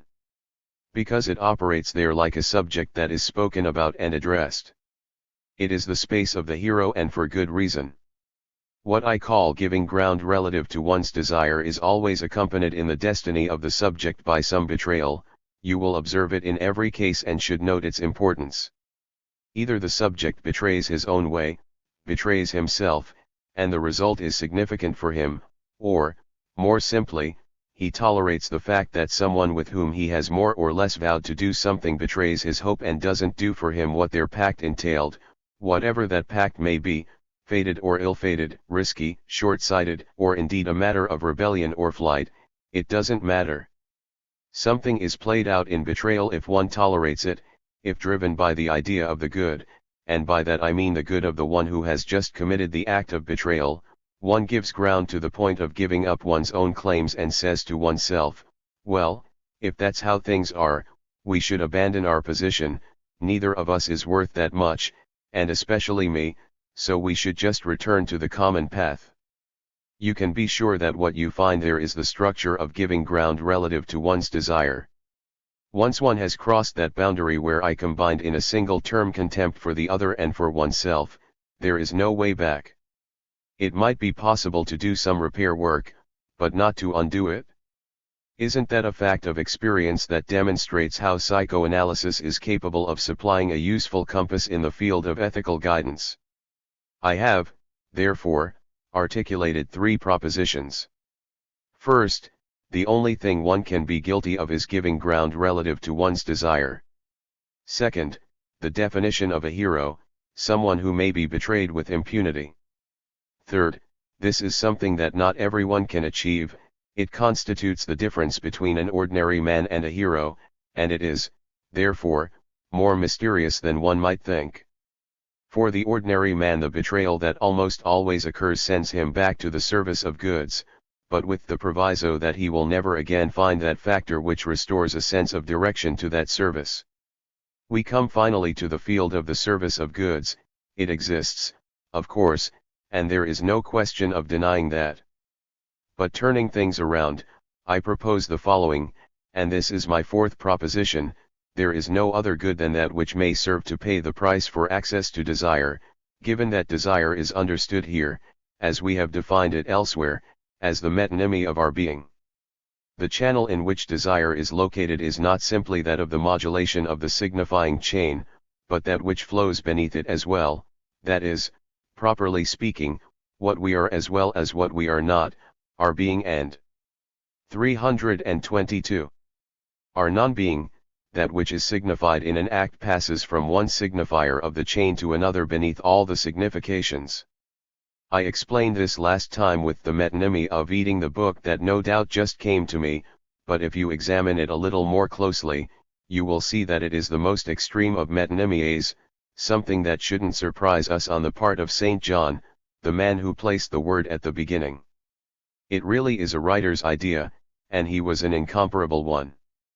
But eating the book is, after all, something that confronts what Freud imprudently told us is not susceptible to substitution and displacement, namely, hunger, with something that isn't really made to be eaten, a book. In eating the book we come into contact with what Freud means when he speaks of sublimation as a change of aim and not of object. That's not immediately clear. The hunger in question, sublimated hunger, falls in the space between the two, because it isn't the book that fills our stomach. When I ate the book, I didn't thereby become book any more than the book became flesh. The book became me, so to speak. But in order for this operation to take place, and it takes place every day, I definitely have to pay a price. Freud weighs this difference in a corner of civilization and its discontents. Sublimate as much as you like, you have to pay for it with something. And this something is called jouissance. I have to pay for that mystical operation with a pound of flesh. That's the object, the good, that one pays for the satisfaction of one's desire. And that's the point I wanted to lead you up to, so as to shed a little light on something that is essential and that isn't seen enough. It is, in effect, there that the religious operation lies, something that is always interesting for us to consider. That good which is sacrificed for desire, and you will note that that means the same thing as that desire which is lost for the good, that pound of flesh is precisely the thing that religion undertakes to recuperate. That's the single trait which is common to all religions, it is coextensive with all religion, with the whole meaning of religion. I can't develop this further, but I will give you two applications that are as expressive as they are brief. In a religious service, the flesh that is offered to God on the altar, the animal sacrifice or whatever, is consumed by the people of the religious community and usually simply by the priest. They are the ones who stuff themselves with it. The form is an exemplary one, but it is just as true of the saint, whose goal is, in effect, access to sublime desire and not at all his own desire, for the saint lives and pays for others. The essential element in saintliness resides in the fact that the saint consumes the price paid in the form of suffering at two extreme points, the classic point of the worst ironies relative to religious mystification, such as the priest's little feast behind the altar, and the point of the last frontier of religious heroism as 323. Well, there, too, we find the same phenomenon of recuperation. It is in this respect that great religious work is distinguished from what goes on in an ethical form of catharsis, which may bring together things as apparently foreign to each other as psychoanalysis and the tragic spectacles of the Greeks. If we found our measure there, it is not without reason. Catharsis has the sense of purification of desire. Purification cannot be accomplished, as is clear if one simply reads Aristotle's sentence, unless one has at least established the crossing of its limits that we call fear and pity. It is because the tragic epos doesn't leave the spectator in ignorance as to where the pole of desire is and shows that the access to desire necessitates crossing not only all fear but all pity, because the voice of the hero trembles before nothing, and especially not before the good of the other, because all this is experienced in the temporal unfolding of the story, that the subject learns a little more about the deepest level of himself than he knew before. For anyone who goes to the Théâtre Français or the Theatre of Athens, it will last as long as it lasts.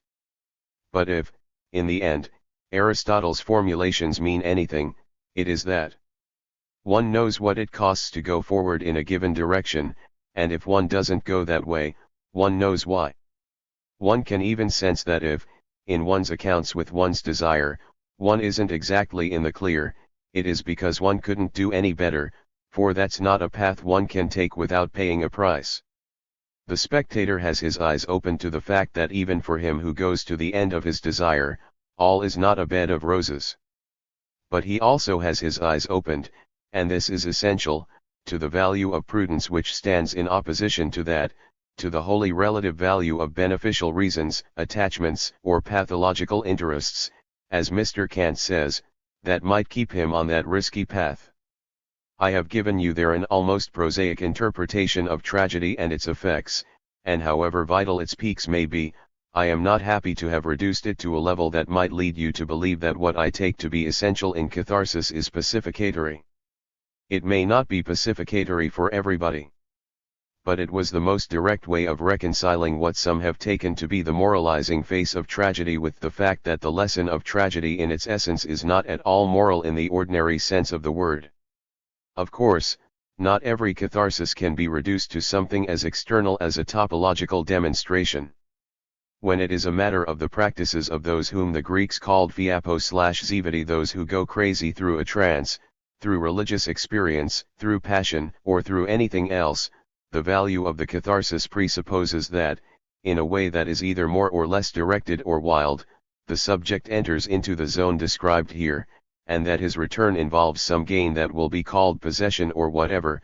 Plato doesn't hesitate to point this out in the cathartic procedures. There is a whole 324 range there, a spectrum of possibilities, that it would take a whole year to catalogue. The important thing is to know where all that is to be located in the field whose limits I have outlined for you this year. 4. And now a word in conclusion. The field that is ours by reason of the fact that we are exploring it is going to be in one way or another the object of a science. And, you are going to ask me, will this science of desire belong to the field of the human sciences? Before leaving you this year, I would like to make my position on the subject very clear. I do not think, given the way that field is being laid out, and I assure you it is being done carefully, that it will amount to anything else but a systematic and fundamental misunderstanding of everything that has to do with the whole affair that I have been discussing here. The fields of inquiry that are being outlined as necessarily belonging to the human sciences have in my eyes no other function than to form a branch of the service of goods, which is no doubt advantageous though of limited value. Those fields are in other words a branch of the service of those powers that are more than a little precarious. In any case, implied here is a no less systematic misunderstanding of all the violent phenomena that reveal that the path of the triumph of goods in our world is not likely to be a smooth one. In other words, in the phrase of one of the exceptional politicians who has functioned as a leader of France, Mazarin, politics is politics, but love always remains love. As for the kind of science that might be situated in that place I have designated the place of desire, what can it be? Well, you don't have to look very far. As far as science is concerned, the kind that is presently occupying the place of desire is quite simply what we commonly call science, the kind that you see cantering gaily along and accomplishing all kinds of so-called physical conquests. I think that throughout this historical period the desire of man, which has been felt, anesthetized, put to sleep by moralists, domesticated by educators, betrayed by the academies, has quite simply taken refuge or been repressed in that most subtle and blindest of passions, as the story of Oedipus shows, the passion for knowledge. That's the passion that is currently going great guns and is far from having said its last word. One of the most amusing features of the history of science is to be found in the propaganda scientists and alchemists have addressed to the powers that be at a time when they were beginning to run out of steam. It went as follows. Give us money. You don't realize that if you gave us a little money, we would 325. Be able to put all kinds of machines, gadgets, and contraptions at your service. How could the powers let themselves be taken in? The answer to the question is to be found in a certain breakdown of wisdom. It's a fact that they did let themselves be taken in, that science got its money, as a consequence of which we are left with this vengeance. It's a fascinating thing, but as far as those who are at the forefront of science are concerned, they are not without a keen consciousness of the fact that they have their backs against a wall of hate. They are themselves capsized by the turbulent swell of a heavy sense of guilt. But that isn't very important because it's not in truth an adventure that Mr. Oppenheimer's remorse can put an end to overnight. It is moreover there where the problem of desire will lie in the future. The universal order has to deal with the problem of what it should do with that science in which something is going on whose nature escapes it. Science, which occupies the place of desire, can only be a science of desire in the form of an enormous question mark, and this is doubtless not without a structural cause. In other words, science is animated by some mysterious desire, but it doesn't know, any more than anything in the unconscious itself, what that desire means. The future will reveal it to us, and perhaps among those who by the grace of God have most recently eaten the book, I mean those who have written with their labors, indeed with their blood, the book of Western science. It, too, is an edible book. I spoke about Mencius earlier. After having made the statements that you would be wrong to consider optimistic about the goodness of man, he explains very well that what we are most ignorant about is the laws that come to us from heaven, the same laws as Antigone's. His proof is absolutely rigorous, but it is too late for me to repeat it here. The laws of heaven in question are the laws of desire. Of him who ate the book and the mystery within it, one can, in effect, ask the question, is he good, is he bad? That question now seems unimportant. The important thing is not knowing whether man is good or bad in the beginning, the important thing is what will transpire once the book has been eaten. July 6, 1960.